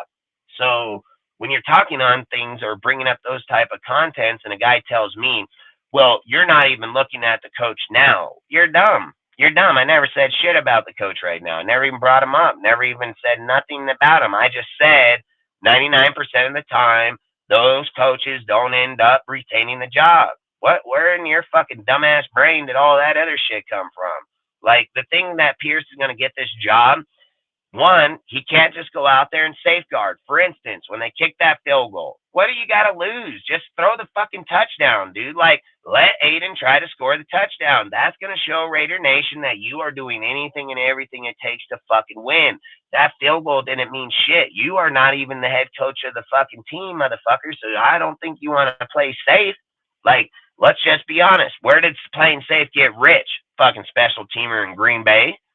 Maybe you should have played aggressive and fucking played like it doesn't fucking matter, or you have nothing to lose, because you don't. You don't. So, if I'm playing the Giants and I'm fucking Pierce, I would tell Aiden, like, you're going for it on the 5-yard line. Like, straight the fuck up. I tell him straight up. And if not, then the defense got 95 yards to stop them. So, no. And the difference between Josh doing it and AP doing it is Josh has a 6-year contract. AP has a fucking 9-game contract. So if I'm trying to take that fucking job, I'm gonna make goddamn sure that, I'm gonna do every fucking thing I can. Fucking 30, fuck it, we'll get 40. 40, 50, fuck it, I don't care. But when you show me that you're safetying up for a field goal on the 5-yard line, tells me 2 fucking things. One, you're not the coach of this team. You are an interim fucking coach, dude. So you are acting like you already have the job. You don't have the job. You need to play like you have nothing to lose, because you don't. So when you do those things, you're acting like you're safeguarding. It doesn't serve anybody any good. I think, like, and this is my personal opinion, this thing, I ain't got no validation behind it. I'm just saying, to me, I think when you're looking as an interim coach and you're trying to win that job, that when you go forward on 4th and get it, and for a touchdown, that speaks massive volume. And if you don't get it, who gives a fuck? You weren't going to get the job anyways, so it doesn't matter. That's the thing I'm not understanding, why people limit where they're going to end up in the end. When you took that job, the odds were you wouldn't have that job at the end. Now, I'm not saying he can't, and I'm not saying he won't. I'm just saying 99% of the time when it got switched, it don't. So in his mindset, for me, if I was put in that situation and I'm driving home, and, like, I talk to myself a lot when I'm driving home, I'm going to be like, hey, all or nothing. Like, that's what I'm going to be telling myself. All or fucking nothing, man. Like, if I'm going to fucking go out here for 9 fucking weeks and give everything, I'm going to give it all. Because if I don't get in that end zone, I'm not getting that job. And that's the facts of the day. So, I like I said, I hope he'll step up in these games. I mean, I said this when we did the schedule release. When we did the schedule release, I said we would sweep them fucking Chiefs. I said it straight up. I said that team's fucking down to the pits, dude. Like, they haven't been fucking playing as well. They're so hot and cold, dude. 1 minute they lose. Look, they get their ass beat by Denver, but beat the Dolphins. Dolphins beat the Denver by 70. Fucking lose to these motherfuckers by a touchdown. We beat the Broncos. So you see what I'm saying? Like, there's so much fucking bullshit back and forth here. You can't even tell who's who, who's what. And then to sit, like I've said, if I was Pierce, I would just go into every game with throw as many touchdowns as physically possible and go for it on 4th down, as long as we're not on the 50 on my side. Like, I don't care. Like, I would make goddamn sure that Raider Nation knew I was doing every goddamn fucking thing physically possible to most definitely win this job. And this is why I think when you don't do those things, where the option's going to weigh, because I don't care how people view another person or not, but if you were to put Jim Harbaugh just right next to AP, and then just ask, hey, your coaching career versus his, this guy got a fucking 10-mile-long fucking resume, and a very successful one at that.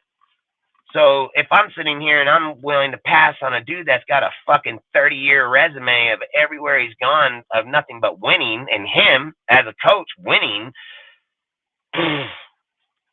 what am I fucking say? Like, oh yeah, let me take this guy that kicked the field goal at the 5-yard line and he didn't even have the job. Like, you see, I'm just saying, like, I just think when you look at these things, like, for me, if you have nothing to lose, then why ain't you doing it?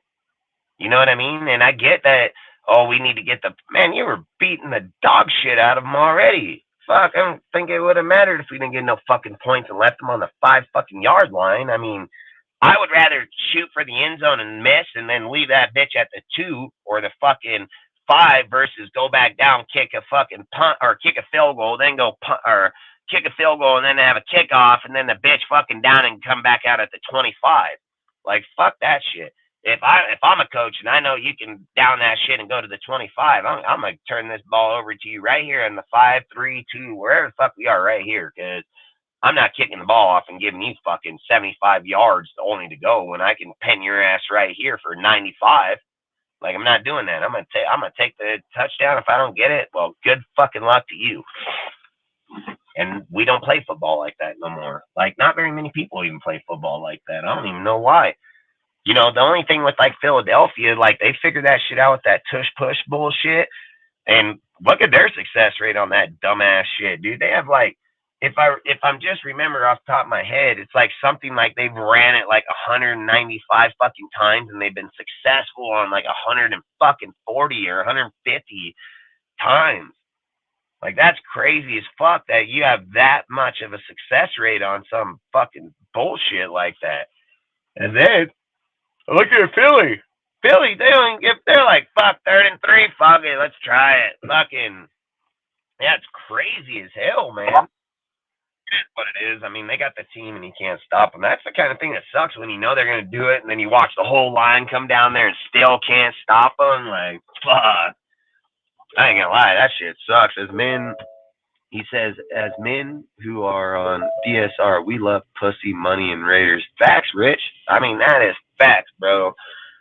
I mean, that's how most men should think anyways. I mean, fucking, hey, and plus I love bud, so I'm gonna smoke my bud, you know, but that's facts. And that's the things I don't understand how I was raised or how other people were raised. I'm not here to tell a guy not to suck a dick. I just think it ain't right to suck a dick, you know, but whether you choose or not, I'm not gonna listen, I'm not gonna tell you what to do until you come to me telling me, oh, you should try it, or no, you'll get your ass beat up, fucking straight the fuck up. Like, so I've always said, like, around here with what we do, I just want to stay what we're doing. I don't care. It's just like I told you tonight, like, you're talking about something that's not even nothing to do with what we're talking about. Like, and that's the point is, and that's something I've iterated here on DSR, is that a lot of times when you bring up a subject at hand that's here right now, they'll revert back to like, well, when John Gruden or when Del Rio, I ain't fucking talking about them bitches. They're not fucking here no more. So I don't even know why you're talking about them either. You know, the second that Josh left this place, I got right behind Antonio. And everybody knows I said on this channel, I knew he was going to be the coach. And I said the whole time, I didn't want to be the coach because I didn't want to lose the fucking guy at the end of the year. I said it the whole fucking time. And the second that he even got the job, I never looked back at Josh. He's my coach. He's my team. And that's who I'm going to fucking go with from now, because that's the way you're supposed to do it, dude. It's not, oh, I'm going to hold on to a guy that's not here. That guy's not here no more. He's not even part of the organization. So you're just wasting air talking about a dude that ain't doing shit here no more anyways, you know? And that's why I just say, I think, like, how people look at the team or look at what we do, I think a lot of people are looking at, I think they look at it to argue, to fight. That's what they want to do. And that's why I said tonight, like, hey, we got to kind of cut back on that deal about a coach, because, like, motherfucker, you pick fucking 10 of them that ain't done shit. And that's all I'm saying, man. Like, I get it. I get the whole concept, dude. But I don't have pictures of these guys on my walls. And I don't fucking daydream about people. I just bring facts. I bring what we talk about.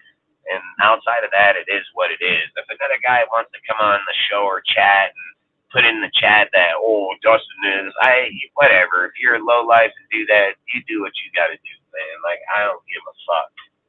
And it's just like I said, I don't care if Jack says, oh, if you like Josh or Josh Lever. I know I'm not, so I know he didn't say that to me. Now, if he addressed me that way, that'd be a whole different fucking conversation. But it's just like I get guys that'll come up on my Instagram page when I put fuck all these fake ass Raider fans, and then I get this guy that messages me and tells me, I'm not a fake Raider fan. You're a fake bitch because you just messaged me, dumbass. Like, not any guy, not the 1,500 motherfuckers that liked that post, commented in that chat, ever said one thing about that. You guys identify yourselves by doing that shit. Oh, no, I've got to message him and tell him that he shouldn't say that they're fake. If they're not fake, they wouldn't label to it, dumbass. That's why I say, if I read a post on someone's page and he says, fuck all the Raider fake-ass fans, I'm going to laugh and be like, yep, fuck them all. I know that motherfucker wasn't talking to me. And then, let alone, well, I'm going to go message him. Like, that's why I tell them guys all the time, you fucking identified yourself, you fucking moron. Like, fucking, that's why I say, why are you so much in your feelings if it wasn't meant for you? You fucking know it was meant for you, bitch. That's why you over here fucking trying to text me and justify your fucking deal. You don't got to worry about that because this is how I think. The minute you text me that bullshit, I knew you fake asshole to begin with. And guess what I was saying in the back room when I posted this bitch? And then I got everybody on this panel while we're in the back room, a fucking DSR or in our chat, and I tell them all, hey, watch when I post this post right here. You're going to get some motherfucker to say this, and they'll be like, nah, you think so? I'm like, yeah, watch. In the first fucking 20 comments, you're going to get some motherfucker to say, like, they should have put Jimmy in to win that game, or some dumb shit. Like, and especially when they're advocating against them the whole fucking time. Just like people were advocating against Jimmy, and then they said, like, oh, if Jimmy played that game, you guys could have won. You're fucking dumb as hell, man. Like, those kind of guys, I always just say they're gonna weed themselves out. I don't gotta fucking do it. That's why I put those posts. I always say I'm a content creator, dude. Like, I didn't put the fucking post out there because that's what I fucking want. If I put out all my posts, you guys probably wouldn't even fucking be there.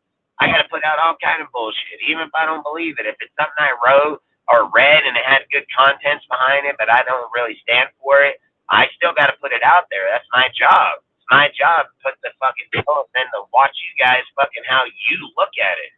And then it's my job, like they say, algorithm and things of those. What posts you like, what posts you don't, which ones are you high and which ones are you low on, you know, like put out a Josh post, what's it going to be more hate than like? Put out a fucking AP deal, they're like fucking content, you know, like, so if I'm like, hey, I just want to get likes and fucking clicks, all I got to do is go get fucking AP, put them on a Raider deal and put it straight out of fucking Compton. I'm probably going to get 1,000 fucking likes, you know? And that has nothing to do with any type of principal education or not. It's just that I see what it took. I see what other people are gravitating to. So if I throw those 2-3 things together and make it look good, you guys are all gonna go like, oh hell yeah, Compton, bro. Like there ain't no stat in there. There's nothing that. All I said was this fuck guy from Compton fucking deal, and everybody give me 1,000 fucking likes. Go out there and put out fucking factual truth. This guy ain't give one game called in the NFL. I wouldn't get no likes. You see what I'm saying? Like it's just what people gravitate to, what the bigger piece or bigger parts of it is. I don't do that, man. I make it for what I feel we need to put out there. And you know how many times people will tell me like, oh, I want to put that post. And then I ask them why. Well, they're not going to like. Who's there? Who's there? Like, who's they? Who ain't? Well, you know, if they're, I don't fucking care. Like, that's what I keep trying to tell these fucking guys. I say, listen, man, if that guy don't like my shit, why are you on my page? And if this guy don't follow me, why are you looking at my shit and talking about it? Because he's a closet fucking fan. That's why. I just think there's too much of this shit in the background where a guy feels like he's on the channel, right? Where he wants to be on the channel, and he feels like in order for me to be friends with this guy, I gotta give him every little piece of information about somebody else or something. And then when a guy does that to me, I actually distance myself from them guys because I'm like, if you'll do it to them, how long until you do it to me? And then the second switch that kicks is that he's doing this because he has no friends to hang out with, and then now he's doing it with the YouTube guy he's never gonna meet. So I don't understand why people do that. It was kind of like what I said earlier about the 6 o'clock in the morning deal about going on someone's post and hating on it when they're alive. Like, why shouldn't you be fucking sleeping, motherfucker? Like, you ain't even getting up going to work, and you literally set your alarm clock to come on there to say that. So, like, those are things I just don't have time for or listen to, and nor can I deal with it, nor will I listen to anybody else bring it up or anybody else justify the contents of it, all right? Here, we'll talk about the team. Just like I said today, I spoke on a lot of good things, and I spoke on some things that other people probably don't want to hear, but it's something you have to hear, and it's something that could probably happen, if not will fucking happen. So if you're advocating for the guy as much as you care about him, then you need to advocate for him to fucking do whatever it takes to win. You cannot go into these fucking Chiefs games. You can't go into this Chiefs, Jets, or fucking Dolphin game and just act like losing's gonna be okay. No, it's not, because it wouldn't have been no different if Josh was here then. These are games that need to be won because these are games you said you can win. That's why Josh ain't here. So if that's the case, we need to step that shit up and go fucking do it, you know? And that's why I've always said I don't like saying things like that, because I'm gonna tell you right now, I mean, our fucking cornerback group is garbage.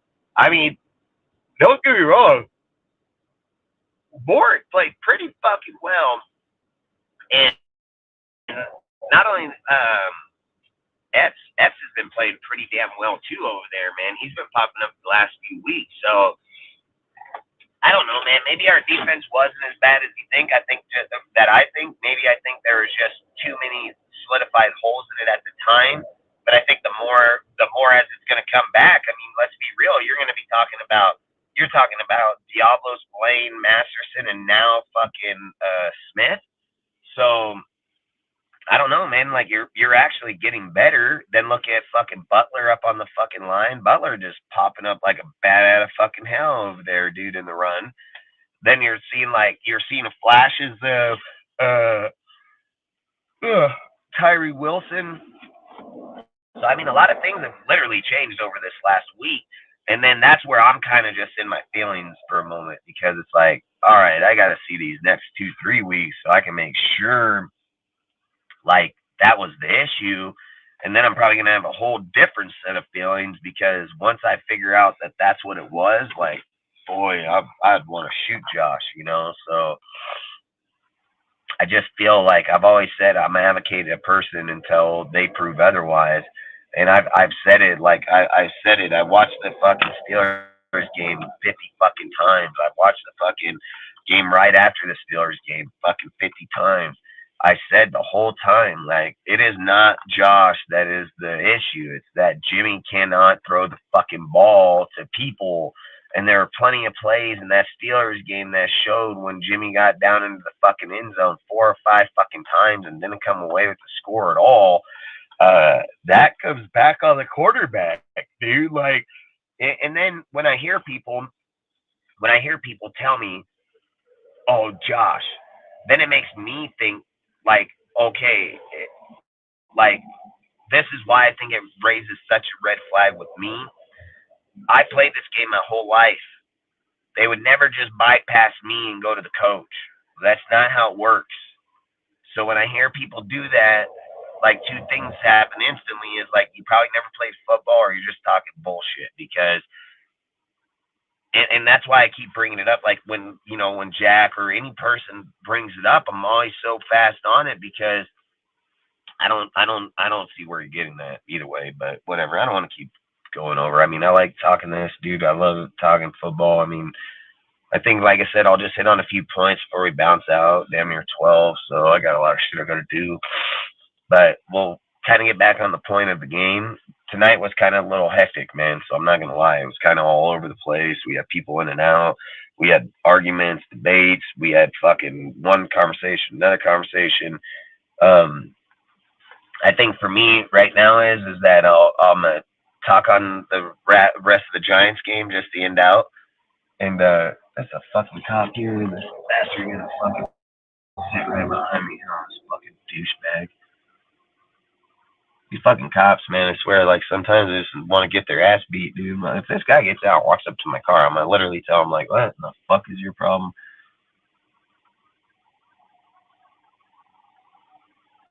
And why is he just sitting right behind me like that to even begin with?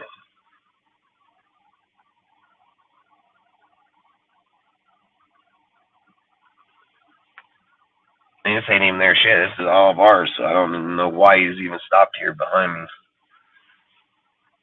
Either way, so like I said, we'll fucking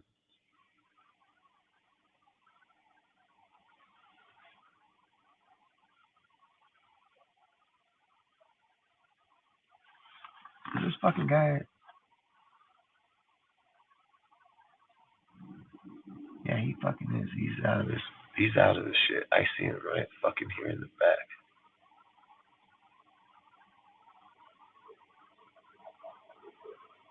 Well, I almost want to hop out of my car just to fucking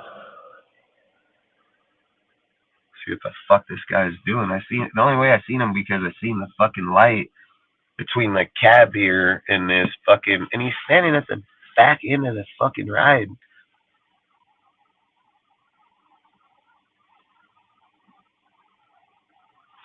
Boy, if that ain't fucking weird, I'm gonna spotlight that. Oh, with my brake. All right. He's in his trunk. I don't know. That's weird as hell. I've never seen a cop fucking pull up and get in his trunk like that. I seen him at this fucking in his trunk, and then he has his flashlight off over here. I don't know, fucking weird shit, bro. But I knew I seen that fucker right off my mirror here, fucking go through the cab of his fucking windshield. And the only reason I seen it, because it must be that fucking, there's a billboard that's like fucking mile back that's lit up. And when he crossed his window, I seen that thing darken. And then I look back here and I see this bitch at the end of his fucking car. I don't know, fucking weird. But long story short, like, I'll just hop back onto the Giants real quick. We'll end out the show. I mean, like I said, the Tonight Show is all over, but I appreciate it, man. Like, sometimes you just got to have that just so you can kind of, you know, push it around. I mean, fuck, dude. I mean, look at Sergio said that we had over 2,300 likes in DSR right now. I mean, that's fucking crazy as hell. So, long story short, man, when you watch the Giants game, I'm not going to be blind to the game. I've said I loved the energy. I loved what they brought. You got to remember that this was the Giants that we played. They're not a good team. They've been getting beat up by every fucking buddy. So you just got to take the game for what it was. And then the things that I put into perspective is that because I'm a big time numbers guy. So the things that I put in perspective is that they say, like, you know, 8 out of 10, 9 out of 10 times changing coaches mid-year actually brings back the morale of the team for a game. That's what it usually indicates. Changing coach mid-year will give you a win. It's been done more times than not that the team wins versus lost. The thing you got to keep in mind is how are the next 2 games after it? Is it down? Are we up, down? You know, I've heard people sit here and say, like, if we come out of these next 3 games, you know, 2-1, that's okay. I don't know, man. I kind of got to disagree because if you come out of this Giants game, so look, if we would have came out of this Giants game at a 17-19, like, you know, like that type of score, like a 2-point, 6-point, 7-point, I'd probably agree with that. We just ass stomped the fuck out of these dudes. So we basically told them, like, we are way better than you motherfuckers, period. So there's no way you can go out and play the Giants like you do and then safety up against a team like the Jets or the Dolphins. Like, you can't do that. The Dolphins have a powerhouse offense over there. Unless you're pressuring the dog shit out of them like them Chiefs did over there in fucking Germany, odds are they're going to run a table on you. So, I don't know. This guy got some tripping. He's still sitting at the back of his fucking trunk. I feel like I'm going to pull out my pistol right now and just fucking, like, I don't know. I ain't fucking cop does that. I ain't gonna arrest me. But at the same time, I don't know. This fucking guy can walk up on the side of my shit, cop or not. You know, fucking, I'll shoot that motherfucker right through my fucking window right here. Like, but either way, either way, so just get back to the point. There was a lot of good and a lot of bad. The bad is we weren't scoring in the second half at whatsoever. So basically just, again, 2 quarters stagnant as fuck. It's the same thing Carr did last year. Carr scored up 21 fucking points, 24 fucking points, and Graham just gave up the 21 points. The difference here is we didn't give up the 20 or 30, you know, so that implies that either Graham's defense is playing good or is it just playing good against shit-ass teams. So, like I say, man, I like Pierce. I love the energy that they bring to the team. I love, like, how we went out and showed, like, our team was just massively different after firing the head coach and GM and offensive coordinator. And then Bo Hardegree takes over. He's never even play called ever and runs a better playbook. And that was something that I made in my post. I told all you guys that were in the Instagram or were in the Discord. I said, like, hey, if fucking Bo wins this game, I told everybody, I already have the meme. I got it already. I already got it. It was one where Josh and Bo were standing side by side. And the way that it was, Bo was saying, like, suck it. Like, you know, the hand gesture, like, suck it. And Josh was right here in front of him. So he was like, suck it, and fucking Josh. So I made that post today with the Legion. That shit took off like fucking wildfire, bro. Like, that shit was over 100 fucking 200 likes in first 30 minutes, you know? But that's why I just say it's just little things of those factors, because how in the fuck did a guy never even call plays fucking run out a game like that, man? And those are just things that always worry me about, like, how good, like, you think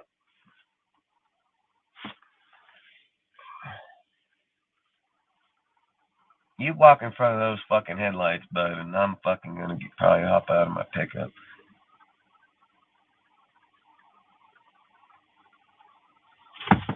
What is this guy fucking doing?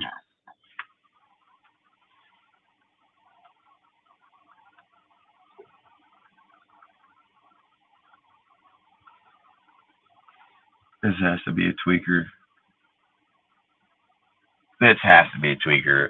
Listen, I literally, I was, when I leaned back like this, you know, like when I was sitting back like this in my seat, I had my hands like this, and I fucking just glanced at my mirror. I could see like this the whole time. I'm like, what in the fuck is going on? So I hit my brake lights because I can see behind me. This is some tweaker dude over here washing his fucking window or something, dude. Like, what the fuck? Oh, fucking crazy as hell. Fuck, guys like this just weird me the fuck out. But we're gonna make goddamn sure I'm gonna have that fucking problem. Yeah, this fucking guy, I don't know why in the hell you're gonna stop out here and chill and do that, man. Fucking. Yeah, we ain't fucking doing that. I'll fucking shoot that bitch. Fucking. But long story short, man, fucking. I think with our team, the Giants isn't no tall tale team to be like, oh man, we're there. Like I said, I think over the next 2-3 games will indicate where we are as a team. I think, like I said, like if we're just being honest again, it's not a knock. It ain't nothing bad. It's just, like I said, these are things as a football fan, if you're trying to win and be good, you have to look at these things. And it's just like I said, Aiden has a very powerful fucking offense here, and he's yet to score a passing touchdown. And then those things kind of just start resonating with me because it's like, fuck, Jimmy couldn't do it. He's not doing it. He ain't done it in 2 games. So all I'm wondering is why are we having such an issue scoring like touchdowns with the quarterback when Carr was fucking didn't have any fucking problem? Like, literally, fuck, Devontae had 14 goddamn fucking touchdowns last year, dude. Like, you don't get them without somebody passing them to you, you know? So that's all I'm trying to say is, like, I don't even know if Devontae got but fucking, 2, 4? Like, Devontae ain't doing shit this year. And then it's like, this fucking tweaker, I swear. I don't know what the hell this guy is, like, fucking meth head. But fucking, He straight got his light through his front windshield wiping the fucking outside window. Fucking dumbass.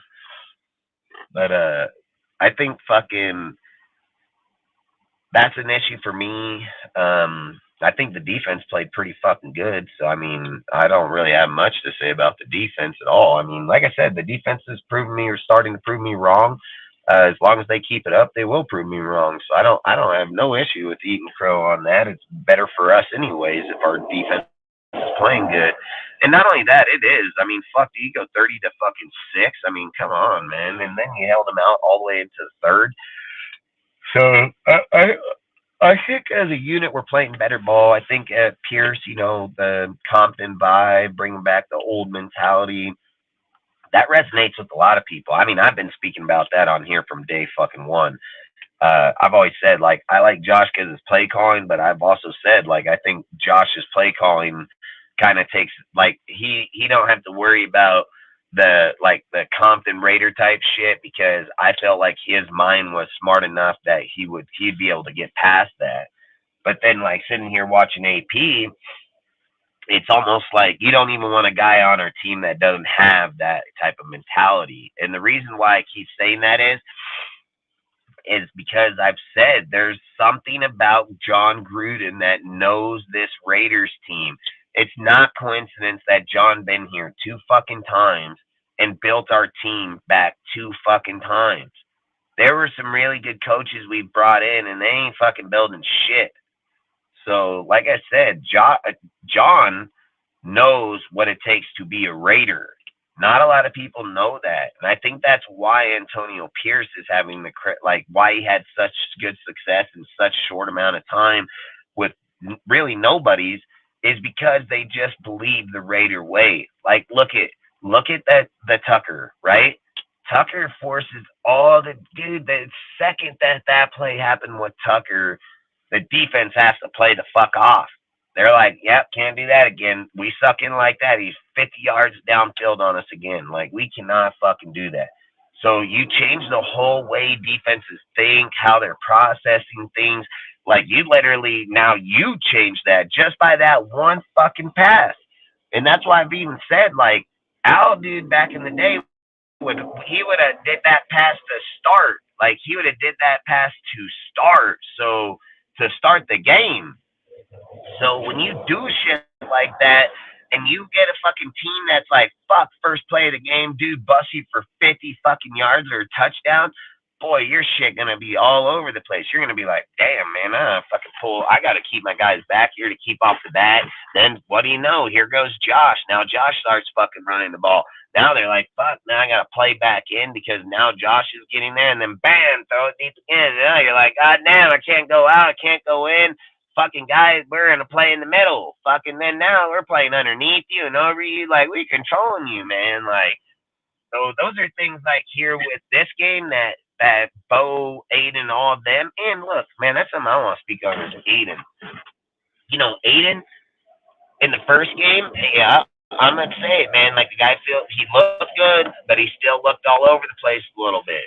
Man, game 2, bro. What was this guy? 19 of 20 at one point? He was like 18 of 20, bro. 19 of 20 for like, what, fucking 160, 180? I'm sitting there thinking, like, boy, Josh, you got to be about the biggest fucking dipshit that you literally said in the Charger game when this dude could have won that game. You benched that motherfucker for Jimmy, bro. And then look at Aiden's fucking second game. Holy shit, dude. This is like night and day fucking different by a mile. I don't even know if he even got sacked once, you know? So I don't even know if Aiden did get sacked. I don't know if he did. I can't fucking remember, but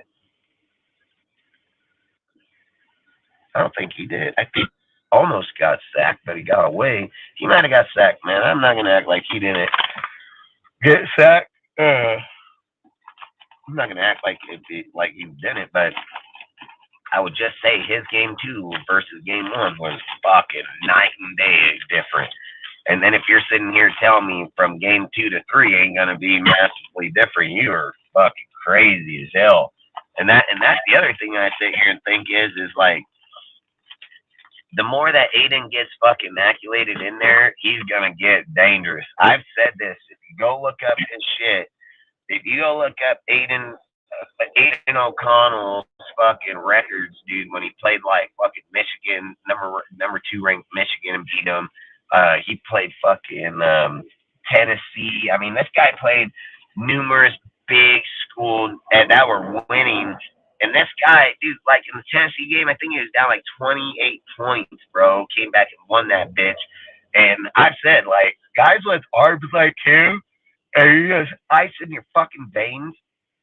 That dude's selling for 500 yards, fucking 4 to 7 fucking touchdowns in a game. He's done this 5 or 6 times against big name schools and top ranked too. So I don't understand why Josh wouldn't have thrown Jimmy in there. Like, there has to be so much, dude. And like I said, I don't even want to know, to be honest with you. I just wish just write up that chapter and move on, dude. Like, fucking. Because I'll be so fucking pissed if somebody proves that he was out to sabotage the Raiders or out to fucking, hurt us, not to make us better. And then, like, the whole Devontae thing and the Renfro deal, like, I heard that they're on the phone with it, getting ready to ship Renfro. So, fuck, I don't know, man.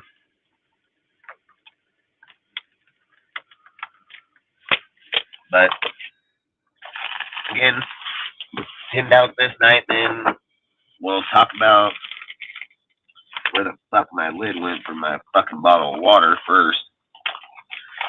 Oh, there it is. All right. We'll talk about the real expectations for the next game. Then I'm bounce, and then we'll talk about it on Wednesday. The difference in this game that's going to be coming up is the Jets. The Jets look, they got a bad quarterback. Like, when people want to talk about fucking Zach Wilson and so on, I don't even know who won the game tonight. Who won tonight's game? Fucking.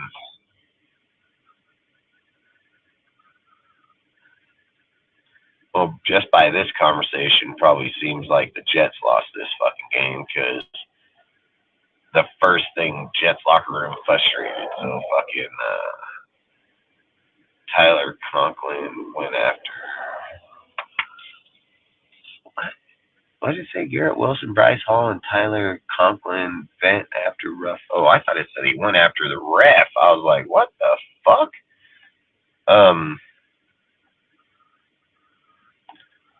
So again, the Jets lose out to the Chargers. Fucking, I don't know what the score was, but I couldn't see it. Fucking, but long story short, Jets lose out to them. Jets got good defense, but it shows like if you got good offense, you can probably beat them. So that's why I keep saying like Aiden's gonna have to score fucking touchdowns.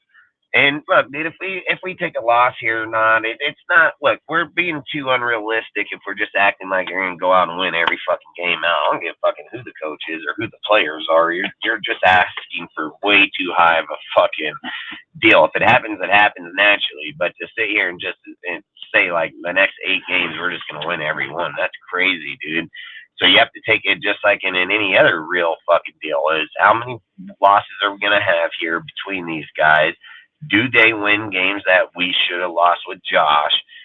Because if we do win games or stay competitive into those points, may lead these guys to being re-signed.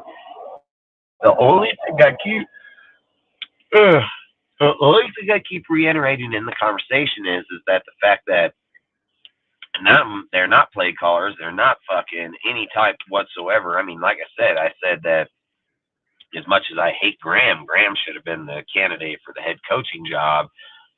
So, like I said, I don't know if they're doing it intentionally, if they're looking to do that because they're looking to offload at the end of the year. I don't know that technicality of that point. But all I would say is for the most part, you got to give him the best chance to do what he can with it. And if he doesn't, then he doesn't. He's out. And then I've said if you go out and lose 2-3 games this year where we're at, I mean, I don't know if you say like my biggest thing is for me is if fucking Jim Harbaugh's there, dude, and we pass on him again and we and Antonio fails out in year 2 or something, you know, like I would just fucking I don't even know if I do Raider content no more, because I feel like that's the epitome of us. Is like every single time we have the chance to be better, we always just fucking choose the opposite, dude. Like, you can't, if you get a 50-50, heads or tails, there's just no fucking way that every fucking time it's been flipped, it's been heads. Every fucking time. So you can't even win, because it's never going to go on tails. So even if you call tails, there's heads fucking 13 times. And out of them 13 times, you called heads or tails every single time, you know? So I don't know.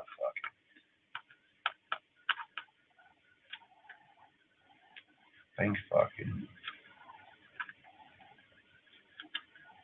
I don't know. I get in my mind sometimes thinking about the team, because there's just too many things. And like I said about how the locker room just switched and did it with lesser people. But we can talk about that on Wednesday, man. I want to get home, get some sleep. Fucking tired as fuck, dude. I feel like I'm passed out right here, and I still got to drive fucking 20 minutes up and around this damn hill. The hell, fucking thing made it look like that. So right, fucking here. Look at that. It makes it look like a fucking, this eye is like, I don't know what the hell. I've been looking at my goatee too right here. Well, it's this eye. I bet you whenever I'm over here, it looks like this.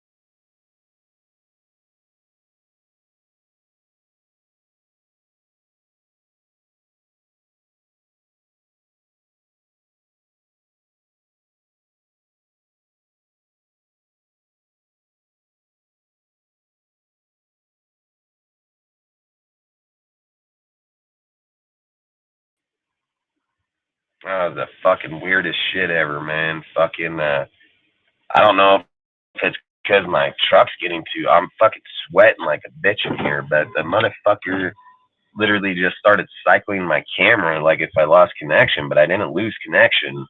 So long story short, man, before I get caught all the way out here and have to drive all the fucking way back to town to kick, that's what I was about to do. I was literally just backing up to fucking turn around, because I'd have to go all the way back to the fucking damn pilot up there, dude, just to get my shit to turn back on. But like I said, man, I mean, I'm excited about Pierce. I'm excited about the new staff and the players, dude. Like, the one thing I am still, like, Jacoby, dude, he's a real deal, man. Like, Jacoby Myers, man, that guy, dude, he's like another Juju, man, where he will knock the shit out of a guy on a passing route, dude, like a blocking route. I don't know if you guys have been paying attention to fucking Jacoby over there in his blocking, but dude, he'll light fucking guys up, bro. Like, he literally lit fucking boy up when he came back on him, dude, and he just caught him with both fucking arms right in his chest, dude, and damn near assholed him. And then, like, the thing, like, Jacoby, dude, he's real, man. That dude got mad hops. I don't know if you've seen the drill of them practicing in the fucking end zone, and they had Devontae there, and he was fucking barely went off the ground, and then here came Jacoby right over the top of fucking everybody, bro. Just snatched that shit. Correct. Thank you. So I was like, God damn, man. But I'm not gonna lie, man. I'm actually starting to like Jacoby's lot, man. Like, we got him for 3 years, so I mean, fucking, I hope to God he don't try to get up out of here, but Jacoby, hey, I'm going to be honest with you guys. Jacoby is a great pickup for us, man. I mean, that dude's playing great ball. So outside of it, man, like I said, I think everybody's doing their part at the moment. So let's just hope that we can keep it together, keep the same fucking continuity up, just get better and better as we go on through the rest of the season. You know, if we don't make playoffs or win or not, I'm not going to be bummed. I mean, I think if we can just get up and win, I think it means more than getting to a playoff and losing. You know, like I've always said, you got to learn to beat bad teams first. And once you can learn to beat bad teams, then you can start to learn to beat good teams and be a consistent team.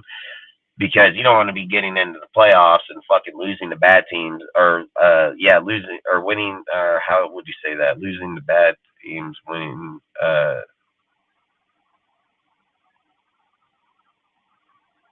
Winning the bad teams, losing the good teams, like that's probably how it would be. So it'd be vice versa.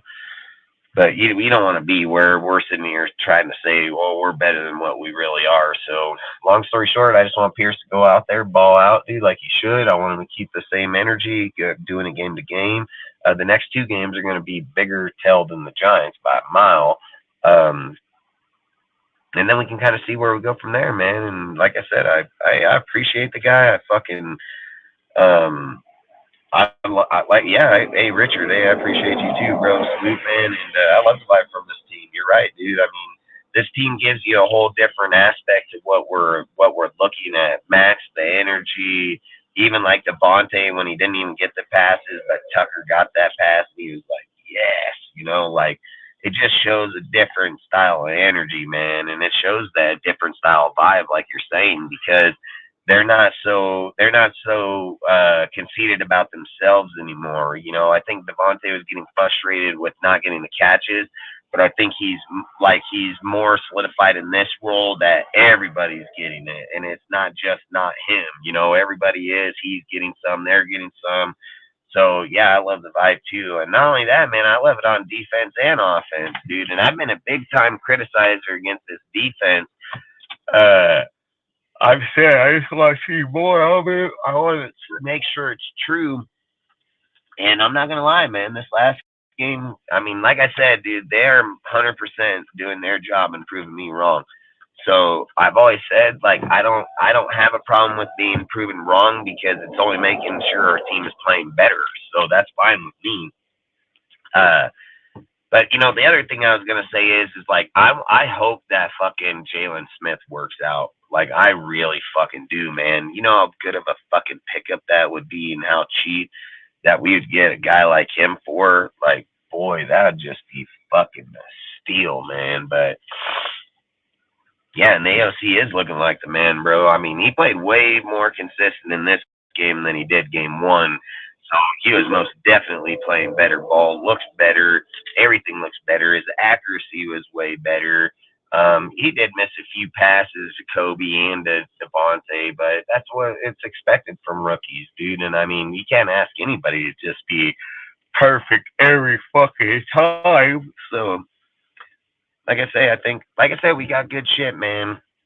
And I'd love to stay on more, dude, but we've been live for 5 fucking hours. I've been yawning like a motherfucker. I gotta get up hella early, and I'm fucking tired. Like, I'm just gonna be honest. So, like I say, with all of you guys, man, I appreciate you all stopping by, showing up, man. We do got a really good team in place right now, especially with getting rid of Josh and them. Obviously, it mattered. So like I said, we'll just see how it goes forward. Hopefully these next 2 games will kind of show us a little bit more where we are as a team. And then after that, all we can do is hope for the best for the rest of the season. I've said I'm not knocking nobody until proven otherwise. And right now we're looking pretty good. So offense, defense, everything. So I don't think there's a call to put anybody down, and I hope nobody does in Raider Nation either. I hope that when Graham gets when Pierce gets a loss, dude, it's just that's part of the game. I don't want to hear Raider Nation the second that we lose a game being like, fire him, get rid of him, he's not this, he's not that, you know, like he can't be advocating so strong that dudes are for him right now and then turn around and shit on him because he loses 1 game. You know what I mean? Like, we can't do that. Like, I would say, like, if he goes out and loses like 2 out of the next 3 or 3 out of the next 3, then go that route. But until then, for what this guy just done, he done something that's unordinary as fuck, dude. Like, he's not even a play caller and still came in and got that dub on the first damn fucking deal. So, hey, kudos to fucking Pierce, to Bo Hardigree and every single buddy else. Kudos to Mark for fucking getting rid of that bowl cut and fucking growing a sack. Outside of that, fucking Annie's running around with that little blonde bitch now. So, like I said, man, he's actually becoming a man, dude, at 65. So, fucking, we might actually see his ball sack drop here in the next fucking few months, too. But long story short, man, like I said, our team looks to be going in the right direction. People look to be doing better. And that's the best that we can hope for, man. Richard said he was so much better than the first time. All right, Dustin, be careful and safe, bro. Dude has the team playing their hearts out. Yeah, you're right, Richard. I mean, appreciate you, bro. And you're right. You're right. He has them playing the hearts out. And I hope he keeps it up, man. That's all we can hope for is to keep it up. And we go into these next 2 games and we're carrying that same energy, same deals. Then, like I said, I'll advocate for Pierce to be the head coaching job. I've just said, to be honest, man, we just got to see at least 3-4 games of them played before we could even ask of that, you know, because you do not want to make the fucking mistake that he goes and wins 1 game, gets his ass beat the next 3, and we're over here trying to sign him for fucking 3 years. Like, we can't do that, man. We got to be fucking fair. We got to do it right. He needs to play at least 3 to 4 games, and we need to win at least 3 to 4 games in order to have that conversation. And once we do that, then we can have that conversation. I'm all for it, man. But until we have that field, I'm not taking 1 game. It's way too short of a sample field. A sample size for it. So that's where I stand on it. And for now, I mean, like I said, I back that fool 100%. He has my vote, dude. I mean, I like him a lot, dude. I mean, everybody that's watched VSR, I've literally spoke on him numerous fucking times, and I literally said why I didn't want him to be the head coach, because I wanted him to stay. But I've also come to the terms that if he's not the coach, he's not going to be here anyways, because it's going to be somebody else as the head coach, and they're going to bring who they want. So outside of that, man, like I said, a great win, great ass beating. It wasn't just a win; it was a straight ass beating. Just like in the title, I said, this new team straight handing out ass beatings. So, like I said, we got to go in this next game, kind of keep the same fucking energy. I don't think it needs to be ass beating as bad, but we got to be, 7-14 points in this next game. 7-10, 7-14, whatever it may be, but we need to have some points. And then go from there and see what it is, man. So outside of it, like I said, I really appreciate everybody here, the mods, the people in the chat, everybody that was here on the panel tonight. I appreciate all of you guys, man. Like I said, hey, I hope you guys have a great night. Stay safe, man. Bounce out here. Fucking, I need to go get some sleep, dude. And then we'll see you back on Wednesday, 7 p.m. Pacific, 10 p.m. Eastern. Like I said, with everybody on the panel tonight and everybody that come, everybody's always still welcome here. So don't ever think conversations or, battles. I've had to answer the call. I don't even know what happened between them in that time, but I just hope the best for both of them. You know what I mean? And outside of that, hey, I hope you guys stay safe, dude. I hope you guys show back up on the show next week or this week, and we'll go from there, man. So, fucking yawning left and right. Salute Raider Nation, appreciate you all, man. I hope you guys have a great night, dude. So until next time, catch you on Wednesday, man. Stay safe, and let's go get this dub against the Jets coming up and kind of just see where our team is more as a unit playing them. So outside of it, peace out.